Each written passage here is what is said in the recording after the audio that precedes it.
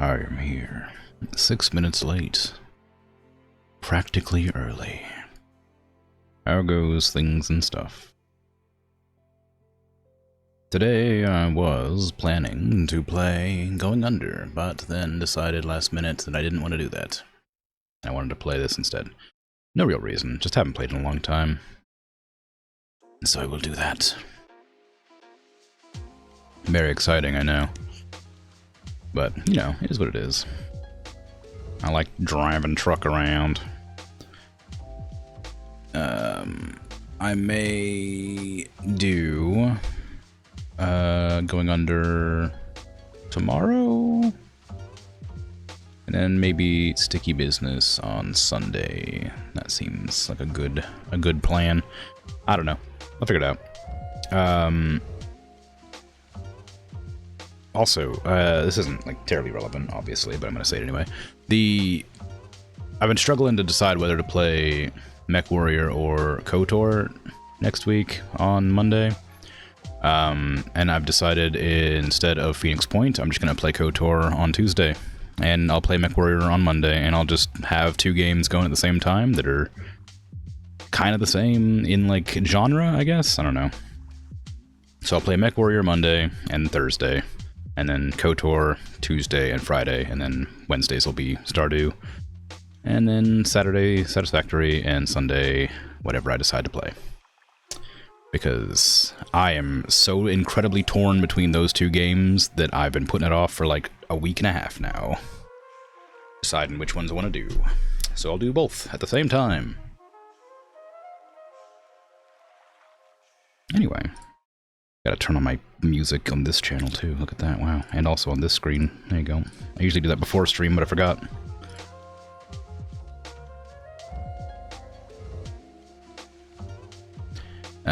The game has updated since I last played, so I have to travel somewhere. So I have to travel here. Oh yeah, I forgot I got a new truck. Hell yeah, look at that thing. Beautiful. It's a beautiful truck. I really should look up how the trailers work, because I haven't actually done that. Also, did I take out a loan for this, or is this just my money? Before I check that. Oh god, I hate the new menu so much. I say new, it's been out for, it's been like this for like 6 months. That's not what I wanted.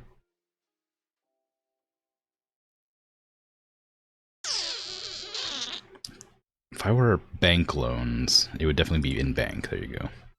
And I have no loans. Awesome. So I can just drive around doing whatever. I got an email.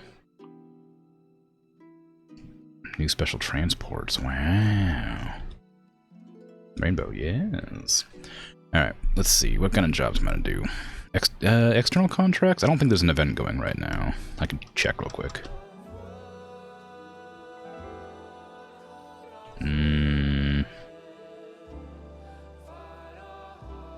Nope. Unless the Christmas event's still going, which I forgot about this year. Nah, it's not. Okay. What a shame. If I would have remembered that, I probably would have done it. On Christmas Day. Like I did last year. Oh well. Let's see. Freight market, I guess. Just go for whatever. You got any price per distance? Spokane to... No. No, I want to go from around here, please. Not from Utah to Spokane. I want to go from Washington to somewhere. Olympia to... No, Kennewick, that's the same. I guess I do a little drive. Wouldn't hurt that much. This is a big one. Can I get like a Seattle to somewhere? Seattle to Everett? That's not long enough to matter. Seattle to Stockton? I mean, sure. That seems fine. It's not bad for money. Just straight shot down. Oops. Yeah, let's go ahead and take that. Actually, I should probably check my stats before I do that, because my character might be, like, sleepy or something.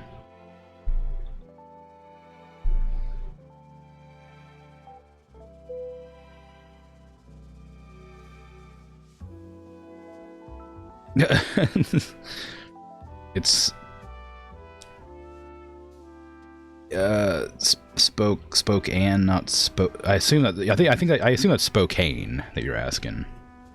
No, as far as I've ever heard it, living on the West Coast, it's Spokane. But there's a lot of words that don't make a whole lot of sense.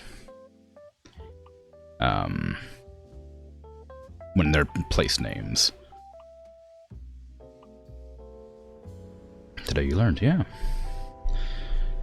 Okay, everything looks fine. I got my new truck. I don't remember how to turn off my GPS, but I'm sure it'll be fine. And where am I?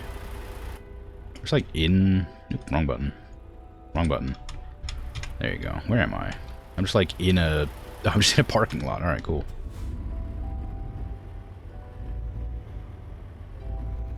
Get that off my screen. Definitely remember the button. It's F5? No, it's F3? F3, there you go.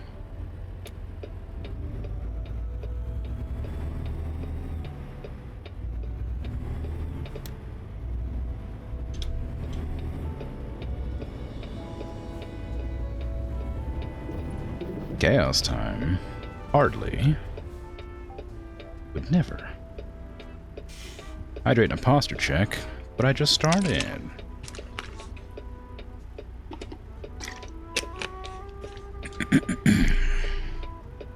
Hey, Patat. Good job on the first. You're not new, but hello regardless. How you doing, Sentry Coffee? Also, Dragon, good job on the 100 streak. Thank you for your continued viewership, as always. Sorry about the sudden loss of the incredibly long streak you had. You broke 8,000 in the score saver today. Day for round numbers, nice. Yeah, I very much need to get my Beat Saber set back up and get the mods that make it more.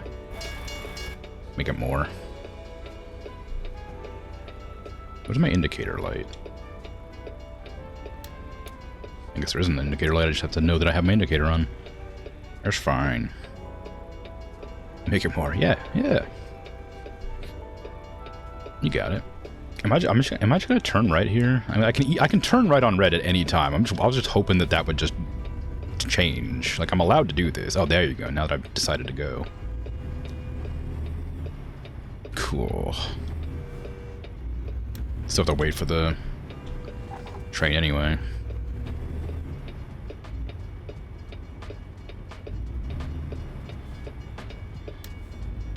Good indicator sound? Yeah. How is the audio balance, by the way, for the music versus the sounds?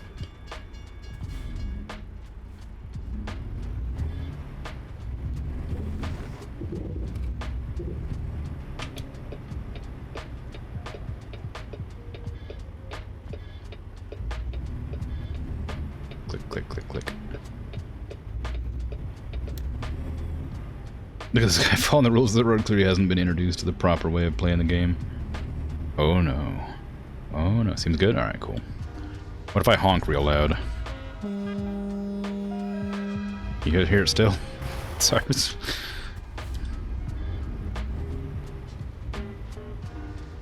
I'll try not to do that too often. Could have more game sound in your opinion, but that might just be you. No, I'm more than happy to turn it up a little bit. There's some games that need to be like adjusted, which is why I ask.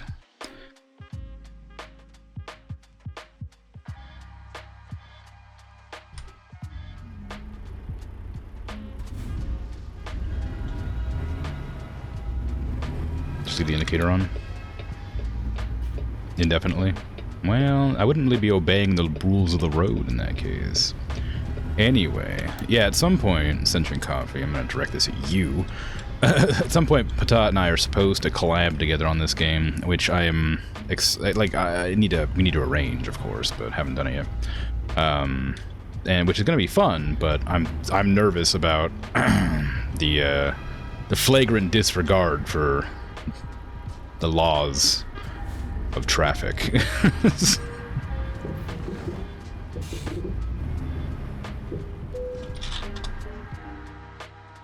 Still haven't done that. No, I keep on forgetting.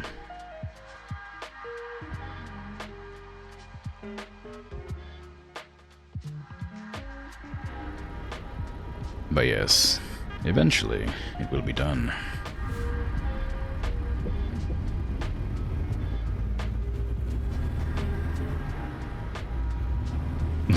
Flagrant disregard for traffic laws is what makes things fun. I like following the rules.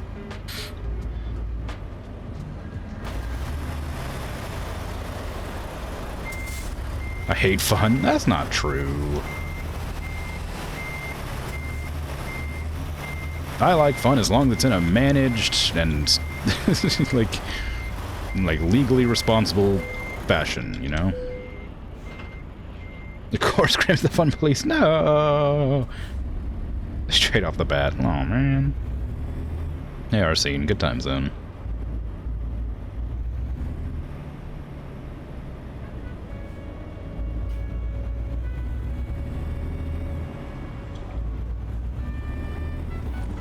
What the hell? Oh, jeez. Articulated trailer! Articulated trailer!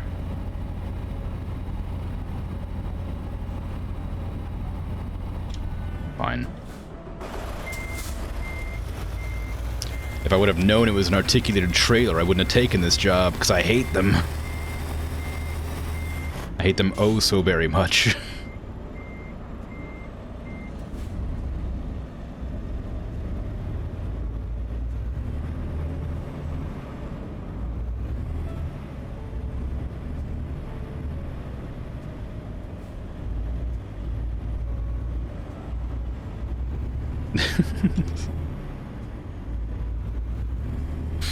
I'm not a party pooper. I'm the life of the party. Everybody says so.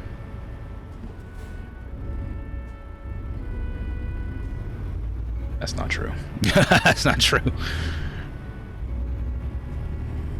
I'm the designated driver. I'm necessary. Inevitable. I went the wrong direction. I don't actually know how to get out of here. It's certainly not this way.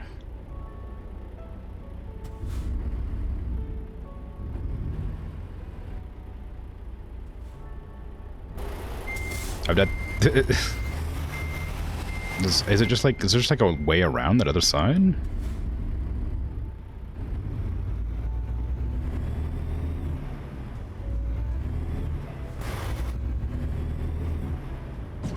Ow.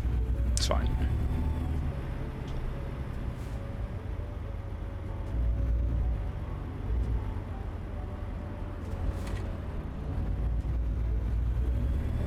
Oh, is it just like down this road? I guess it must be. Okay, it wasn't too bad. I wasn't so far off. I should probably turn on my headlights. I don't know what time it is. I don't know the clock. Where's my clock? There it is. Okay, it's 10:40. I don't need the lights on. It's kind of interesting that American trucks very often have a big nose at the front. Your trucks have no noses? Yeah, we got them like, I don't know, V30s. You know, like some outrageous engine. I don't know. Little kitty cat. I don't actually know the difference between American and European trucks. I used to play Euro Truck Simulator a lot, but haven't played it in a long time.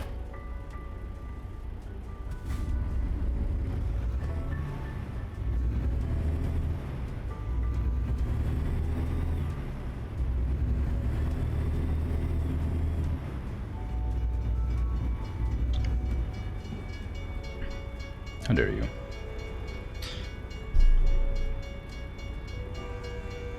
I'm not a train. That's true. I'm not. I was just riding along the tracks because I had to.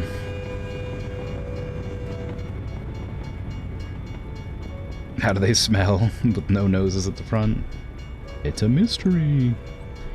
They like taste the air like a snake. You know? Not even here to defend yourself, and coffee's calling you the final boss of American Truck Simulator. Euro trucks are smaller and have flat noses generally. I knew that. I just meant like I don't know what like engine differences and stuff, like tonnage and stuff like that.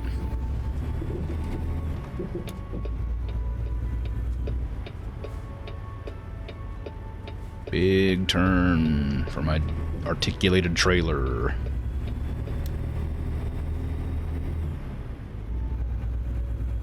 You don't know? Yeah, that's right. Anyway, we gotta set up a time to play together. I meant to message you on Discord, but I keep forgetting. And you're here right now, so there you go. Right lane ends. Come on. Come on. Come on. There you go. Ah! My new truck is a lot heavier than my old truck.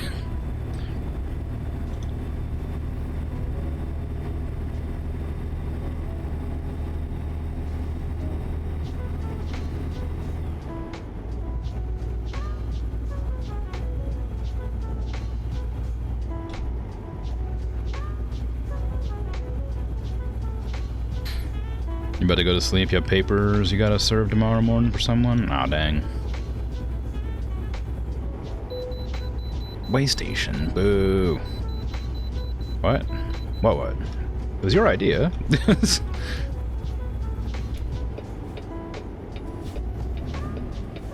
Please send me a Discord message to remind me about setting up truck time. Yeah.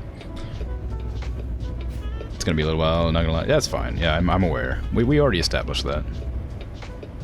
You said I remember we were talking about it before Christmas time. You said it would be a while after Christmas. I remember a while after the beginning of the year.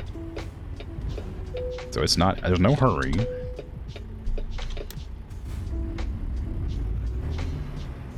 Anyway, take care. Have a good night. Enjoy serving papers or whatever.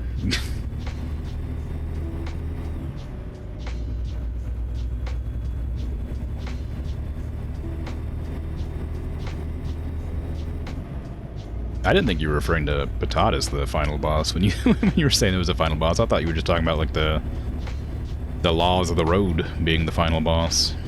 I was more than willing to accept that.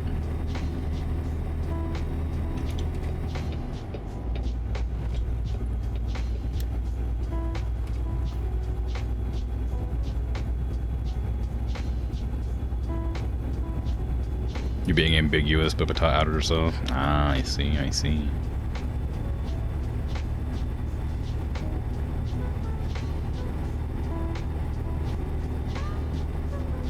Birds.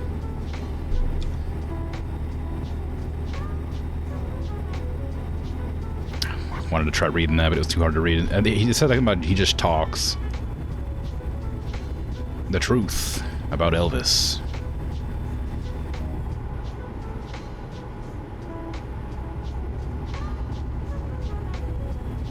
I want to know the truth about Elvis.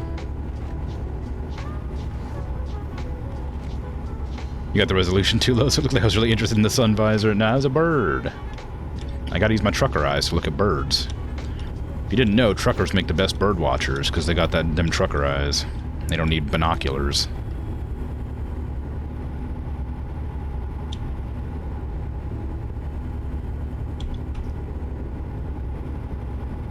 It's an evolutionary trait for all truck drivers.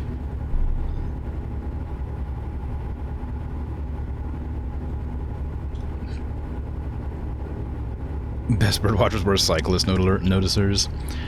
I mean, I feel like that, like, maybe that's true, but I feel like there's like an amount of like self-preservation involved with being a cyclist near a semi.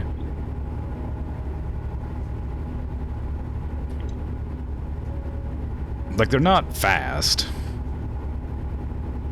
Like, they're not gonna, like, cut you off instantly. They're usually pretty good at telegraphing what they're gonna do, you know? But it's not to say that they don't, you know, they can't see you, I guess. Being that they're, you know, 15 feet off the ground and, you know, weigh a crazy, huge amount. They have a tendency to come out of their lane and into cyclists on the verge? Really? I didn't know that. I never had issues with semis, well, whenever I used to cycle around. It was just like people in trucks and stuff, because American trucks are getting wide, are wider than the roads are. And they have been for a while. Like, they just keep getting bigger and bigger, so a lot of American roads are too narrow for the trucks. They'll, like, frequently ride over the bike lanes and things.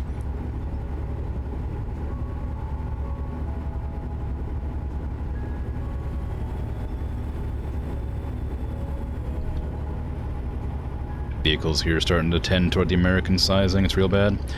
Yeah, I mean, there needs to be like a standardized vehicle size to avoid this sort of thing, but nobody's doing anything about it, so it will continue to trend until it becomes untenable.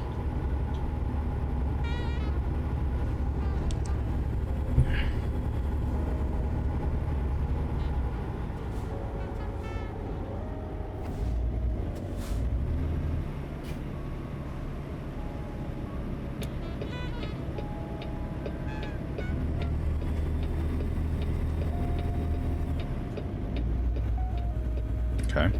I guess they were just merging bad.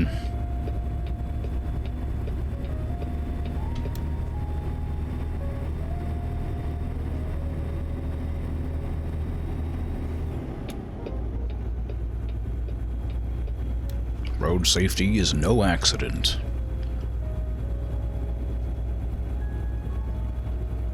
Oh my god, we're going to Longview? I know that place.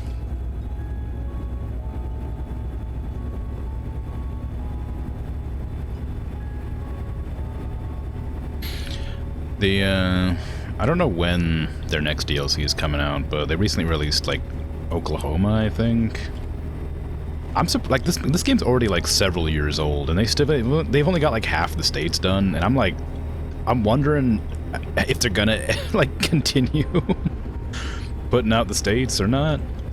Because it feels like they've got a lot left. Like, a lot of the states are pretty small. Like, you know, like, a lot of the northeastern states are real small. So it probably shouldn't be such a big deal. But,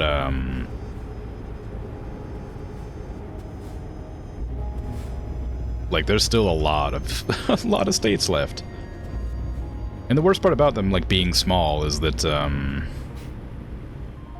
there's no way you can, like, really make a whole lot to see, right? Like, they're already, like, pretty compact, like, for the sake of, like, fitting into the game. But, like, what is it, New York, Vermont, like, New Hampshire, all over here, whatever. They're all really small up there. Like, near, like, Maine and them. So, like, I can't imagine how they're gonna squeeze all the landmarks you'd want to see into that. Like, are they gonna just eliminate Long Island completely, or what? Because, like, that's not, like, that's an entire, like, whole area, you know? I don't know, whatever. It'll be interesting to see. You know, we still got tons of stuff to go till then. Kansas. Or is that Arkansas? No, Kansas is up here. Arkansas is here. They released Arkansas. Arkansas.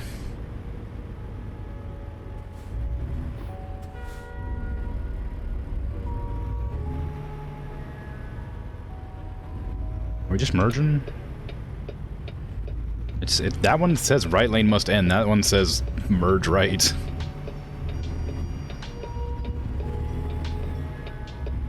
Oh, it's a detour.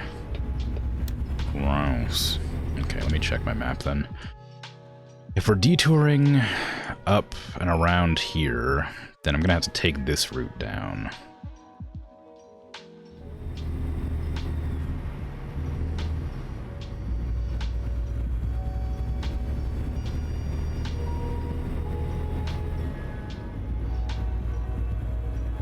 Yeah, I mean, there's ways to avoid people driving the giant trucks around. You can just fine them for it, stuff like that. Like, forbid them from being driven, forbid their imports, stuff like that. But that's a huge amount of money to lose suddenly, right?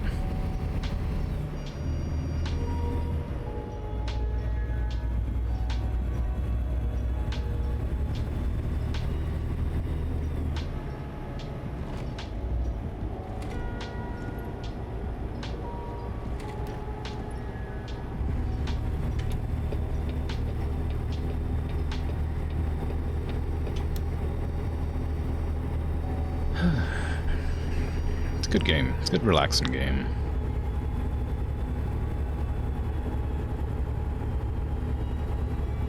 I haven't played it in a long time, too. It's been months.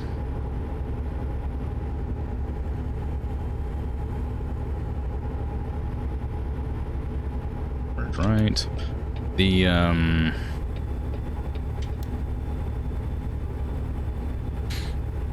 part of the fun of the game is, like, developing your trucking empire or whatever, right? But at some point it becomes, like, so big that, like, it's not really...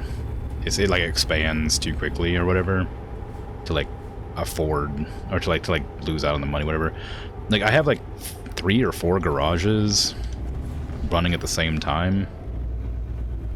And, they're already kind of, like... Like, they're kind of making enough money that I don't need to take out loans anymore. So I'm gonna have to merge into you. It's not my fault. See, I didn't get a fine. Shh, damn it. I didn't realize there was a merge there because the road didn't tell me there was. Why am I stuck? That's what you get for following the GPS. Just doesn't tell you sometimes.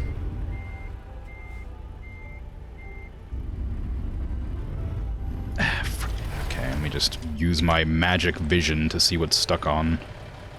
Nothing. I'm not stuck on anything. The game has told me I'm stuck on something, but I'm not. And I knew I took that turn fine. I don't, like, aside from the, you know, ramming into the other truck.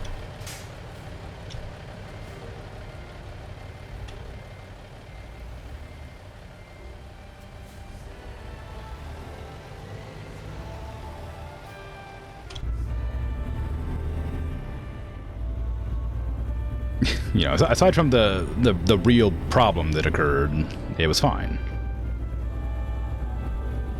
Right lane ends. I'll just stay in the left lane then. It's a new truck, so I'm like not quite used to everything about it yet. It like drives different than my old one did. Done those invisible barriers. Yes, I know, right? Good job on the streak. Thank you. Real low bar for taking a turn fine. Yeah. Well, you know. Smaller vehicles are so much more efficient. Just the increased running cost should be enough, but that's not factored in because it's a delayed thing. Yeah, I mean, there's like... Of course there's that, but there's also like... People like to have their big old trucks for fun, you know. Ooh, I got a follow, but I didn't get to see what it was because for some reason the follow didn't show up in the right spot on my screen. Thank you. I appreciate it. I need to move that icon around wherever it is. What's going on? IRL trucker there for the vibes? Cool. Very exciting. I am not an IRL trucker. I just like the game. I think it's fun.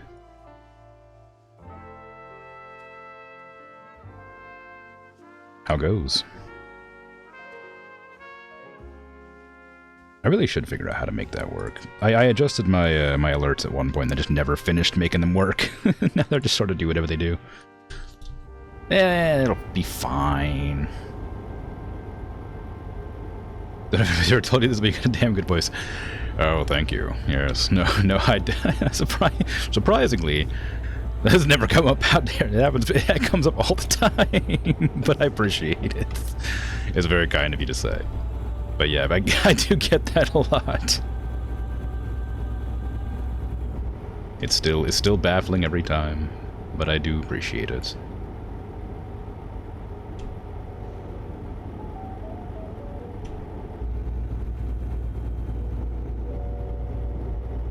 Where am I even? Oh yeah, I took a detour. I was confused. I was like, why am I going to Portland? It's because I'm taking a detour. I think the alerts might be scuffed for longer usernames in particular. Oop, that makes the line wrap. Line wrap shouldn't even be on by default. I'm like, I have that that little text box stretched out pretty far. My name's pretty long too. Like, I don't know. But that makes sense though. That probably is what it is. I'll have to stretch it out. Do me a favor, can you say, "You're listening to KMHD"? I guess, yeah. I don't know what that means, but I assume it's a radio station.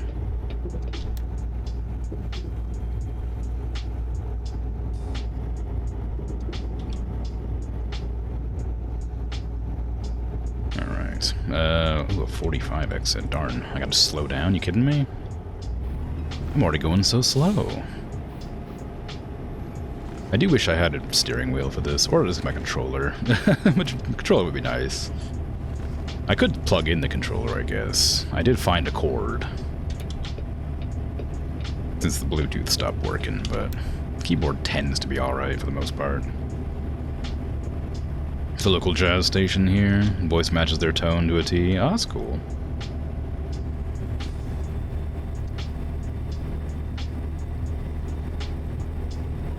Yeah, I don't listen to jazz very much, but I do quite like it. I'm also a big fan of, like, swing, which isn't quite the same, but is of an era.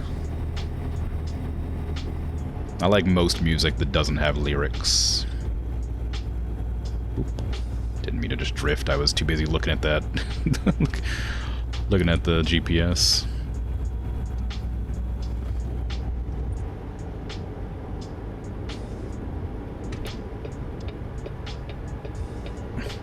I don't think I need to merge here. It's fine. Portland, the city 20 minutes away. Wow. Cool. Yeah, I used to live in Portland a long time ago. Well, not that long ago. Well, like less than 10 years ago. It was pretty alright. It was nice being able to get around easily. I think I'd like it if I was a tourist. I did not super enjoy living there. You live just to the west of Hillsborough? Oh, nice. Yeah, I used to live in Gresham.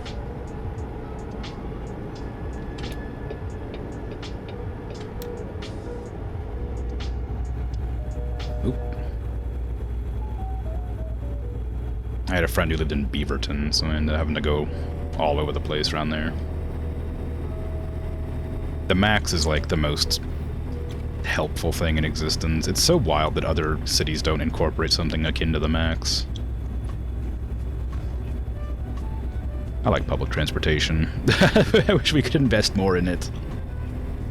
The Max is like it's like a trolley, like a train, but like a passenger trolley thing. Light rail. Yeah, okay, there you go. That makes sense. That's a better way to say it.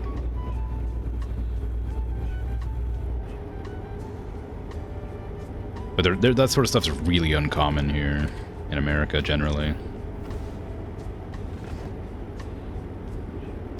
But I really miss having that Max. The Max was so nice to get around.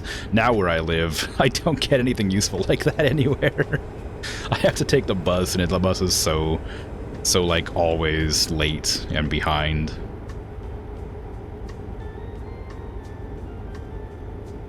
Streetcar you can call a trolley, but well, yeah, I don't. It's hard to remember what it's called because it's like the only place I've ever lived that had a thing like that was Portland.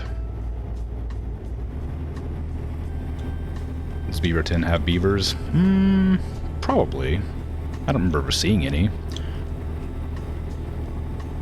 You'd call it a tram? Yeah, that's probably what I was thinking of when I said trolley.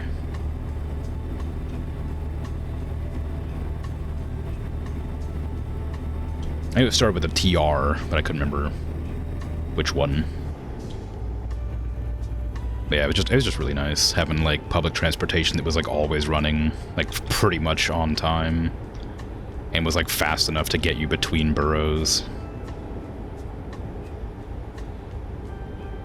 Trimest's gotten very hit and miss last few years, but that's a lot because of stupid political decisions. Yeah, that sucks. That's a shame.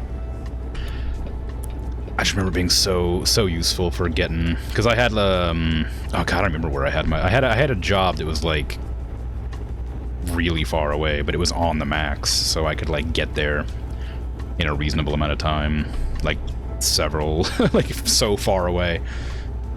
But I didn't live there long enough. I only lived in Portland for like a year and a half or something, so I don't remember much about it other than, you know, the couple of nice things and a couple of bad things.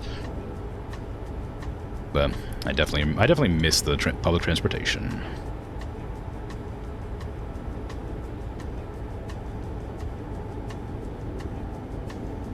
The city's got the largest light rail network worldwide. They're really nice. Nice, cool.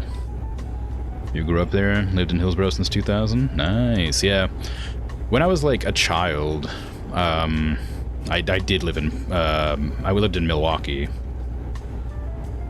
but I moved away at some point, and then went back like a few years ago for a while. Moved there when you were 5? Oh, nice.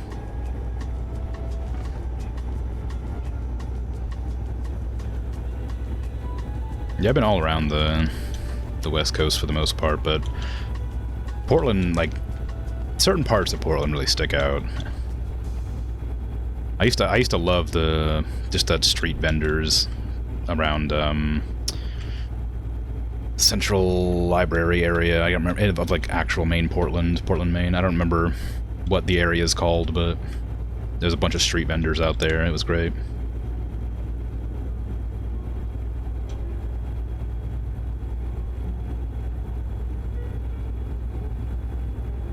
Funny because your dad's been trying to convince you to relocate to Arizona. Because that's where he's going to retire, but you won't do it.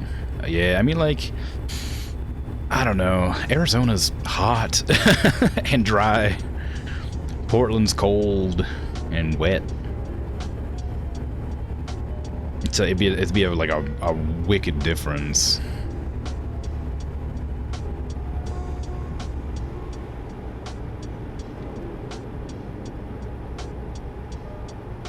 I hate the heat too. I wouldn't be able to live anywhere that's like where I live now is like already gets up like it's like below freezing in the winter and like 100 and like 1,500 and something like that in the summertime, and it's already a nightmare.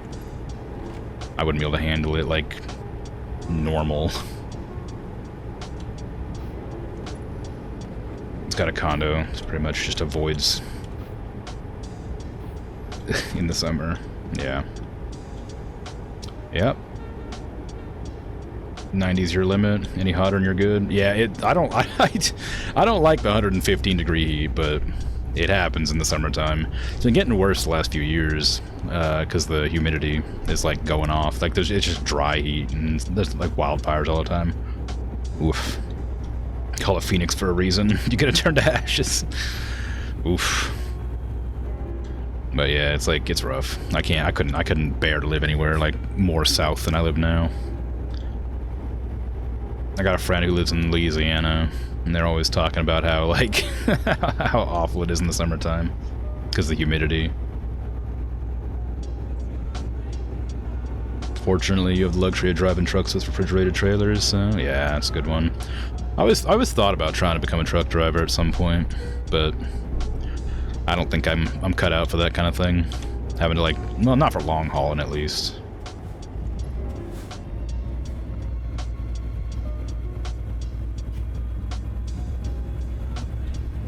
But it was always a thing I'd considered doing.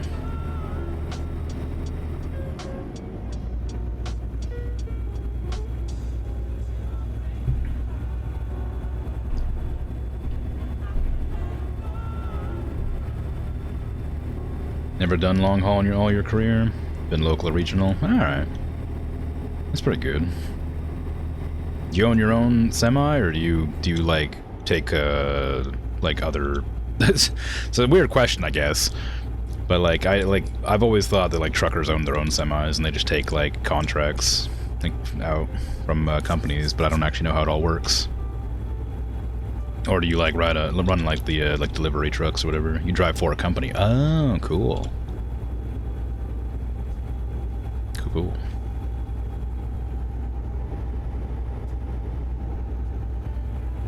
Goes many ways. Yeah, whenever I thought about like being a driver, I always like dreamed of having like my own semi, but then I like would like think about the logistical like aspect of it, and I was like, that's not that seems unlikely. But you know, it's a fun thought. Some lease and some work for companies. Okay, yeah.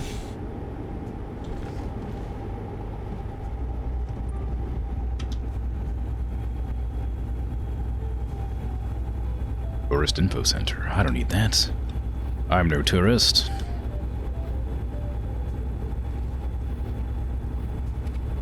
How is my fuel doing? I haven't looked at that in a while. Also 540 something. I probably ought to turn on the lights soon. I don't know what time I'm supposed to turn them on, but I always get fined, so I need to turn my lights on. Oh, fuel's like right there. It's doing alright.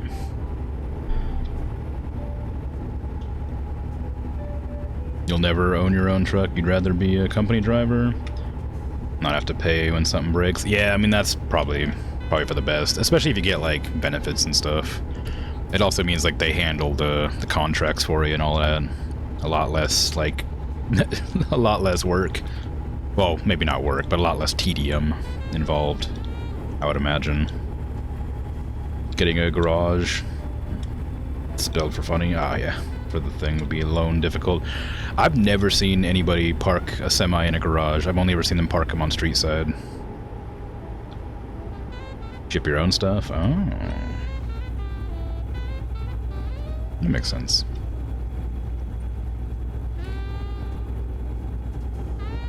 Use right lane. Why? What if I don't want to use the right lane? Just because I have to? Because I might lose control? Because I might flip? Alright, sure. Alright, I gotcha. I'll go to the way station. If I must. Who knows what I could be smuggling in here?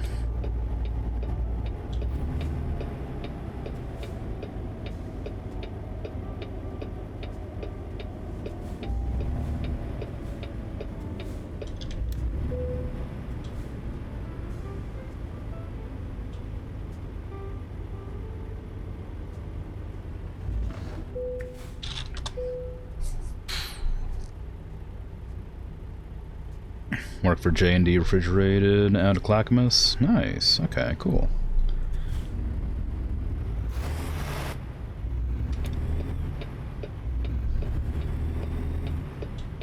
When does it stop being a garage and start being a shed? I think that being able to park a semi in it puts it in shed territory.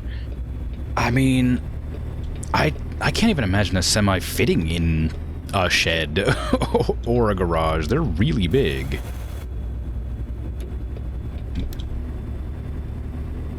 The chicken coop got you. Mm-hmm. Aircraft hangar, that's more like it. Anything fits if you smash a wall down, I suppose. You try hard enough.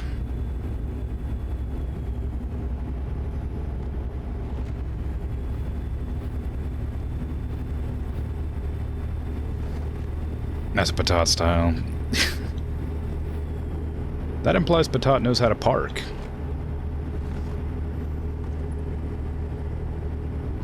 Well, I guess it doesn't, does it, actually? I suppose smashing a wall down is the exact opposite of learning how to park.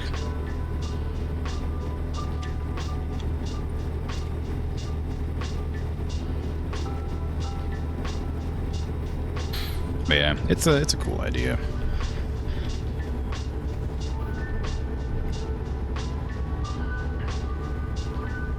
Parking with style. I mean, that's true. Definitely get some attention, that's for sure.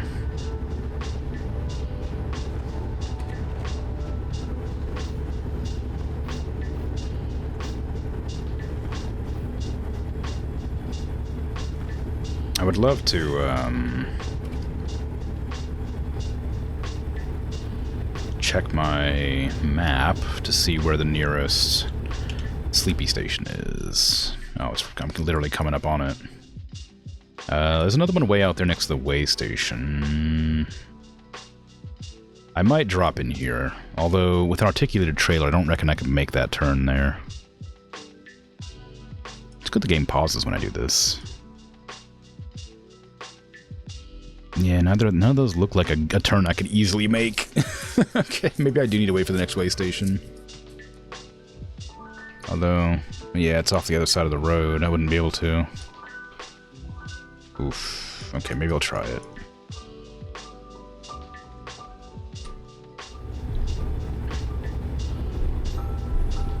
One of the people in your village. Hold on. Owns a semi, but it's a European kind, so noseless.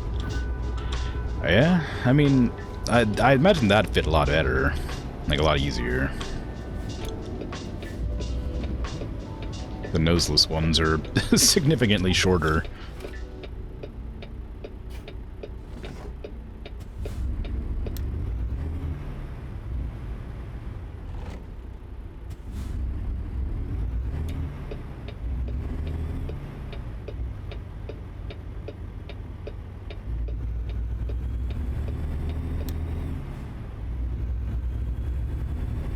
Seem like they'd be better for visibility. I mean, probably. But you sit up pretty high, usually. You can usually see over the bonnet pretty well. I mean, certainly not as well as a noseless truck, but not terribly.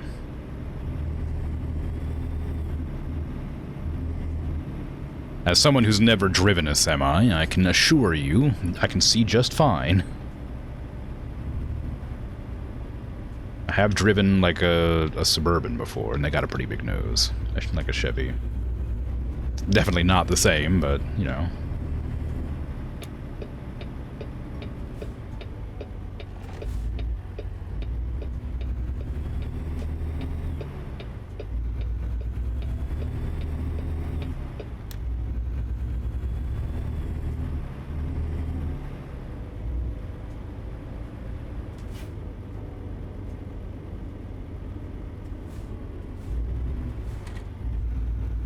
Okay, where can I park up for a nap?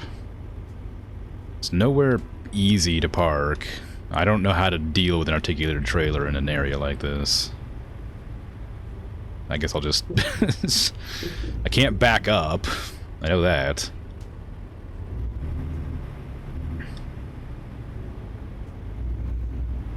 I guess I could just drive in over there. And then just worry about backing up later.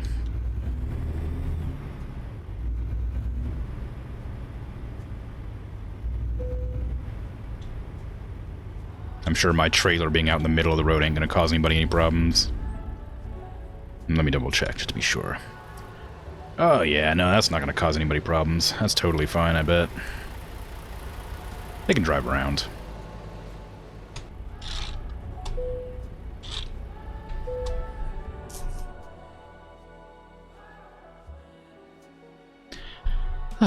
Well, it's 5 a.m.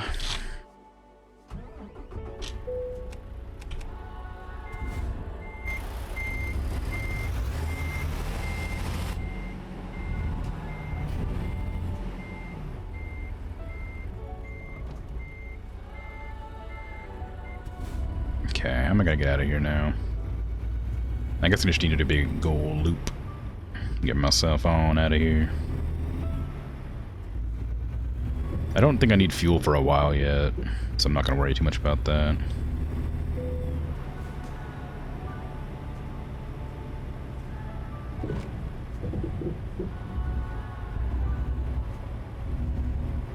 I'll turn on my overhead. Let them know I'm coming.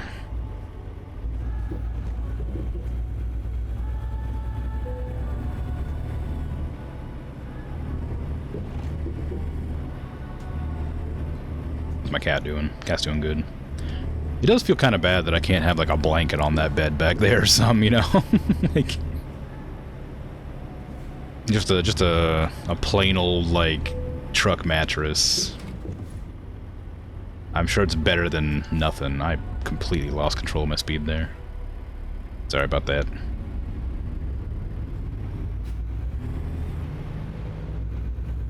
But the that just looks it looks like fine for comfort, I guess, but like it's just a real shame that there's no like covering on it, you know. Loosely related note, after the border of Belarus was closed, it provided a good research opportunity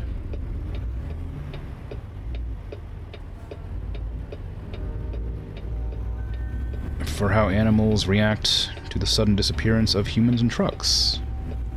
Oh. Interesting.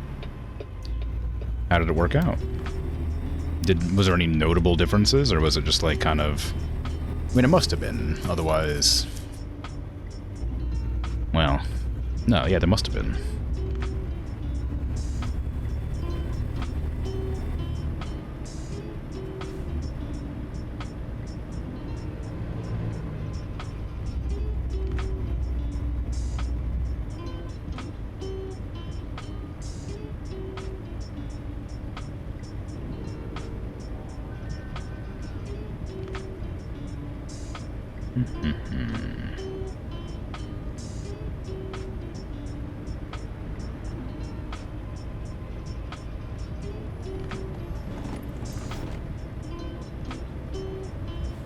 Yay, I can speed up again. Oh, there's gas. Should I get gas? I don't really need it, but I probably should. Just be on the safe side.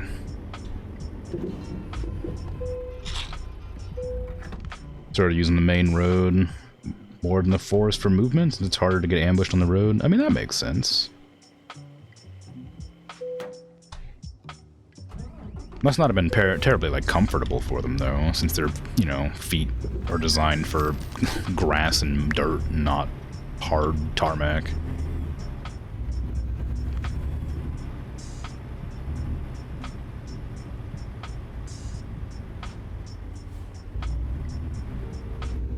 But I suppose it probably isn't something that you can easily monitor over such a short period of time. Going right back out the way we came in. Through the gas.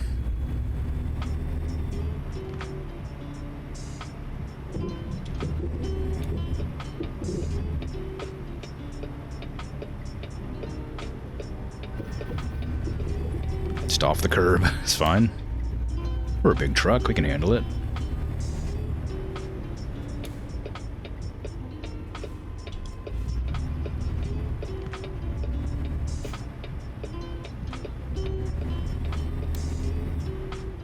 Do I even have an overhead light?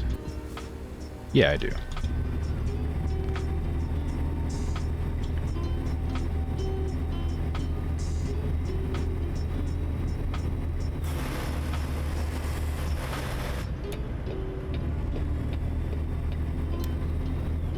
$60. Speed limit 60. Outrageous. I don't even know if my truck can go above 60. Like, I don't have the in-game limiter on, but I think my transmission just doesn't go above. It just doesn't let me go above.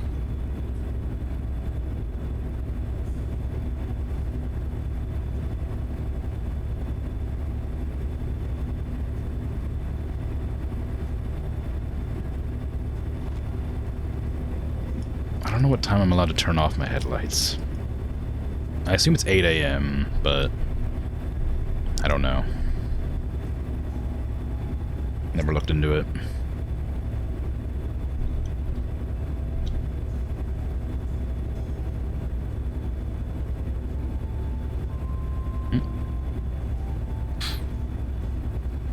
There's a lynx that often triggers the border control camera, walks under the cross guards. Aw. It's got a little path.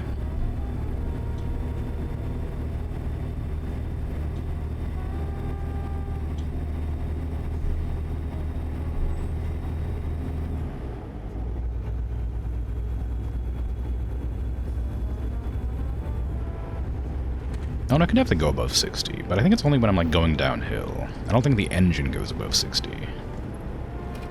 Maybe it does. I have no idea. I don't know how the truck engines work, or the transmissions, or anything like that. I had thought about looking it up, because I was curious, but then just never got around to it. Now I just don't know. Because I feel like I remember when I used to play Euro Truck Simulator, that I was regularly able to go way over the speed limits. And when I watched Paton's stream of this game, I remember seeing her, like, screaming down the highway at, like, crazy speeds. I don't know if that's just, like, the way they set up their truck, or if that's, like, a mod or something that lets you do it, but I know I don't have the speed limit thing turned on, so I don't know why it is, I don't know why I'm not able to go super fast. I guess because I probably don't have to. Although I do have all of my trucks built for like heavy loads. Maybe if I had them built for like less heavy cargo and more just for driving, they go faster. Black market limit removal. Maybe. But I suspect it's how I have it built, because like I said, I'm built for heavy cargo, so I imagine that probably is the reason. It probably has a speed cap in exchange for like being able to crank out more power.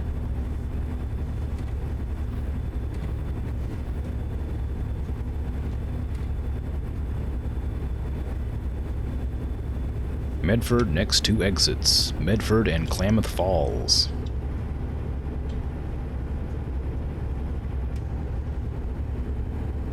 What you got? What you got? Food? You got different... You got food in there? What kind of food you got? I can't even see it. That's gas. That's not food. Am I going that way? No, I'm going straight south. I think that Medford is southern Oregon. So I should be pretty near the California border. And I'm going to California with this delivery, so shouldn't be too much longer.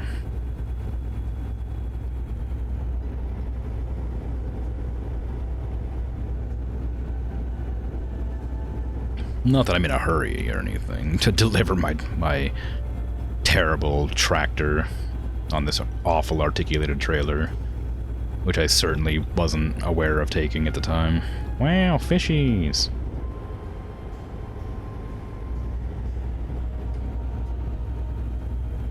I really ought to, like, pay attention to that next time. Tractor's bad. It's just bad because it's on an articulated trailer. It's on one of these awful trailers that I'm really bad at, like, maneuvering. That's the only reason I don't like it.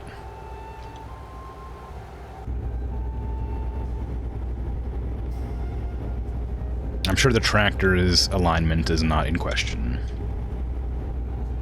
I'm sure it's a lawful good tractor. Or at least true neutral.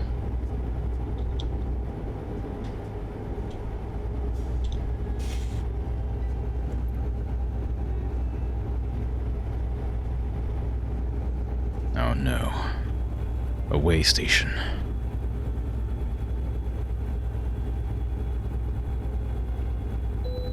Oh, cool, I can bypass. I was gearing up the no. The big old long no. But I didn't have to, after all.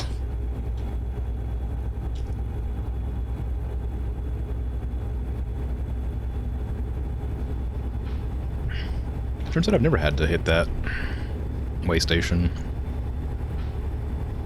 For some reason. I know.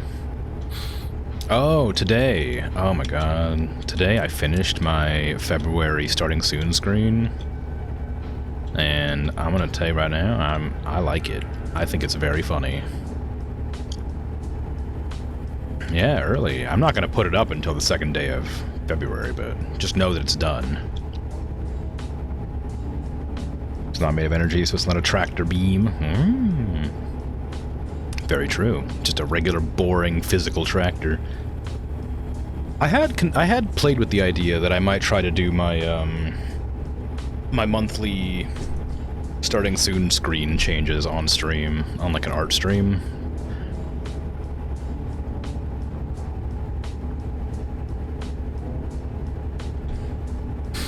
The ad started playing right when I was coming through that brief statement. Unfortunately. Left lane closing. Stay right. Agricultural inspection ahead. Oh man, what? You think I'm smuggling fruit?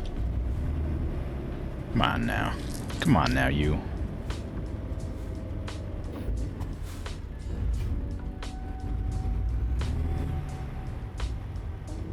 I would never.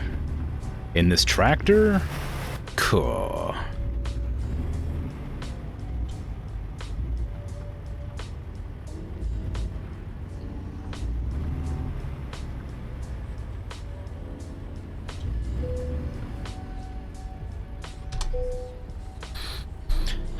Sometimes, I don't know. You know, just having to get inspected. Cool. It's like they don't trust me. Don't I have a good record? The only thing I've ever done is like crash into people. Never smuggled nothing. Except that one time. But we don't talk about that.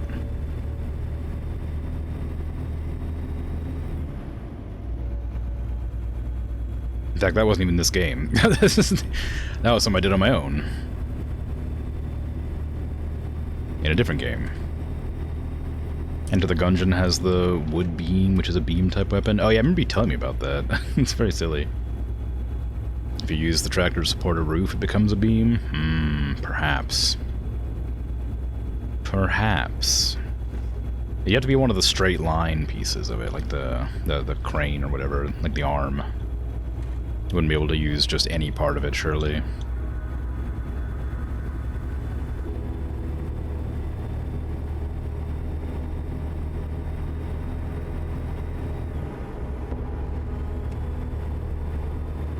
Okay, I'm gonna turn off my headlights now, because it seems like it should be good.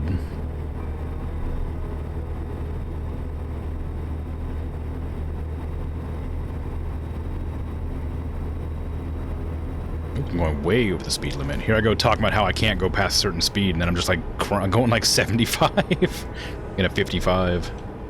Just zoning out. I was busy thinking. I was busy thinking about something.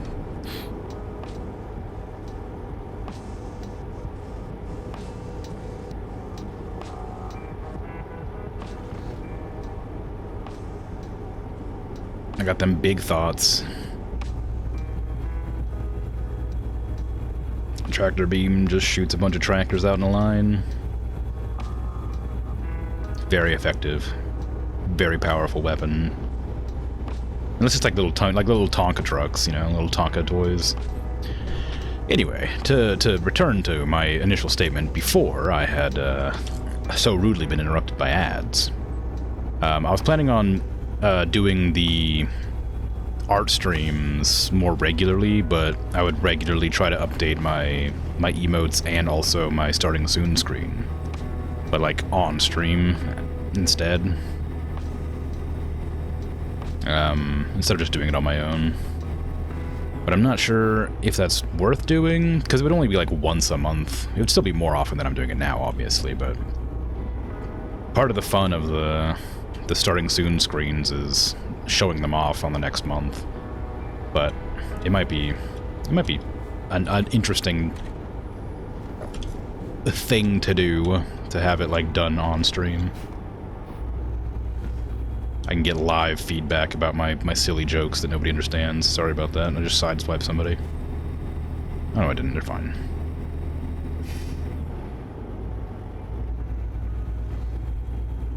I may or may not have lost control of my truck very briefly there.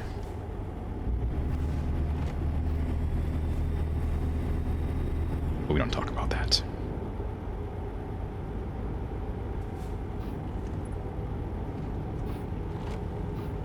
Wow. It's a dam.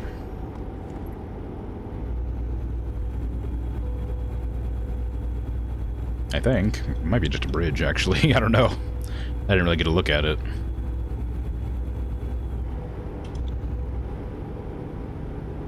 Language. I'm so sorry. I'm usually so good about not swearing. Especially talking about hydro electric. No, that's a specific type of dam structure. Hydro blocking structure.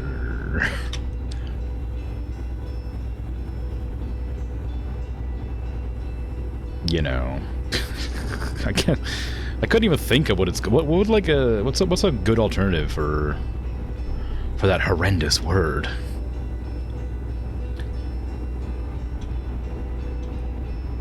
Water blocker.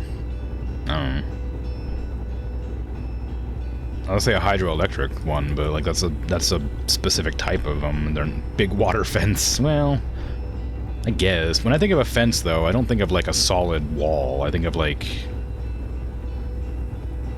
Well, I mean, I guess they have, like, sluice gates.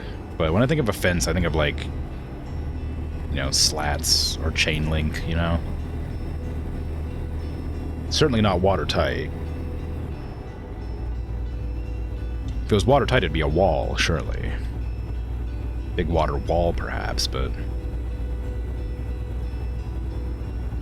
I don't know. I just don't know.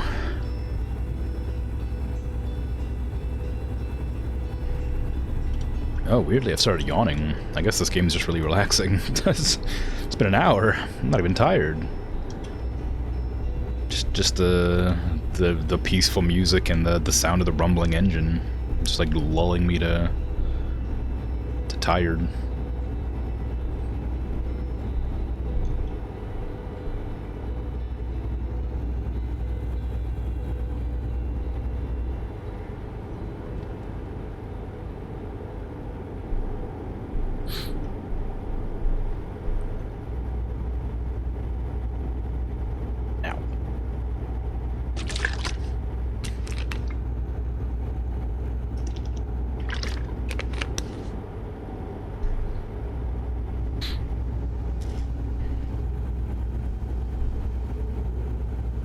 And tires and exhausts, yeah, and brakes and gearboxes and transmissions and engines, all sorts of things. Yeah, I got the wind in my hair. How about that?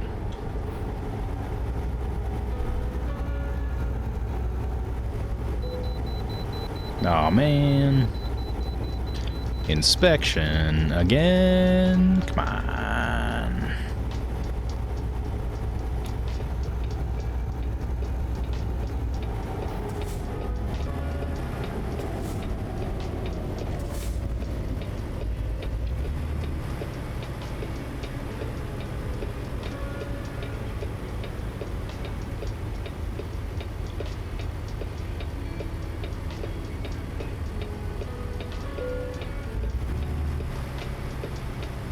What are you trying to find? Huh? Why do I keep getting flagged?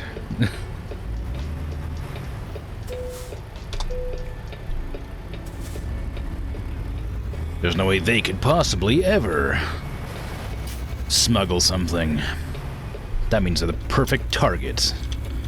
We have to check.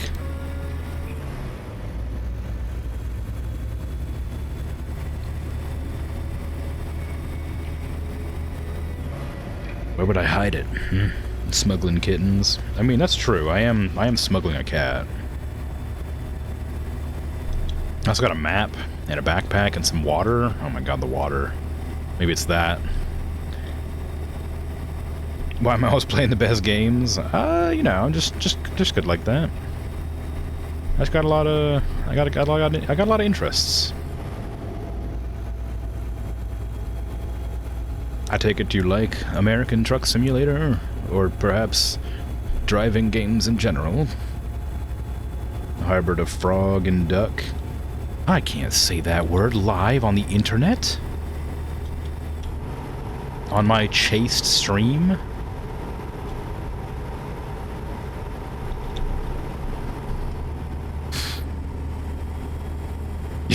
I'm joking, of course. I could say it if I wanted to, but I just don't want to. It is funny. It is a fun one. I can't imagine that'd be a particularly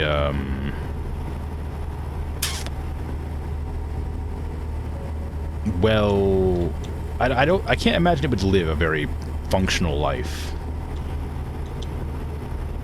for any amount of time. I am joking, of course. Anybody in chat is allowed to swear. I just choose not to. For the most part. I will swear when I get angry or something, but that's pretty rare. And of course, keep it a little bit, you know. keep it a little, you know, under wraps. Don't go ham on the swears, but you can have them in there every once in a while. You do voice impressions? Your dad was a truck driver, you pretended to be an Asian guy, and you were riling up the other truck drivers while your dad was kept a lookout as they passed by? They were looking for some Asian dude in the truck with a radio in his hand. You were like 15 at the time? I feel like it's a bad idea to to you know, harass truckers on the trucker radio. It feels like that's meant to be used for something specific.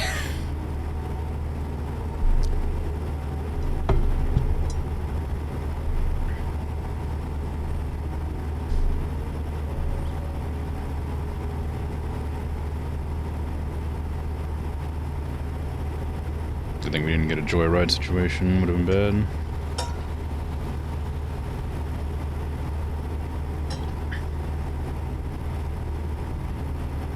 I'm surprised. I'm surprised that your dad let you screw around on the radio.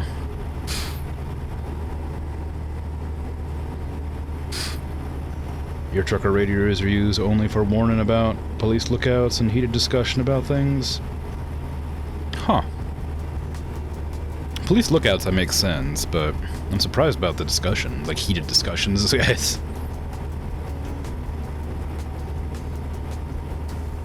Your dad was a big goofball, always playing games. Yeah, it makes sense.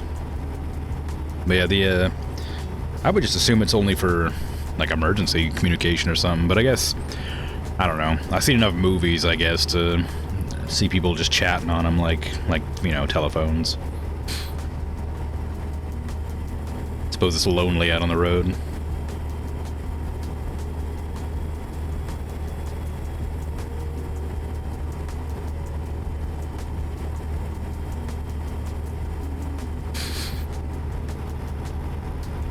Oh my god, a 65 zone ahead. Wowee. I'll stay going 55 miles an hour, thanks. Because that's the speed limit for trucks, apparently.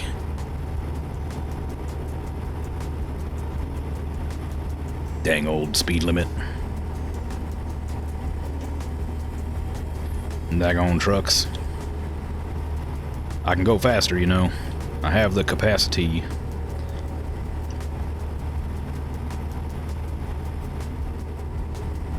I used to think that those highway indicators were the speed limit when I was younger.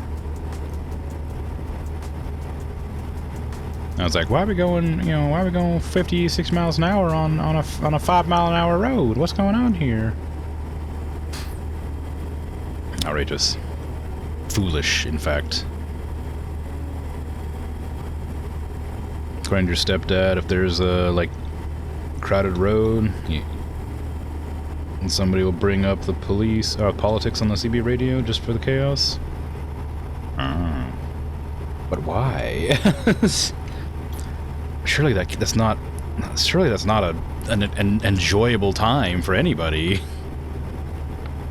Like, I get, like, frustrated hearing people talk about it, you know? Like, Poles love to argue and complain, apparently. Alright.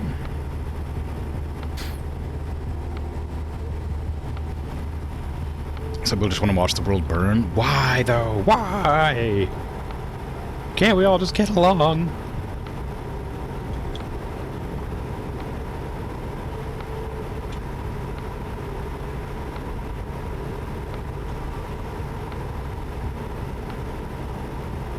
What are you braking for? I'm not gonna slam into you. Come on. Coward. It's supposed to be chaotic neutral when they were born. I don't know if that's chaotic neutral. I figure causing chaos is probably probably not neutral.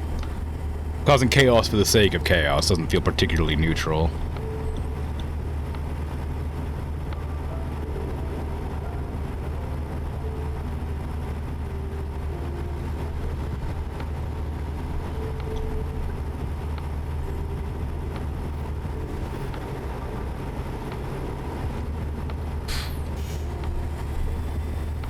I've talked about playing D&D before very briefly. I'm not going to go super into it because I know I've talked about it before, but I used to play as my first ever D&D character.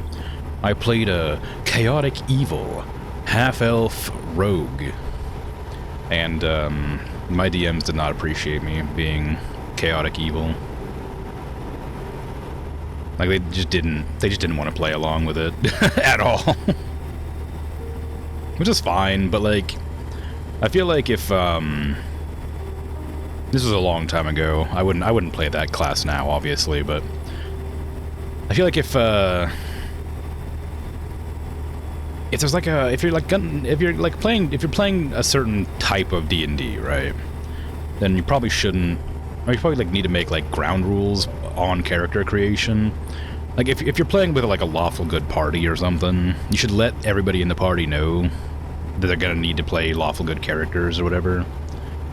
Because they did not appreciate my my rogue breaking into people's houses in town and just stealing things and selling it off so they could afford food and stuff. Or killing the people and chopping up their bodies and, you know, bringing them back to the campfire for food, you know, and keeping all the money to myself. They didn't appreciate that sort of thing. And I feel like I played the character fine, you know? But, like, it was just really... as gruesome as that is, it was really annoying because the other characters in the party would always check me on it, as if I was being suspicious, even though I was doing nothing suspicious. It was like, go into town, buy us some food, and I was like, okay, and I came back with food, and then they're like, this food's suspicious, I'm gonna investigate it, and it's like, no, it's not suspicious, what do you mean? I've done nothing to, like raise suspicion. You're using your meta-knowledge to ruin my fun.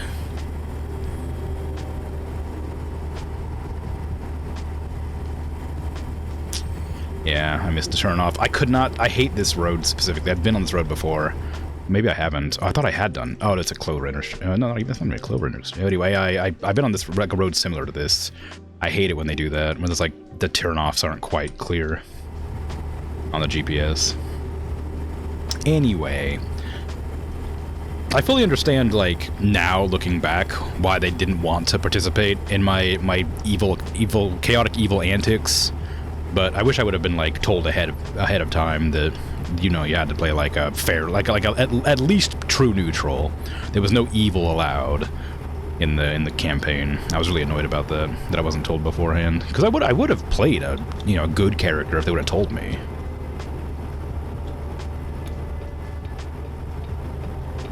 But they didn't, and I was sad. For various reasons, I stopped playing with that group.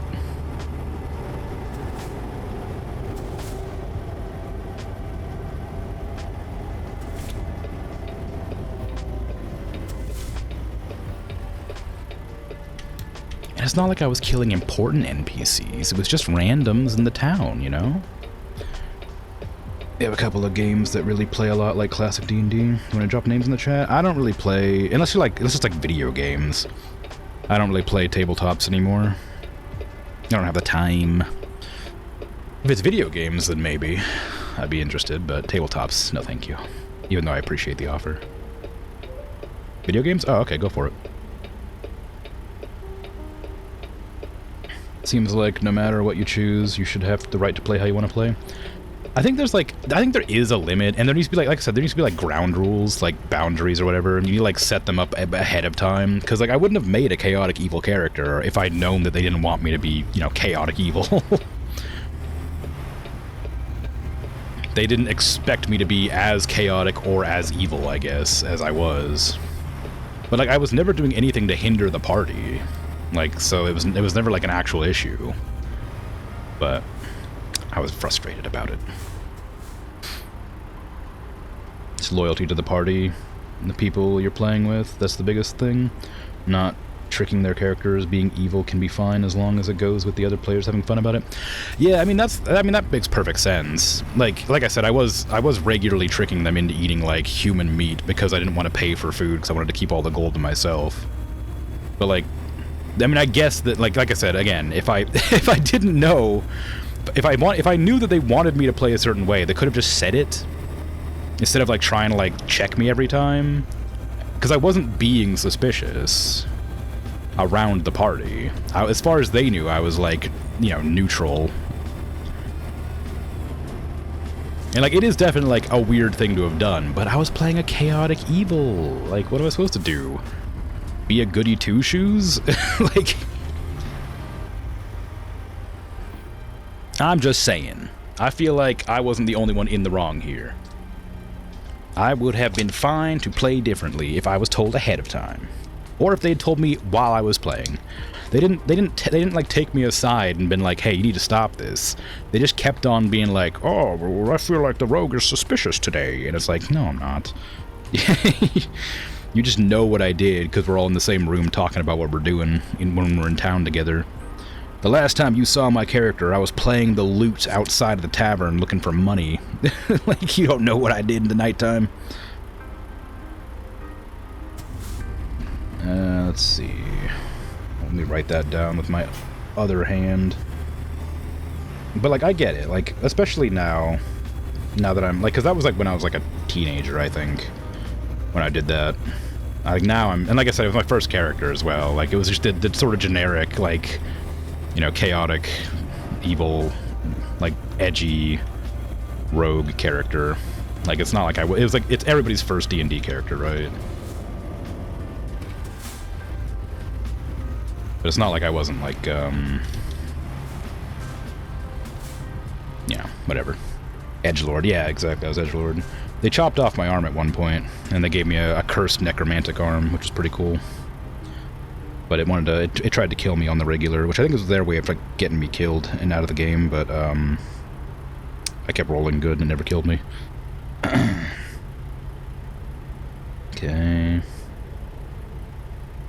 Warlock of the Firetop Mountains, better one. Same developer, Tin Man Games, made one. Still good, but less quality. Table of Tales.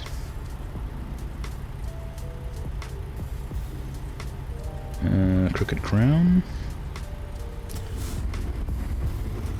But like, as an adult, I definitely wouldn't put people in that uncomfortable situation, because now I'm aware of that sort of thing. Like, I'm like, you know, I have the knowledge of what a boundary is, and I can fully be aware of things that might make people uncomfortable. But I just wish that they had told me that they didn't want me to do it, instead of ruining the gameplay for everybody by constantly calling me out on it.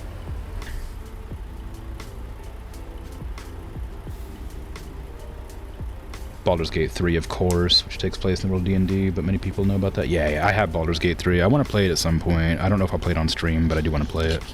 I probably will play it on stream, but if I do, I'm going to play an evil character, because everybody always plays good characters. At least the only ones I've seen have been good characters. Maybe I'll play an evil half-elf. Half-elf rogue.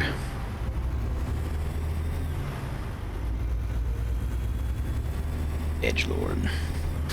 Doesn't mean that evil is bad. Being a good character can be just as cruddy to the party members.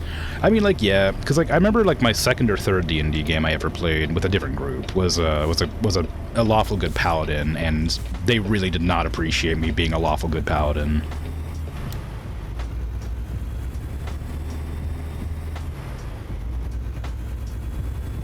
I was playing my character perfectly, which is not fun, apparently, for the rest of the group.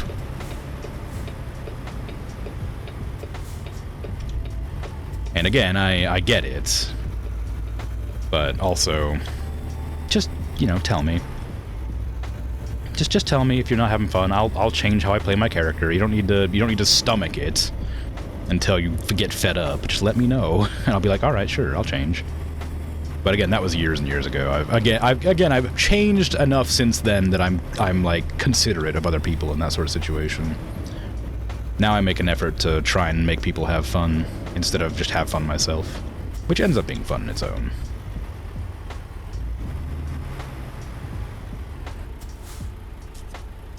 paladins from Fallout are a prime example of how good people can still be cruddy. Just can't make anyone happy. Nah, it's fine. It was like you don't never play a character at the expense of like other people, right? It makes perfect sense to me now, but like at the time I didn't understand.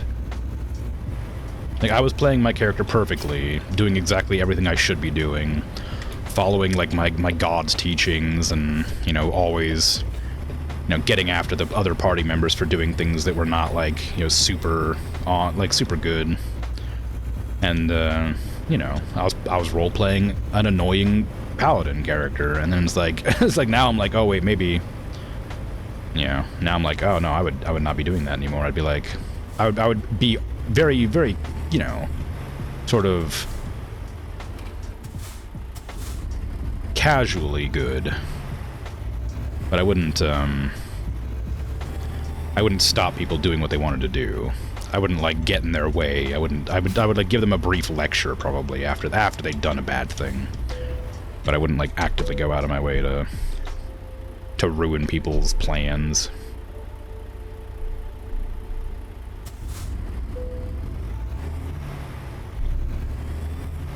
But I haven't been asked to play D&D with anybody for a long time, and I wouldn't have the time to do it anyway, so it's probably a good thing. I'm also not good at role-playing. I have a difficult time not just being myself. I used to be a lot less... the hell? Saw a ghost. I used to be a lot less, like, I don't know, bashful? Maybe that's not the word. Hesitant, perhaps? About that sort of thing. I don't know when it became a thing, but like at one point I just kind of started feeling uncomfortable role-playing. Maybe just because I haven't had any like groups that I particularly enjoyed role-playing alongside, but last time I remember trying to play D&D, I felt really uncomfortable trying to role-play. So I just stopped. I was like, I don't really feel like doing this. And then they just took over my character and did their own thing.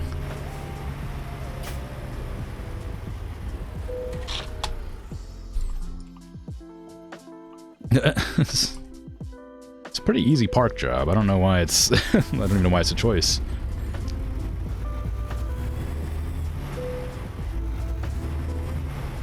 But I very much used to love the D&D sort of games. I had like the old D&D...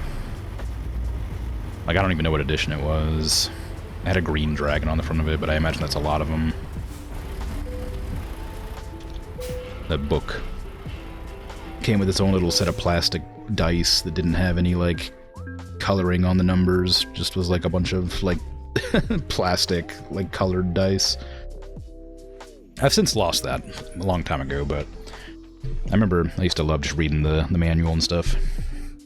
You tried to get a D&D group started, but you didn't have enough people. Your good friend was so excited he just called you up after you said you're going to try and get things going. He's like, I want to be Falcar, Sword of Justice. Cool. Yeah, it's always rough trying to like get a hold of a group large enough to do a D&D campaign anyway. I'm glad that games like Baldur's Gate exist for people who like want to like scratch that itch, even though they can't like get together a bunch of people, you know. It does feel like a shame, though. Because D&D, it can be genuinely fun if you have a good DM. I need to check the map and find the nearest Sleepy Zone over here. Because I can't take another job right away, can I? What's my sleepiness meter at? It's pretty high up there, so I should just get out of here and... One of these buttons will get rid of it. There you go. Stranger Things covered D&D and made it look like a ton of fun for sure. I've seen Stranger Things season 1, I think, and maybe season 2. I don't remember. But I don't remember them doing much D&D. I remember them like talking about it. But it was a long... I saw it when it came out, so it's been like a while. And it didn't really stick with me. The only thing that stuck with me is that they unnecessarily killed off a great character, and I was really sad about it.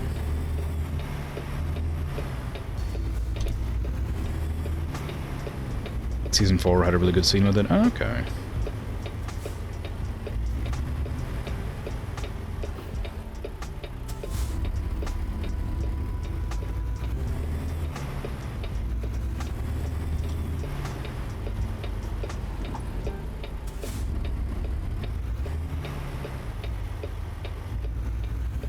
I mean, yeah, Baldur's Gate, I do want to play on stream. I also have a couple of other games that are sort of D&D in tone that on my list of games to play. I don't think they're on the list underneath the stream. I think they're just in my library. I can't think of any of them right off the top of my head, of course. But like Dragon's Age is like in a similar sort of setting vibe sort of thing. I don't know if it's like I don't know if it's like comparable to D&D, but it's like a similar vibe, I think. I haven't played it. I've only heard about it and seen a little bit of people playing it. But I don't know when I'll play that, just eventually. But I remember I used to love playing like Icewind Dale and one of the like Neverwinter Nights.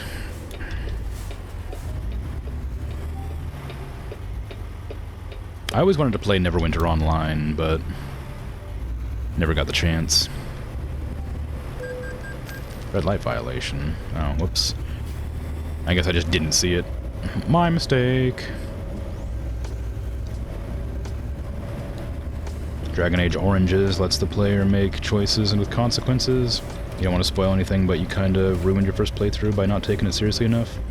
Yeah, the thing is, like, I know that, like, there's a lot of different, like, ways the game plays based on, like, the classes you pick in that game. My friend just told me about it. And so, like, I'm kind of, like... And, like, apparently you can unlock classes as you play through the game by doing specific things that are, like, kind of hard to do by accident. So I'm kind of nervous about that, too. And, like... Because, like... And this is kind of like a spoiler, I guess.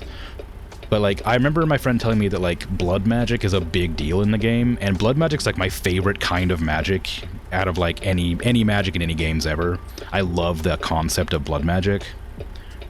But, like, I don't like playing wizards in games, but I also really want to, like, be a blood mage, and apparently that's a class you can pick in that game. But I don't like playing wizards in games. Is this a... why didn't I mark this one? I can go sleep over there.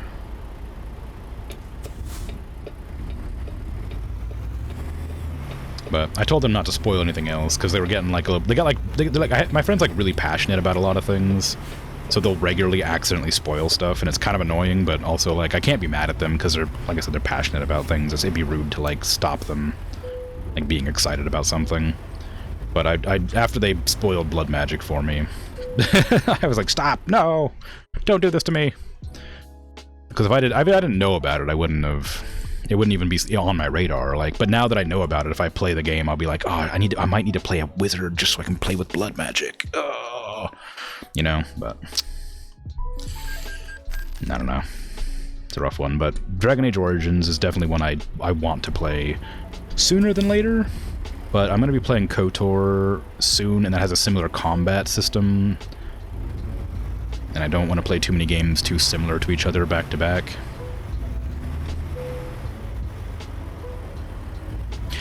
Ooh, should I play good or evil in KOTOR?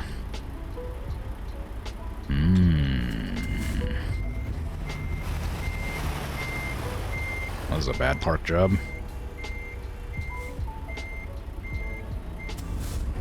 Blood magic is brutal. That makes me want to play it more.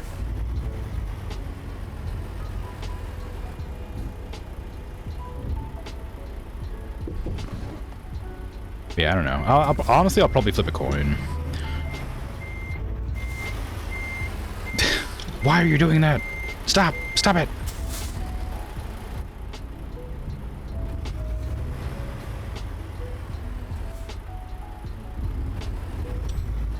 I could play like a neutral playthrough of KOTOR, but it's kind of fun to spec either good or evil, right?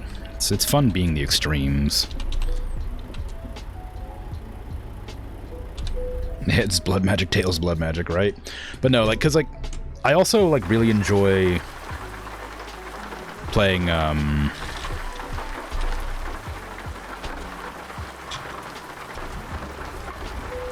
some good rain noises.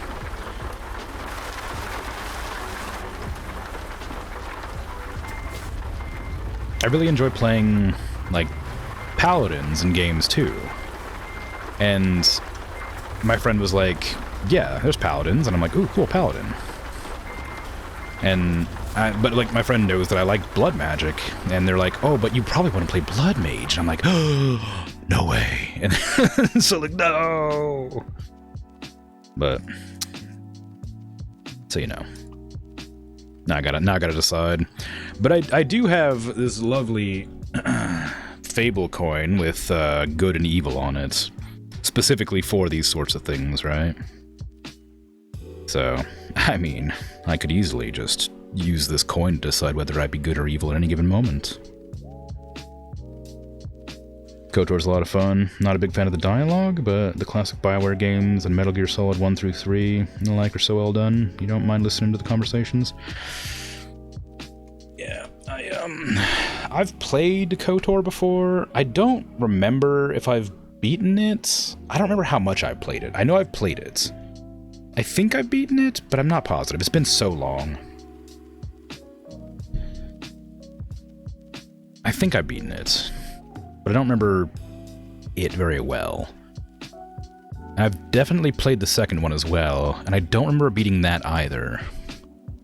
I feel like I'd remember the endings of those games, because I liked the games that I played.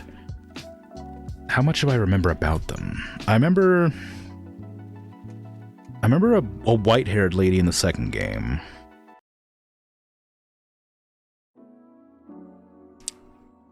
I remember she had like a double-bladed lightsaber or something, but I don't remember anything about that. I don't remember if that was like... I don't remember when that was in the game. And I remember there was... in the first game, I remember... like, I remember a racing game, and like a big old hotel complex you had to wander through, but that's it. Bastilla? That doesn't sound familiar. You remember nothing of them, but you're sure some will refresh when I start going through it? I'm sure, yeah. They're doing a KOTOR remake, which might be exciting too. I heard they were doing that, and then I heard they canceled it. I also heard they were making a TV series based in that, like, time period. Space container. Ooh. Ooh, space container. You don't say.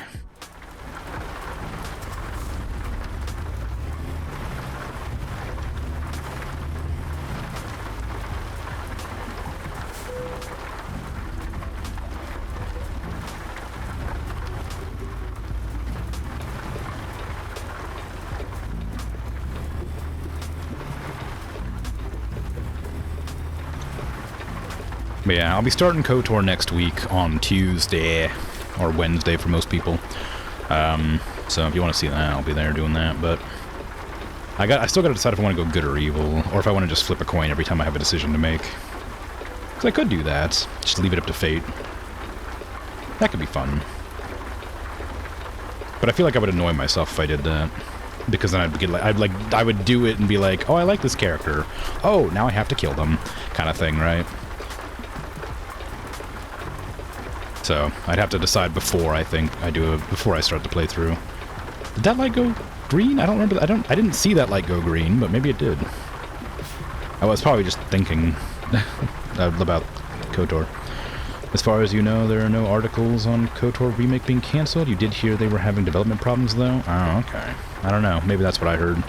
I remember hearing about it, like something bad happening. Maybe I just associated that with being cancelled. How about you go based on wins during the moment, save the characters you like, murder the ones you don't like, that I find irritating? That could be fun. But I worry that like I worry that because I think your allies have like a friendship meter in the game, and I think they might like leave your party if you make them angry. And so if you just start murdering people willy-nilly, I think you're gonna be in trouble. Or if you're too nice to some people, I bet you're in trouble. I don't know. I remember there's a friendship meter though. I find it difficult to like play a game based on whims. If I like set it out like ahead of time, I can easily like maintain that like sort of strict behavior. Like when I played Fable and I was playing like a goody two shoes and I turned evil, then I turned good again, then I turned evil again. Or was it I was playing evil and then I turned good and then I went evil again. I had a turn in the middle of the game because I didn't want to kill Whisper. And then I went evil and killed everybody else.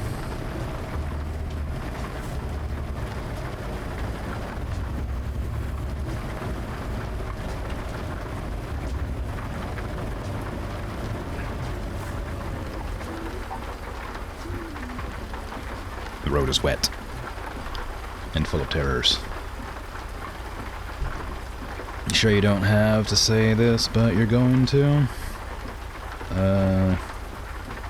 The new Dragon Age might ruin Dragon Age forever for you. They might not, but you don't think you're gonna get into that one? I've heard... Oh, like, the thing is, like, I've only heard good things about the new Dragon Age. Except from people who I don't trust the opinions of.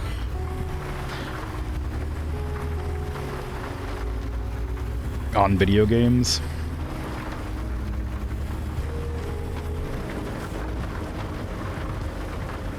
I don't mean that to be like an aggressive thing, by the way. That's just like the people who I've heard talk negatively about the new Dragon Age game have all been people like that I feel like I don't appreciate their takes on video games. Generally speaking.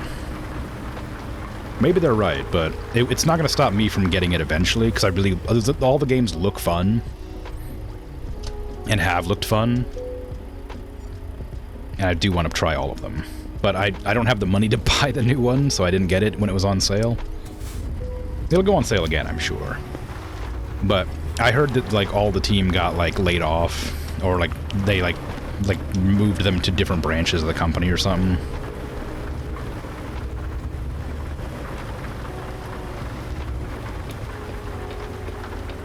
So I guess either the game didn't do well, or the people who own the company... I think EA owns them. EA is just like a bad company generally. They only care about their like soccer games, so I wouldn't be surprised if they just didn't bother like funding the IP properly.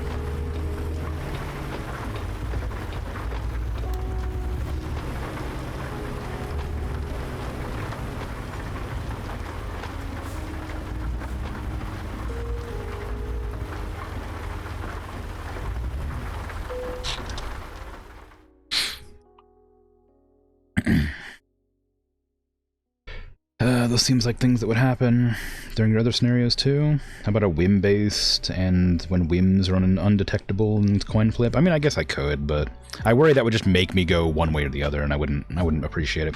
Because I want to, like, play the game. I want to, like, have, like, attachment to characters, right? And if I'm not, like... Or behavior. I want to have attachment to my character, that sort of thing. I want my decisions to make sense. I don't want to just be like a crazy person at the whim of fate or whatever. But I don't know. I'll figure it out. Take your opinion with a grain of salt. You were just looking at some in-depth reviews and you haven't played it? You haven't played any since Inquisition, so you don't know? I think Inquisition was the last one they made before Veilguard. Didn't they? Did they make another one after that? You may even pick it up and give it a go at like $10 or something, see for yourself. You're always willing to change your mind and like if something's fun. Maybe.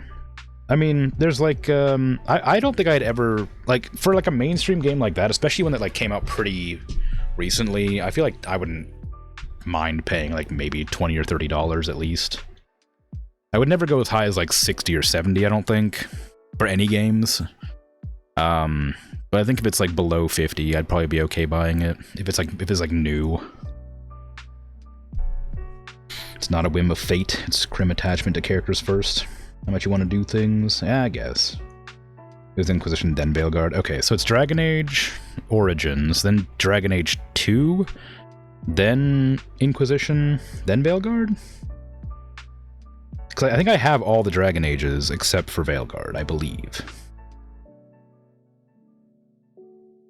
The only games you're willing to pay more than $30 for is From Software Nintendo game? Well, with Nintendo games, you don't have a choice. They never drop the prices below $50. But, like, with FromSoft, I guess that makes sense. Although FromSoft, did they ever actually get bought out? I can't remember. I remember they were, like, somebody was, like, talking about buying FromSoft out, but I don't remember who it was. Was it Sony? Or does Sony always have them? Maybe it's somebody else. I don't know. Anyway, I heard that they were getting bought out. And I heard that people were, like, really worried about the IPs. I think it's Sony, yeah.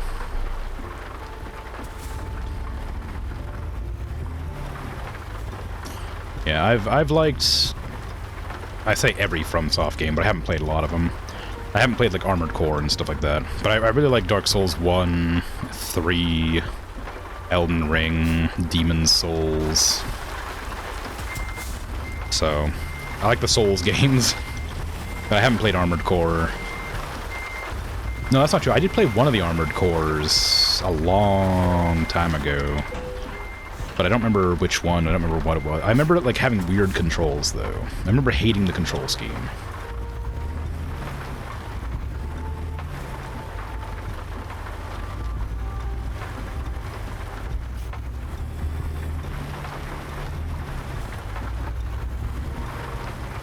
As it stands, the only place you can play all the Souls-like games is on PS5. Yeah, I'm really annoyed about that, but apparently Sony has been talking about stopping PlayStation exclusives because it's not as profitable. They're gonna, like, follow what, like, Xbox has done with, like, a Battle Pass sort of... Not a Battle Pass, like a Game Pass sort of situation. Supposedly. I don't know if this is true. That's just what I've heard. Which I don't love the idea of, because that probably means they're going to remove their games off of Steam. But it also does mean that the games will be ported to PC, which is kind of nice, because I don't have a console, and I don't intend to buy a console. So part of me is excited that I might get to play Bloodborne, finally.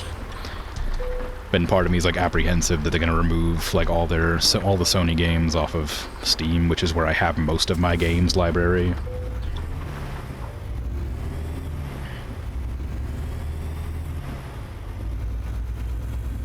But I don't know. It's whatever. We'll see what happens, I guess.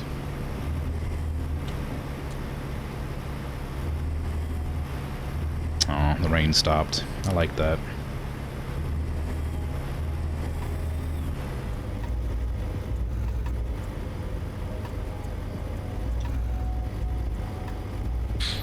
Closest you've gotten to a PC is a Steam Deck. It's not a bad little device. It has the power of PS4, PS4 Pro, depending on the game. Yeah, I mean, like, PCs are expensive. If I didn't use my PC for work, I probably wouldn't have such a attachment to PC specifically. But because I had to, like, upgrade my PC to work with it, I was able to play video games and stream and stuff with it as well, so it worked out fine. But consoles are really expensive, and they're constantly being upgraded to new versions of the consoles that are similar enough that it feels excessive to have to buy a new console for like $700, I guess. Not that like PCs aren't more expensive, but like you can upgrade parts of your PC individually without having to buy an entire new PC, right? So you get like a little bit more, and you can like do more stuff on it as well.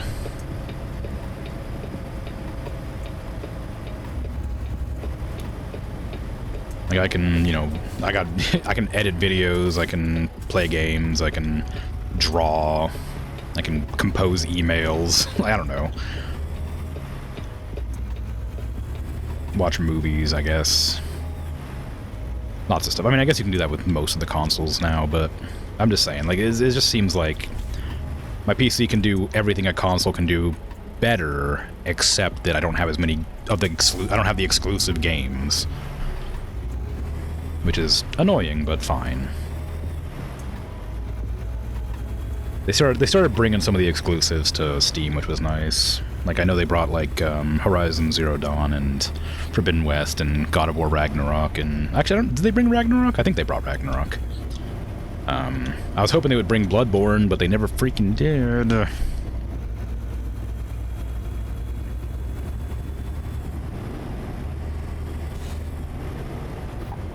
What is this? Stop on red. Okay, whatever.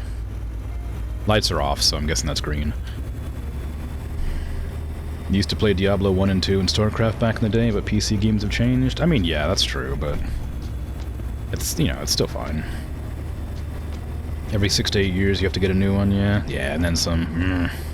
Also, all the games are almost always really expensive, and there's not that many of them compared to, like, the incredible number of, like, indie games you can play on PC. Is emulating a PS5 a thing, or is it just older consoles? I think there's, like, a reason that it's hard to emulate, like, PS5 and, like, Xbox One, Xbox X, stuff like that. Like, there's, like, a point with, like, emulation where it becomes so, like, crazy hard for your CPU to, like, emulate that you'd have to have, like, a crazy strong PC. I remember, like, God, what is it, like... I had a friend who tried to emulate like a PS3 game or something, and his computer's not good, but it could barely handle it. I think that, like, there's a level, like, even though a PC is much stronger, I think there's, like, a level of, like, emulation being difficult for your CPU to manage. Or maybe it's your RAM, I'm not sure. It's one of those things. There's definitely, like, a limit to how much you can emulate based on, like, how good your PC is. I wish I could give you more information than that, but I don't know. I don't emulate because reasons, obvious reasons. Although, considering how hard it is to play Fable 2, I've considered it. Because they've never freaking released Fable 2 for the PC for some stupid reason.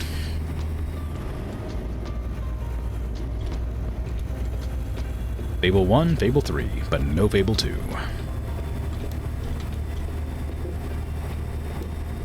It makes me endlessly frustrated.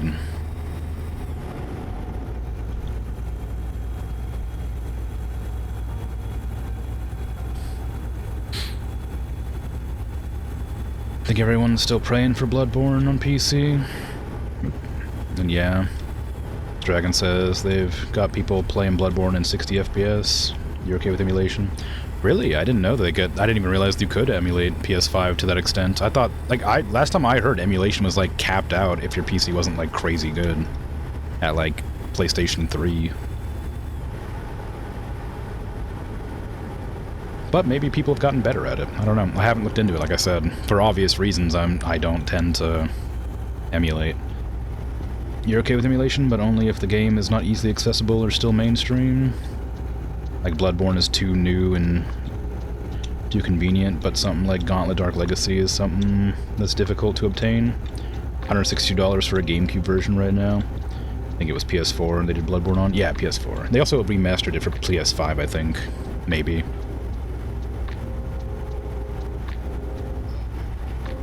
But I'm not, like, against emulation. I just don't want to do it myself. Like, I fully understand. Also, for, like, especially for games that are, like, lost media at this stage, like, it makes sense. The games that you literally can't get, or they're, like, people are just, like, scalping for, you know, hundreds of dollars. Like, I fully understand, and I'm okay with. But I don't know. But yeah, Bloodborne's something I'm hoping they bring to PC.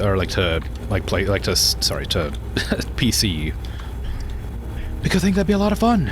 I've never played Bloodborne and I really want to. It's the only Souls game I haven't played. Emulation feels like a necessary part of games archival. I mean, it is. That's just how it is. There's so many companies that just go under, and they you don't, like, the companies that own the IPs now just refuse to remaster, remake, or resell, or whatever. There's tons of games that have just, like, gone by the wayside because the companies, like, Lionhead Studios was bought out by EA, like, a long, long time ago. And then they just went bankrupt, and then they never did anything with any of the Lionhead Studios IPs ever again. Lionhead Studios being Fable and Black and White and Populous. Well, I mean, that was Bullfrog, but you know what I mean. Like, all those games that, like, some of my favorite games of all time were Lionhead Studios, and EA just owns the IPs to all of them. Dungeon Keeper, like, pfft. But they just refuse to remake the IPs. They're making a new Fable game, so I guess they're technically remaking the, or using the IP, but, like, I don't know how that Fable game is in development now. I haven't heard anything about it since, like, an announcement, like, 2 years ago that had Richard Ayoade as a giant for some reason. And I was really excited about it still, but even though I thought it was kind of a strange decision to have a famous actor as, like, a character in your game about, like, ancient fairy tale world. Like, I don't know. Just feels like they did something that they, like, it feels like it feels kind of like a cash grab, sort of. Like, it didn't need a famous person as a headliner. It would have been fine to not have that. It just felt really strange to have it. Because it wasn't like I said, it wasn't like that they were a character in the game. They were playing themselves in the game. They were modeled as Richard Ayoade, right? Anyway, it's whatever. It just was like a very strange decision to me, but I'm still excited for the game if it ever comes out. I don't know how it's in development right now, but I'm hoping it's doing good. Because I love Fable. It's my favorite game series. I really hope that the new Fable, if it ever gets finished, is good. Or at least passable. I'd settle for a 5 out of 10, you know?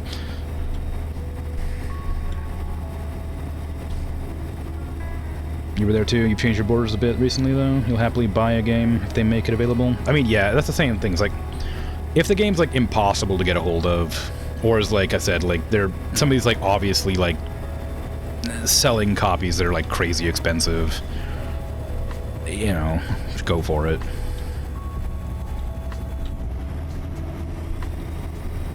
Or, like I said, like, the thing is, like, Fable 2...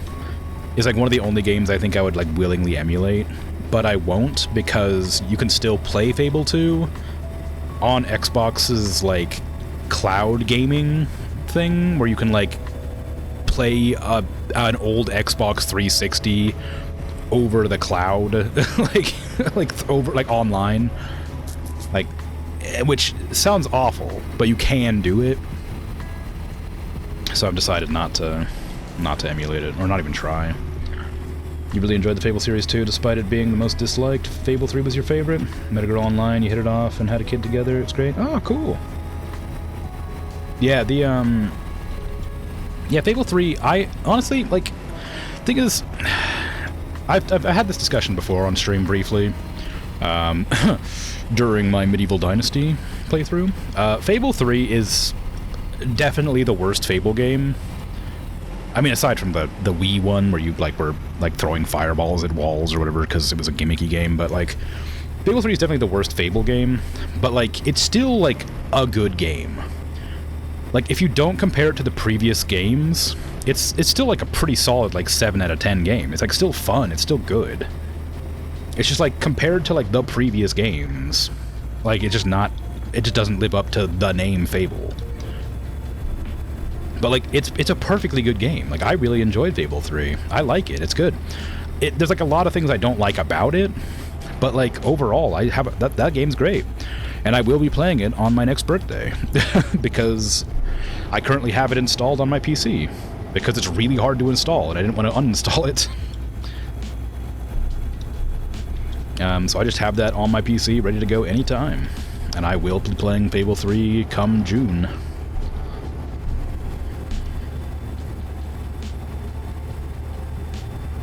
Provided, of course, the country hasn't exploded.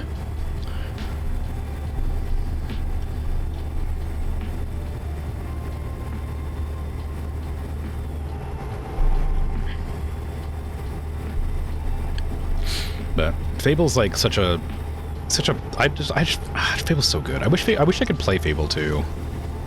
Like without paying like $15 a month to do the Xbox cloud gaming. Like the last time I heard about the emulated version of Fable 2, it was just like not in good shape.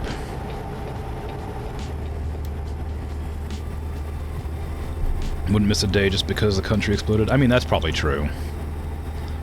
I haven't missed a day yet. I mean, according to Twitch, I've missed like 3, but that's wrong. This is because the way I sometimes I'll accidentally start the stream at 12:01 on some days. It means I've missed a full day of streaming despite streaming at like 5 a.m. the previous day. Because I didn't start my stream every single day. I've technically missed days. But I guess, you know, also power outages. Yeah, but I don't think I've ever missed a... Oh, no, I did, didn't I? Oh, yeah, Jalopy. I forgot I had a power outage, so I had to record Jalopy and just upload that separately. Aw, dang, you're right, I have missed a couple days. But those don't count, I guess, because like, I literally am not... I would have streamed if I could. I just couldn't because power outages. But yeah, I guess that makes sense.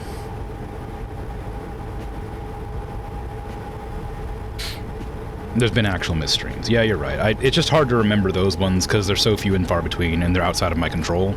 I've never chosen to miss a day. I have streamed every single day for 1.5 years or something. Or more than 1.5 years now. Every single day for like 1.75 years. Except for the days that the power went out. Which was like twice. Oh well. You're waiting for GTA 6 to drop and watch half of America take a sick day? I don't know. Like, maybe. A lot of people that, like, I know personally aren't very excited for GTA 6. Because they were, like, talking about how, it's had, like, weird development issues. And they're, like, worried about it. I doubt it'll stop them taking sick days, but... I don't know if they'll take sick days specifically for GTA 6. I've tried playing I never played the GTA 5 story, but I played GTA 5 online, and had a really good time with some friends of mine, but I got so tired of just being, like, constantly trolled by randoms online who just fly around in their, like, missile bikes blowing you up. I just, like, gave up trying to play it. I remember, same with Red Dead Redemption 2, is I never played Red Dead Redemption 2's story, but I really liked playing the online version of it. But I kept getting, like, into lobbies with people who would, like, were, like, hacking, and they would just, like, light your horse on fire or spawn dynamite around you. And just, like, got so tedious trying to play that game. But as much as I really loved the game, I got so tired of just, like, nonsense happening constantly by just jerks. Like, I get the people are trying to have fun their way, but if your fun interferes with another person's fun, I find it to be incredibly unfortunate.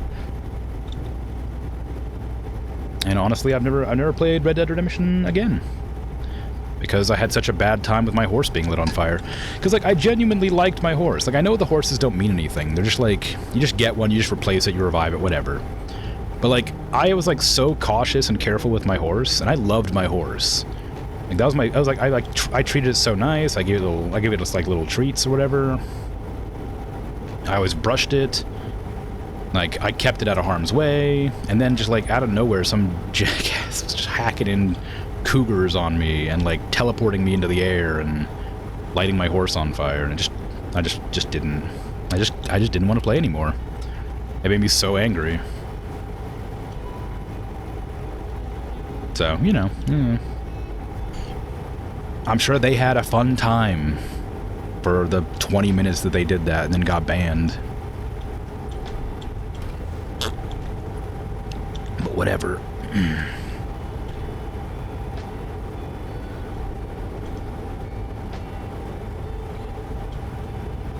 It's always been that way with online games, though. It's part of the reason I don't play them. It's like that and, like, people just spouting, like, racist nonsense. They're, like, the only two reasons I don't play online games is hackers and racists. Like, just can't be bothered. Oh, I'm misogynist. They get kind of pissy. They annoy me.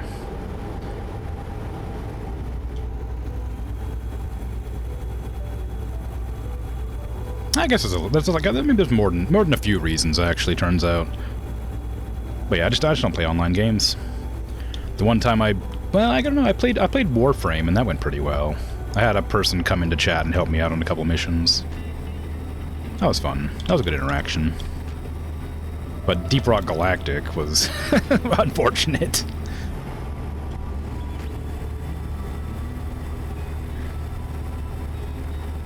I had thought about playing Helldivers, but in current day, Helldivers feels like a dangerous thing to play online with randoms because of its general sort of messaging, despite it being satirical. Feels like it might not be a good choice of games to play live on the air.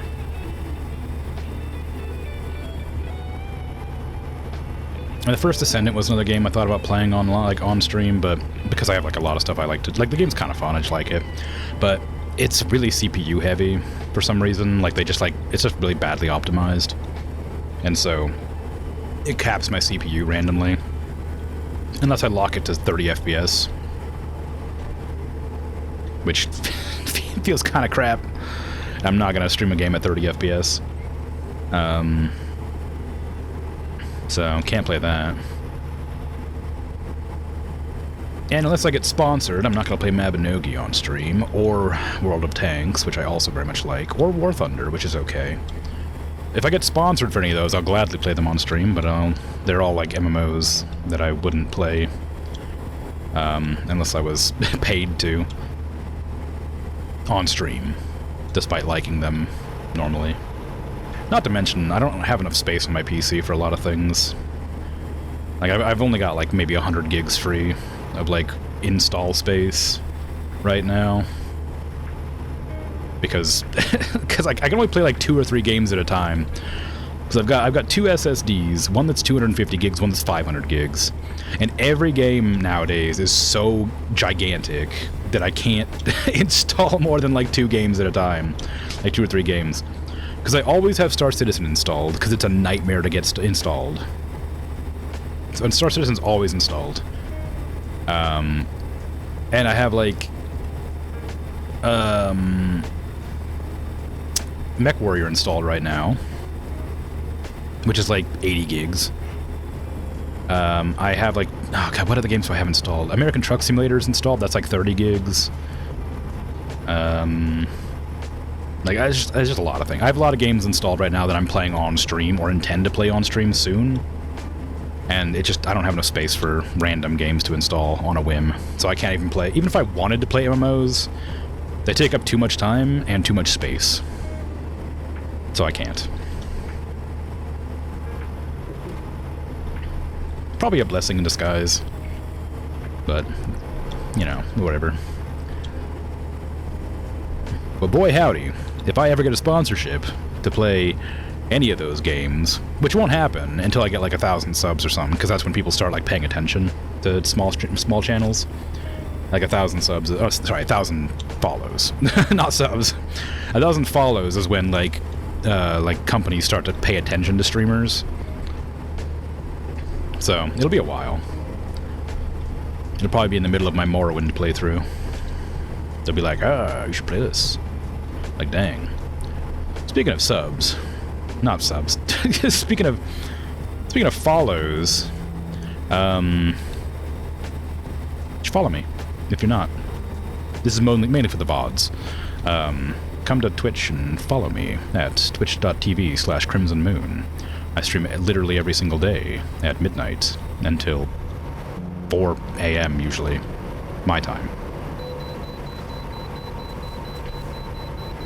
Not that that means anything to you, but you know, just in case. Just in case you need a call to action.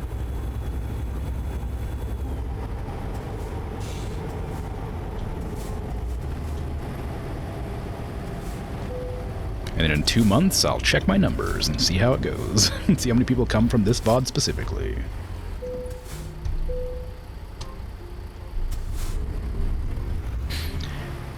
Anyway. I'm trying to decide... Come to Twitch and tell me to take rest days when resting is needed.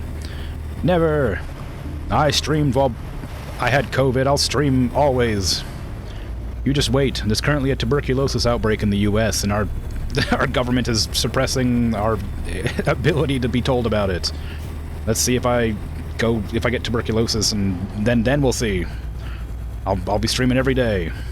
Christ, yeah, I know, it's dystopian. It's great. Oh, it's my favorite. I love it.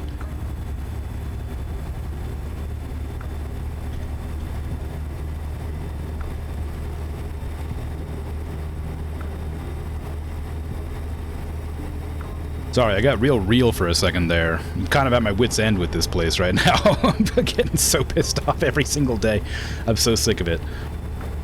But yeah. Anyway, so I don't think I'll take my rest days. I like my days filled with games instead of work. It's kind of nice. It's nice having the ability to like actually do something other than just work all day every day.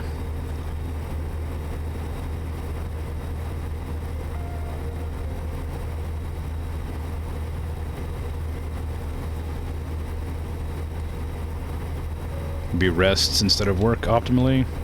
Well, yeah, but then what would I do, like, what would I do all day? Lie down? Ugh.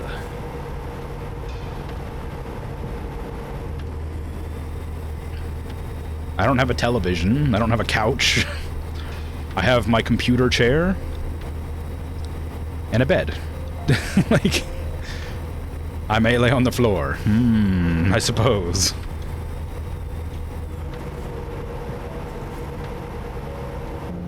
Like all us old people do. Well, I appreciate your permission that I may lay on my floor, but I don't think I want to. But I guess I could.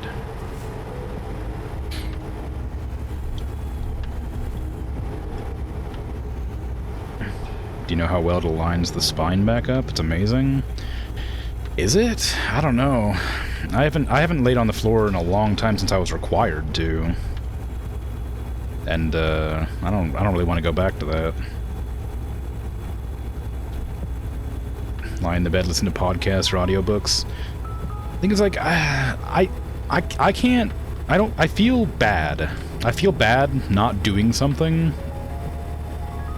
If I'm listening to an audiobook, I have to be doing something. If I'm listening to podcasts are hard for me to listen to, but if I'm listening to an audiobook, I'm either working or exercising. Specifically on the bike. I can't exercise to an audiobook unless it's the bike. But I can't just like lie down and listen to an audiobook.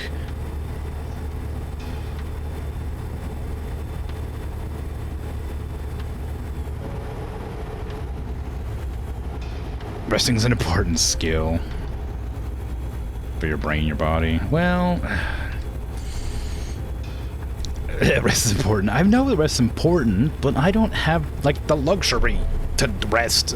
Like I don't make enough money to stop working for a day.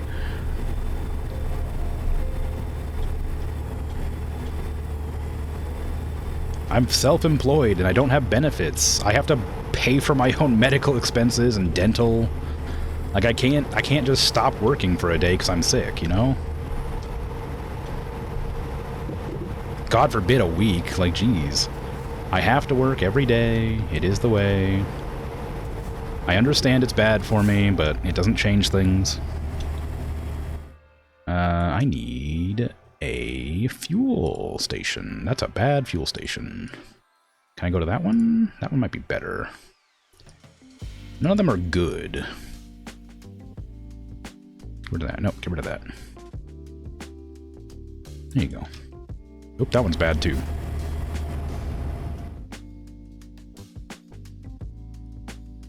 Is that one bad? Well, it's not terrible. I mean, it goes around where I want it to go, so it should be fine. Wonder where the circumstances... Yeah, I mean, like, I don't talk about it because I don't want pity, you know? Like, but it is the way.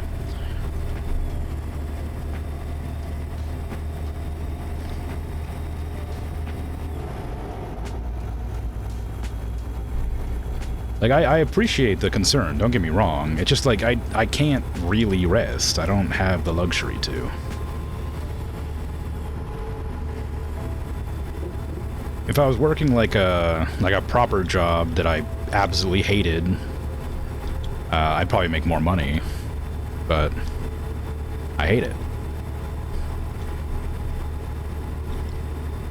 And I wouldn't get benefits, because I wouldn't be full-time, because nobody hires full-time.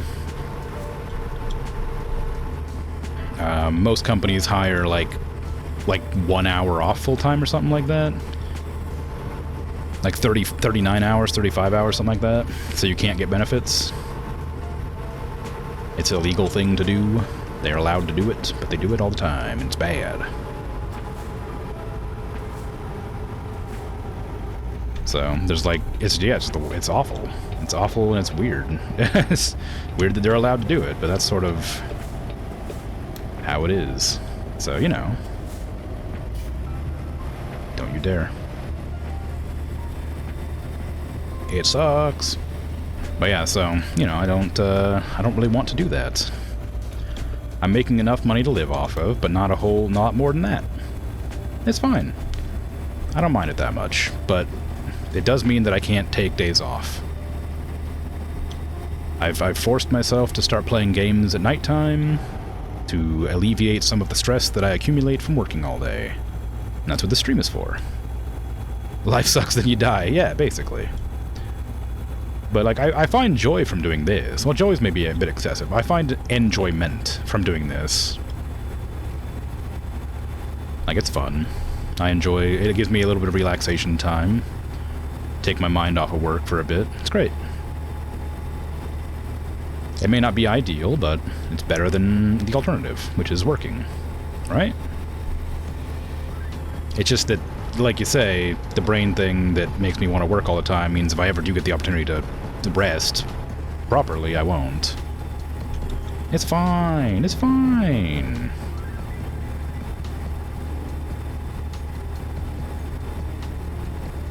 Have I hit that edge yet? Where is it? Oh, it's way still further up ahead.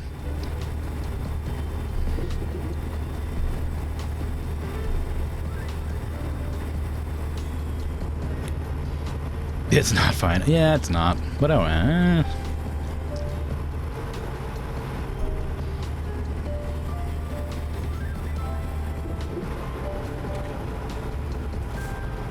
Look, one of these days, people will stop using AI and I'll get all my customers back and I'll be rich. Wink. That was a sarcastic wink, by the way.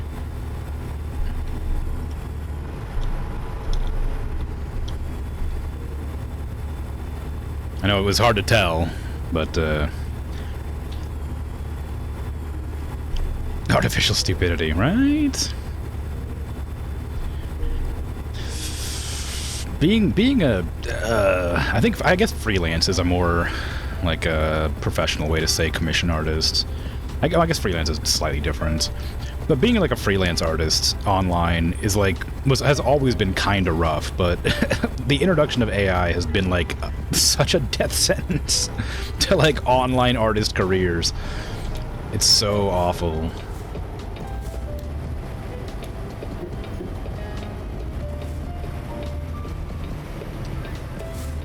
And the worst part is the solution that everybody has is just start using AI, and it's like, no, that's the point. What do you mean? It's like, oh, you better start using AI then. That way you can keep up with the times. And it's like, what? No, what do you mean? That's the wrong takeaway. What do you mean? How do you not understand the problem? Oh my god, one of the artists I like legitimately look up to and really enjoy the artwork of recently started using AI, and I'm so sad. Like, it's so frustrating. Like, their art was so nice, and they started using AI, and I'm so mad about it.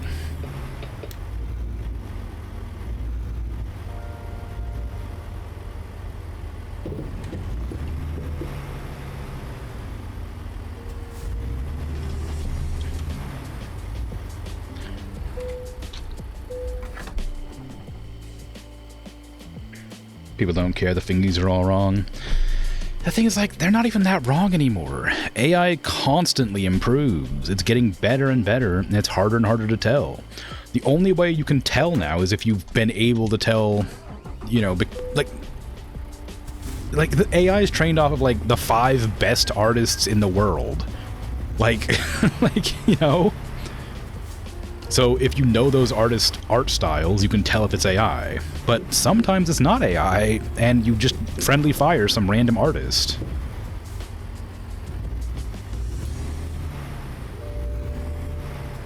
But, like, that's the problem, is, like, it's just, like... nobody cares. It's so frustrating. And like I said, like, there's been, like, a noticeable decline since AI's gotten better and better and better in my, like my income. It's so frustrating.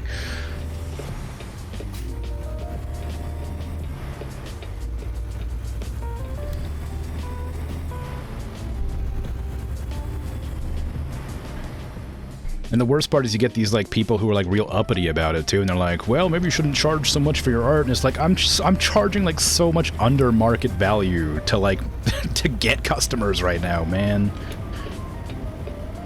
Like, you don't need to be a jerk about it. You're already winning. Like, just win with grace. Jesus.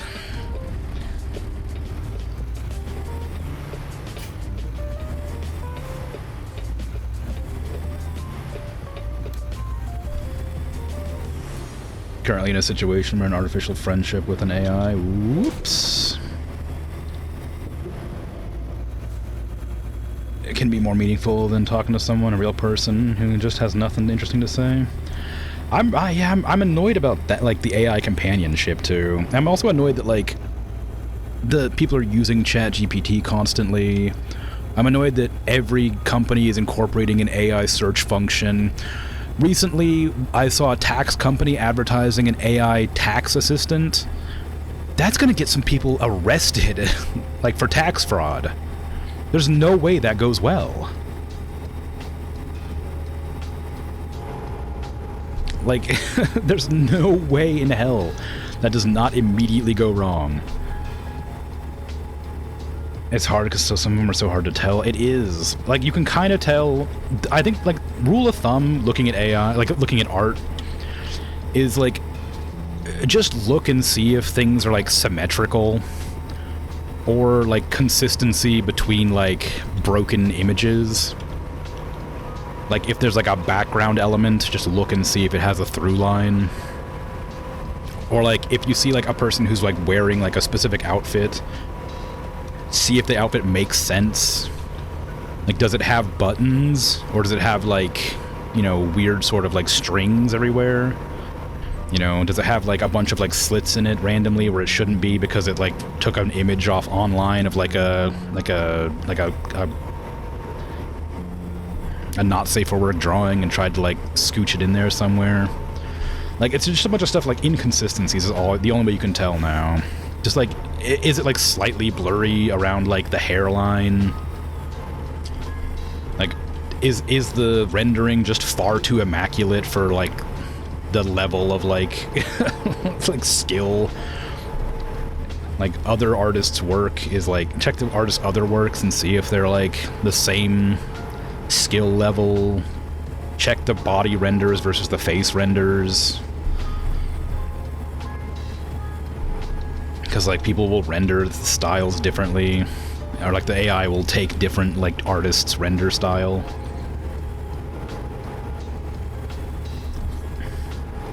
$10, I'll go no higher than 2 nickels.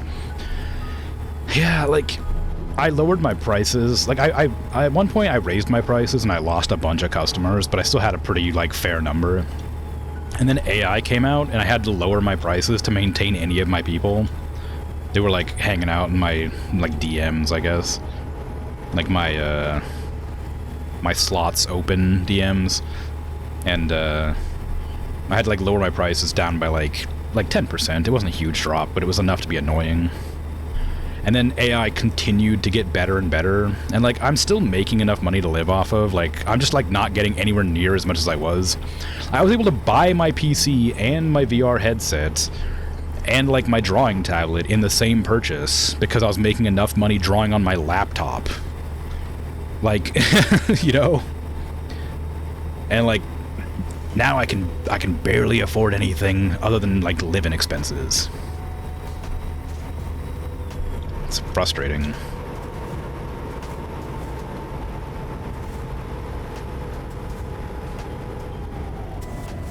Where's the nearest sleepy zone?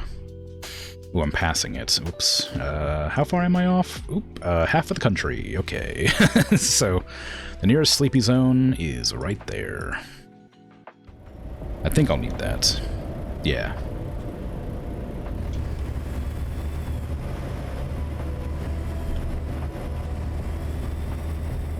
AI customer service is an absolute nightmare. It really is, yeah. I've seen those people who ordered over 1,000 French fries? What in the world? What?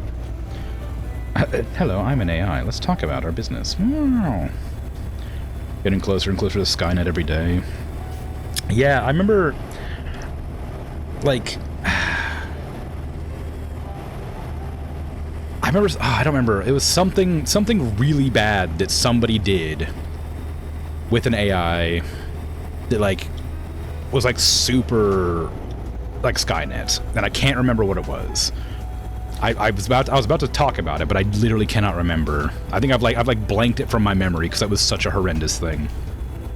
But like, it's like they did something that I was like, that is like the start of like of the end of the world, and it was like a year ago. But I can't remember what it was. I'll try to remember throughout the stream. I don't think I will, but I'll see. We'll find out. It'll be fine. Kilted Viking, hi. I'm in the middle of a rant, but thanks for the raid. I appreciate it. Maybe I'll stop my rant in honor of your raid. How goes things? How was your stream?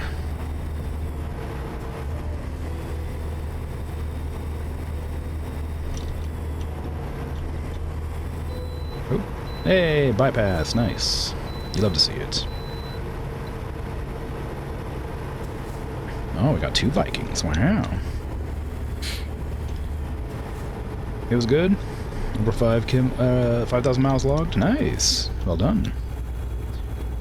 I haven't been keeping track.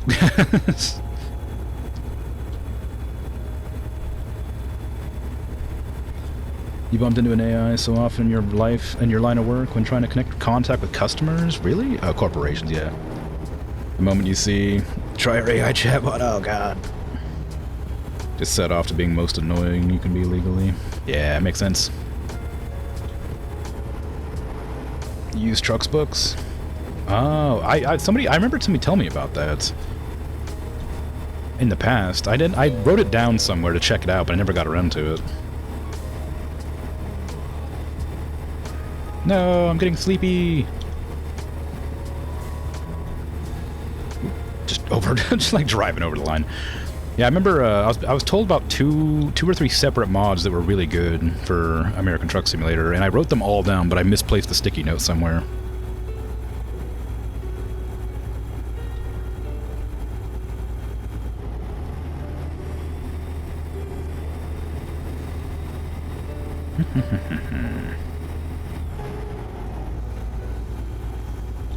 No, I missed it. I missed my turn off. Rip. Turn off number 2. So sad. It's fine. It's whatever. It is what it is. It's fine. Think you figured out why you were asking about flowers? When? You play every day? Every day you're off and you usually get some good mileage in? Nice, yeah.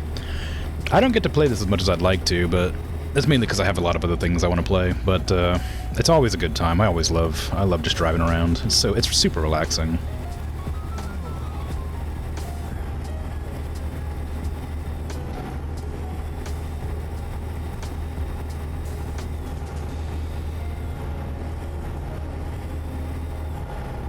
Turn off to Electric Snoozaloo. Wow. Game with such good vibes. Yeah. When what? Oh, when did I ask about flowers?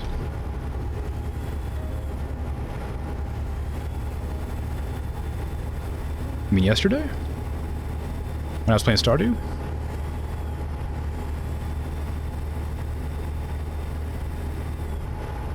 Was it yesterday?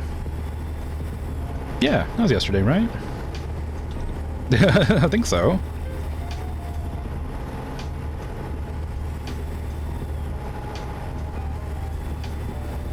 I just love listening to the engine rumble.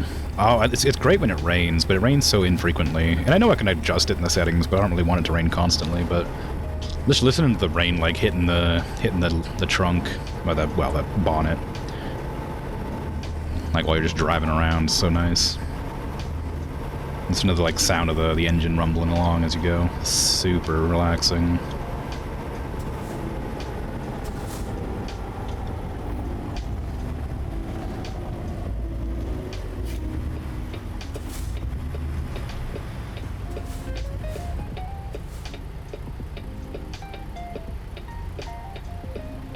Oh, no. If you're thinking that the reason I was asking is because I was drawing it from my intro screen, that is not correct.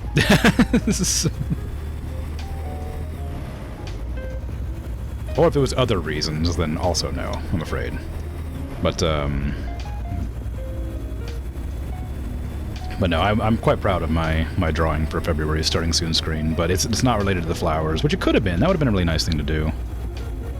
There's a different screen for February, yeah. I make a different screen every month. I was just curious when I asked about the flowers. I just wanted to know what people's favorite flowers were. I just thought it was a nice question.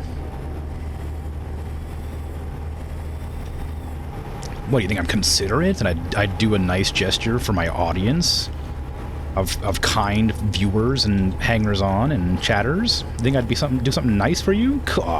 Never. I'm only mean and self-absorbed. I would never you. Yeah, right? But no, it's, yeah, I was just asking because I was curious.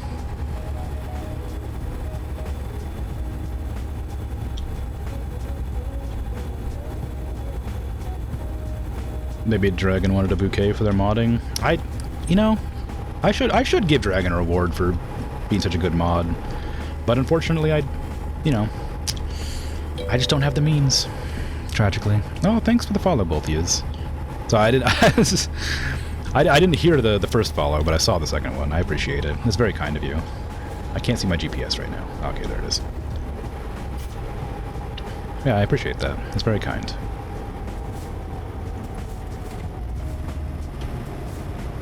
That'd be terrifying.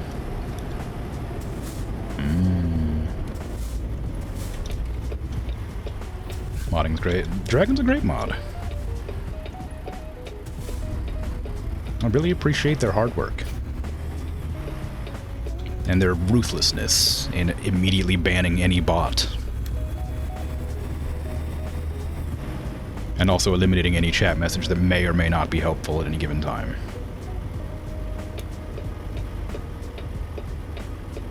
To perpetuate my suffering.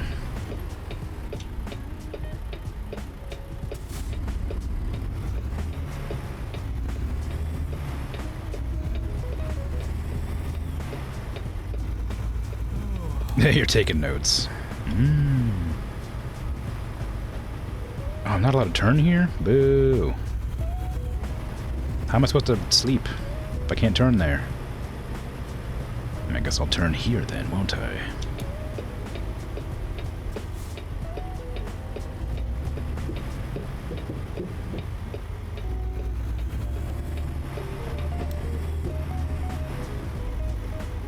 Watch me get fined. Oh, dang it. Oh, wow, look at how nice this dash is up here.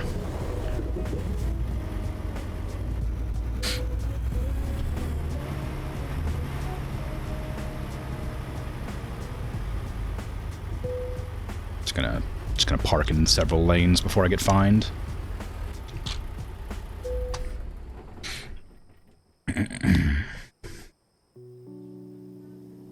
Mods by principle are horrified of kindness from the streamers. I suppose. That makes an amount of sense.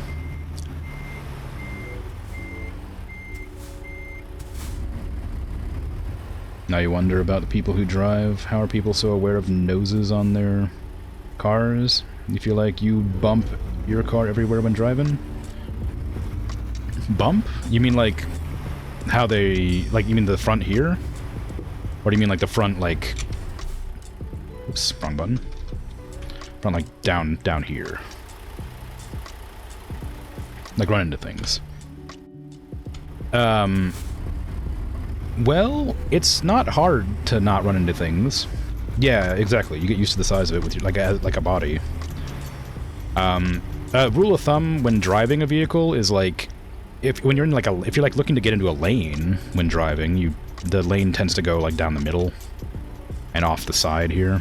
Like I'll try to explain it when I get there, but I talked about it before. When I learned how to drive, my my driving instructor demonstrated, I'm going in this backwards, demonstrated like the edges of your car to like make sure you never like hit anybody, basically, by having me sit in the driver's seat and then getting out and getting these traffic cones, right? And he would like set up the traffic cones. Let me go into photo mode for this. He'd set up the traffic cones like in front of and on the sides and behind the car. And he would like just kind of like walk with the traffic cone, and I was like sitting there, and he'd be like, "Okay, let me know when you can see the top of the traffic cone." And he'd like walk away, and he'd be like, "I'm right here-ish," because you're like, that's the closest you can see. You can just see right out the side of the window, right? He put the traffic cone down. He's like, "Okay," and he like goes like this. "Okay, let me know when you can see the traffic cone." He'd walk backwards, and I'm like, "Okay, right about there." And I'm like, "Okay," he puts it down there, and then like does it on the same side over here. He's like, "Okay, right about there," you know. And then like the last one's like right about here, you know. You get out of the car and look, and it ends up being like you can see there, here, and like very next to you. And so you can only really see like, I don't know, like the one to your left. Otherwise, the front of your car is like 20 feet ahead of you. You can't see like the 20 feet in front of your car. Or like the, you know, like the 15 feet out the side of this window. Those are your blind spots. You just can't see them. And that really helped me be aware of how big the car is and how to drive it to not accidentally hit things. In real life, not in the game, of course. I hit things all the time, but like, yeah, if you're like driving with a car on a road, you'll tend to use like the hood. Low-key horrifying. It's terrifying how much like blind spots there are in a car, and like I'm tall, so I sit up higher, which means my vision is better because I can see the ground easier. But like if when it comes to like determining how you are normally, like the line goes into the center of the hood. That's how you tell you're not over that line. And this line goes onto the side here, right next to your shoulder. That's how you tell you're in the center of the lane. It's pretty much consistent with every vehicle. There's a little bit of differences here and there, but that's pretty much the rule of thumb for determining how big your car is. As far as seeing where you are, where the hood of your car is, you will usually use the mirror. I don't know how to I'll see if I can show it here. It works with cars. I don't know if it works with trucks. No, it's not going to work here. There's nowhere to test it. Anyway, you'll use one of your mirrors to like find the line. It might be this one.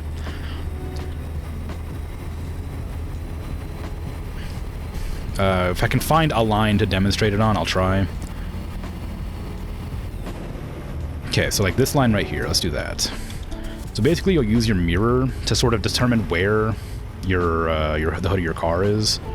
It's like if it's there, it's like that line is under my, is it this mirror? It might be the other one. Yeah, that's it.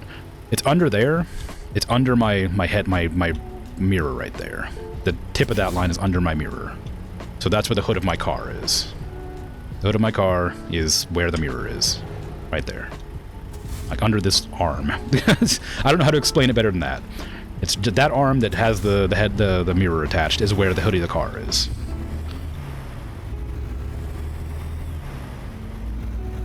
Of course, again, not every car is the same, but that's a pretty good rule of thumb for determining where the hood of your car is.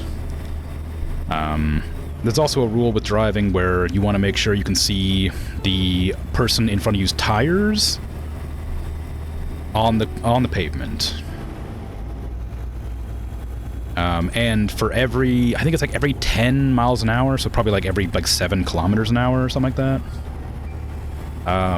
You want to make sure there's another car length in front of you, behind the car in front of you, because that's how long it'll take you to stop if you slam on your brakes.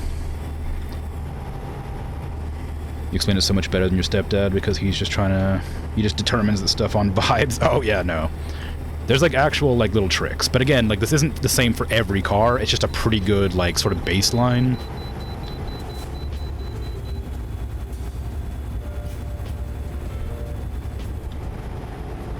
But eventually, when you're used to driving, you do determine on vibes. Like you kind of get used to it. Like you said, it's like a body. You sort of get used to the size of the body. But like, yeah, if I drive up to that cone there, I guess that's a good example that I could actually use. Like this cone here is on my mirror, right? So that means the hood of my car is up to that cone.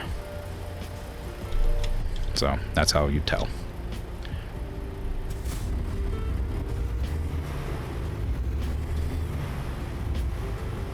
It's a lot easier than it seems like to drive. As long as you're like aware of your surroundings, driving's not hard. It's not scary. It's other people you should be afraid of more than anything, which isn't like a comforting thing to say, but it is what it is. Oh, another thing that I learned that Dragon just reminded me of, which I'm going to read out, but that isn't the same thing. Back when you were learning to drive, you were lucky to have an afternoon in an empty parking lot with soft plastic bollards strewn about. You got to have fun driving, or trying to place the very back bumper a centimeter from the bollard in a safe manner. Yeah. Front sides, yeah, it's cool. Recently became a law in Poland, legally prohibited to encroach on the person's front in space. Yeah. Good times. So that was another thing that my instructor taught me about how easy it is to like get out of control. Is we went to an empty parking lot, and he had me turn the wheel all the way to one side, the left side, because that's the easiest to see out. So I turned the wheel all the way to the left side. I can't demonstrate. Well, I guess I could. It would cause me to crash, though. Turn the wheel all the way to the left side and accelerate very slowly. And he would show how the turning circle, like, is, you know, pretty responsive. Like, you have a really, really good turning circle when you're going slow. And then he told me to floor it, and showed me how much the turning circle increases based on speed. So like when you're going really fast, your turning circle is like incredibly large. If you're going at speed, you cannot turn. That's just how it works, right? That's just physics. You know, your ability to turn is limited by the speed at which you're traveling or whatever.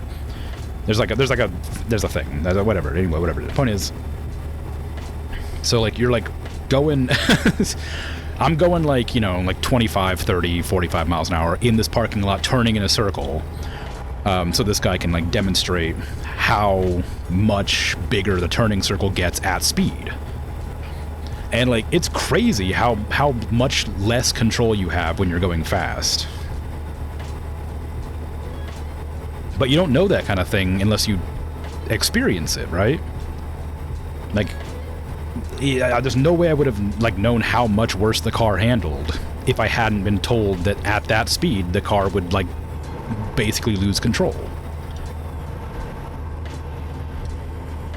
I also learned how to parallel park pretty well, but I've since mostly forgotten that. It has something to do with lining up your back wheel with their front wheel. Something like that, but it's been a long time since I remembered that, so I can't remember it 100%. But I learned how to parallel park as well, perfectly, but I've forgotten since. Because it's not something that comes up. I don't usually have to parallel park. It's something that it's important to know. Also, if you ever park on a hill, make sure you turn your steering wheel to one side so that it catches. Always turn the steering wheel so that if your car is going to slide, it goes off the road, basically. Kind of thing. It's just important, like little tidbits that aren't like crucial in most circumstances, but are important to know about. A lot of times you can also park it so that the wheels will rub up against the pavement, like the walking way, so it doesn't like, so it like stops your car instead of like going down the hill. If your brakes fail. Yeah, little things like that.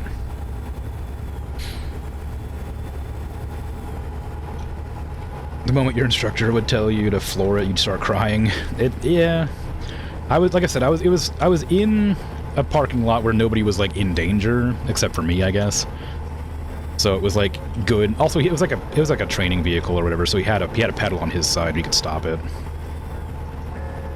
which he did have to use at one point when I almost crashed because somebody drove out in front of me when I had right of way. I didn't like. I just kind of like panicked. Well, no, I didn't even panic. I just sort of didn't clock what happened.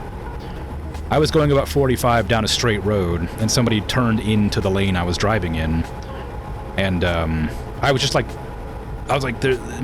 driving. I wasn't thinking about it, and like he had to slam on the brakes because I was about to slam directly into them, and I wouldn't have died, I don't think, but I would have definitely been injured if he didn't slam on those brakes. And since then, I've been incredibly careful about that sort of thing.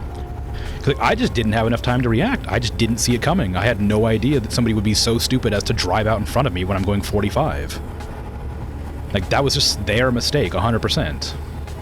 But I just didn't think about it, and I wasn't paying attention because I just thought that nobody would do something like that, and I just wouldn't have reacted in time, but luckily he was there paying attention. But that's the only time I've ever almost been in an accident in a car. Like, that I'm driving. And that was like when I was learning still, so it's fine, I guess, but it was still scary to like think of how quickly that decision had to be made when I wasn't even paying attention.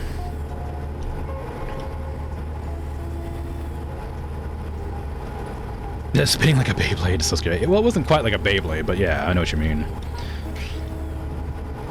Every certain speed you have to leave more and more space in between. Yeah, exactly. It's because like it takes the faster you are, the longer it takes to stop. So you have to be like a certain distance. Like, you know, there's like a car there, car there, car there. You know, after like I think it's like every 10, maybe it's every 25 miles per hour. You need another car in front of you, distance-wise, so that you can actually stop in time without rear-ending them. And I don't know how true this is, but this is what I was told, and I'm going to say it, even though I don't know if it's 100% true. Because this is what I was told, and it's always stuck with me, is that the reason that a lot of times the person who gets rear-ended doesn't get badly injured as the person who is rear-ending is because when the person in front of you brakes, the back of their car goes up, and so a lot of times the car behind will kind of slide under the car in front and like get smashed in the windshield and die because like I don't know how to explain this in a way that makes sense. When a car brakes, its rear end goes up, right? So the reason that you want to part of the reason you want to make sure you're so far back is that if they slam on their brakes, you're most likely to go under the back of their car, and then the back of their car will slam into your windshield. So you need to make sure you're a certain distance away so that that doesn't happen if you have to slam on the brakes. It'll work like a ramp. The front of your car will be like a ramp. But I don't know how true that is. It just seems like it makes perfect sense, and it was what I was warned about, and it makes perfect sense, so I'm okay to spread this potential falsehood in the hopes that it might save somebody's life. I guess. Not to frighten you, of course. Maybe I should be a bit more careful with my speaking. They react to their learner too. Don't worry. That'll be explained more for someone who's scared about the outcome. Yeah, like if you're having a driving instructor, like they'll talk you through, you know, what has to be done. And if you have questions, always ask. And they'll usually notice if you're like panicking or have a difficulty understanding something. Have their own set of controls and vehicles designed for learning, and yeah, they can stop you if things get out of control. Exactly. You'll be starting the car license stuff hopefully this year. Just cross your fingers, get a nice instructor. I wish it wouldn't have been such a doomer just then about it, but yeah, it's pretty easy. Just be patient and calm about it. It's not a big deal. It's pretty simple once you get the hang of it. It's a bit frightening at first, but it's really easy to get a handle on it once you understand how to keep yourself and others safe. It's not too bad. Miles are an American thing. Yeah, I know. I just wasn't sure how to like express it. But yeah, it's a distance between car lengths versus the speed you're going. You'll be fine. Yeah. If you do get a butt, don't be afraid to stop the lessons with them. Find a replacement. Yep. They're usually pretty accepting about switching out instructors. If things are not going the way that you want. You weren't listening to me?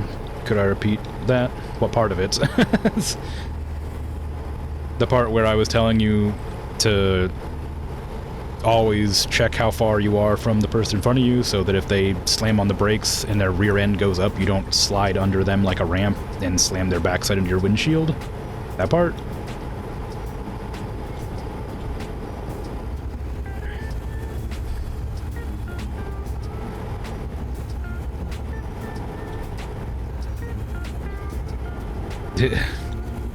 Yeah.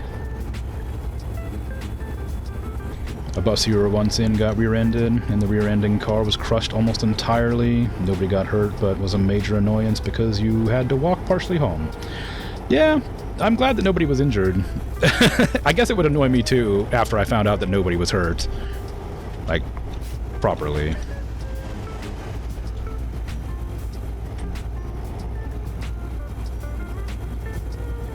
That was it? Okay, cool. Yeah, like, I like to think I'm a pretty good driver. The only time I've ever, like, broken a traffic law was once I was having a conversation with somebody driving down, like, an empty road, and I was, like, going 30 miles an hour on, like, a 70-mile-an-hour road, and the people behind me were, like, really mad at me. And that was the only traffic law I ever broke, because I went too slow on an empty road. It was a really, like, deep conversation, though. It was important, you know?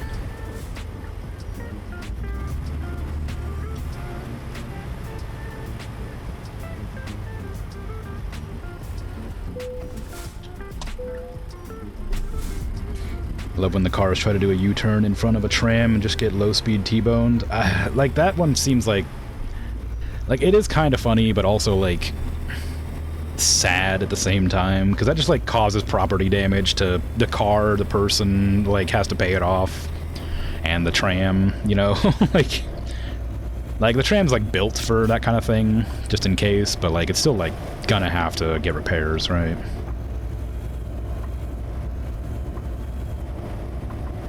It's more horrible to the people with the crushed car. Yeah, that's true. No one gets hurt, just deep embarrassment for the driver at fault. Like, why do people try to do like you don't flip a Yui if you're not gonna like have the time, right? Like, I guess it's an amount of like awareness, I suppose. Like if you're just not aware of like oncoming traffic or tram, I suppose, then like I guess it makes sense you'd get in the way, but I don't know. Complete lack of awareness, yeah.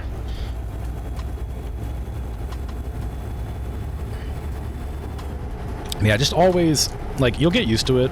Remember to always check your mirrors, like, when you get into the car for the first time. They'll tell you this in instruction, obviously, but every time you get into a car for the first time, sit comfortably so you can see over, like, so you can reach the pedals, and then check your mirrors and adjust them accordingly. Make sure your mirrors are always adjusted. If you can't reach that mirror, or I guess it would be this mirror for everywhere else in the world, just ask the person in the seat to adjust it the way you want it. Because you need to check those mirrors constantly, like, always. Yeah, you'll get told all this. It's just, like, it's something to keep in mind. Like, and there's like a, yeah, I guess I don't know, I guess I don't need to keep on telling you about it, but I'm gonna keep on talking, because I like talking. You'll want to, like, flick your eyes between all of the mirrors pretty often. That's kind of hard to learn to do, but you'll get used to it after a while. Because you always want to make sure you're looking forward, but you need to check your mirrors to make sure you're not going to hit anybody or anybody's coming up behind you. Always just mirror forward, mirror forward. Like, it's kind of hard to get used to at first, but you get used to it pretty quickly, and it's important. It can be overwhelming is all. That's why I'm just telling you about it now. Like, as if you're going to learn it, of course, it's not going to be a problem. You'll do fine. Just be aware. That was the case in Poland, where a train crashed into a civil car, not a truck, and the only casualty was the train driver, probably slammed his head into the dashboard. Oh, really? Well, that's good, I guess. I mean, unfortunate, but good still that nobody was, like, properly injured. Yeah, driving's easy. It can be fun, and it's convenient. It's always nice to have a license.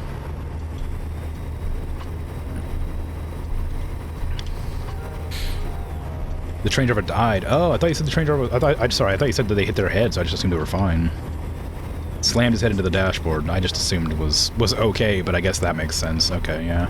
I suppose the phrasing you used probably would have implied that he was more badly injured. I just didn't think about it.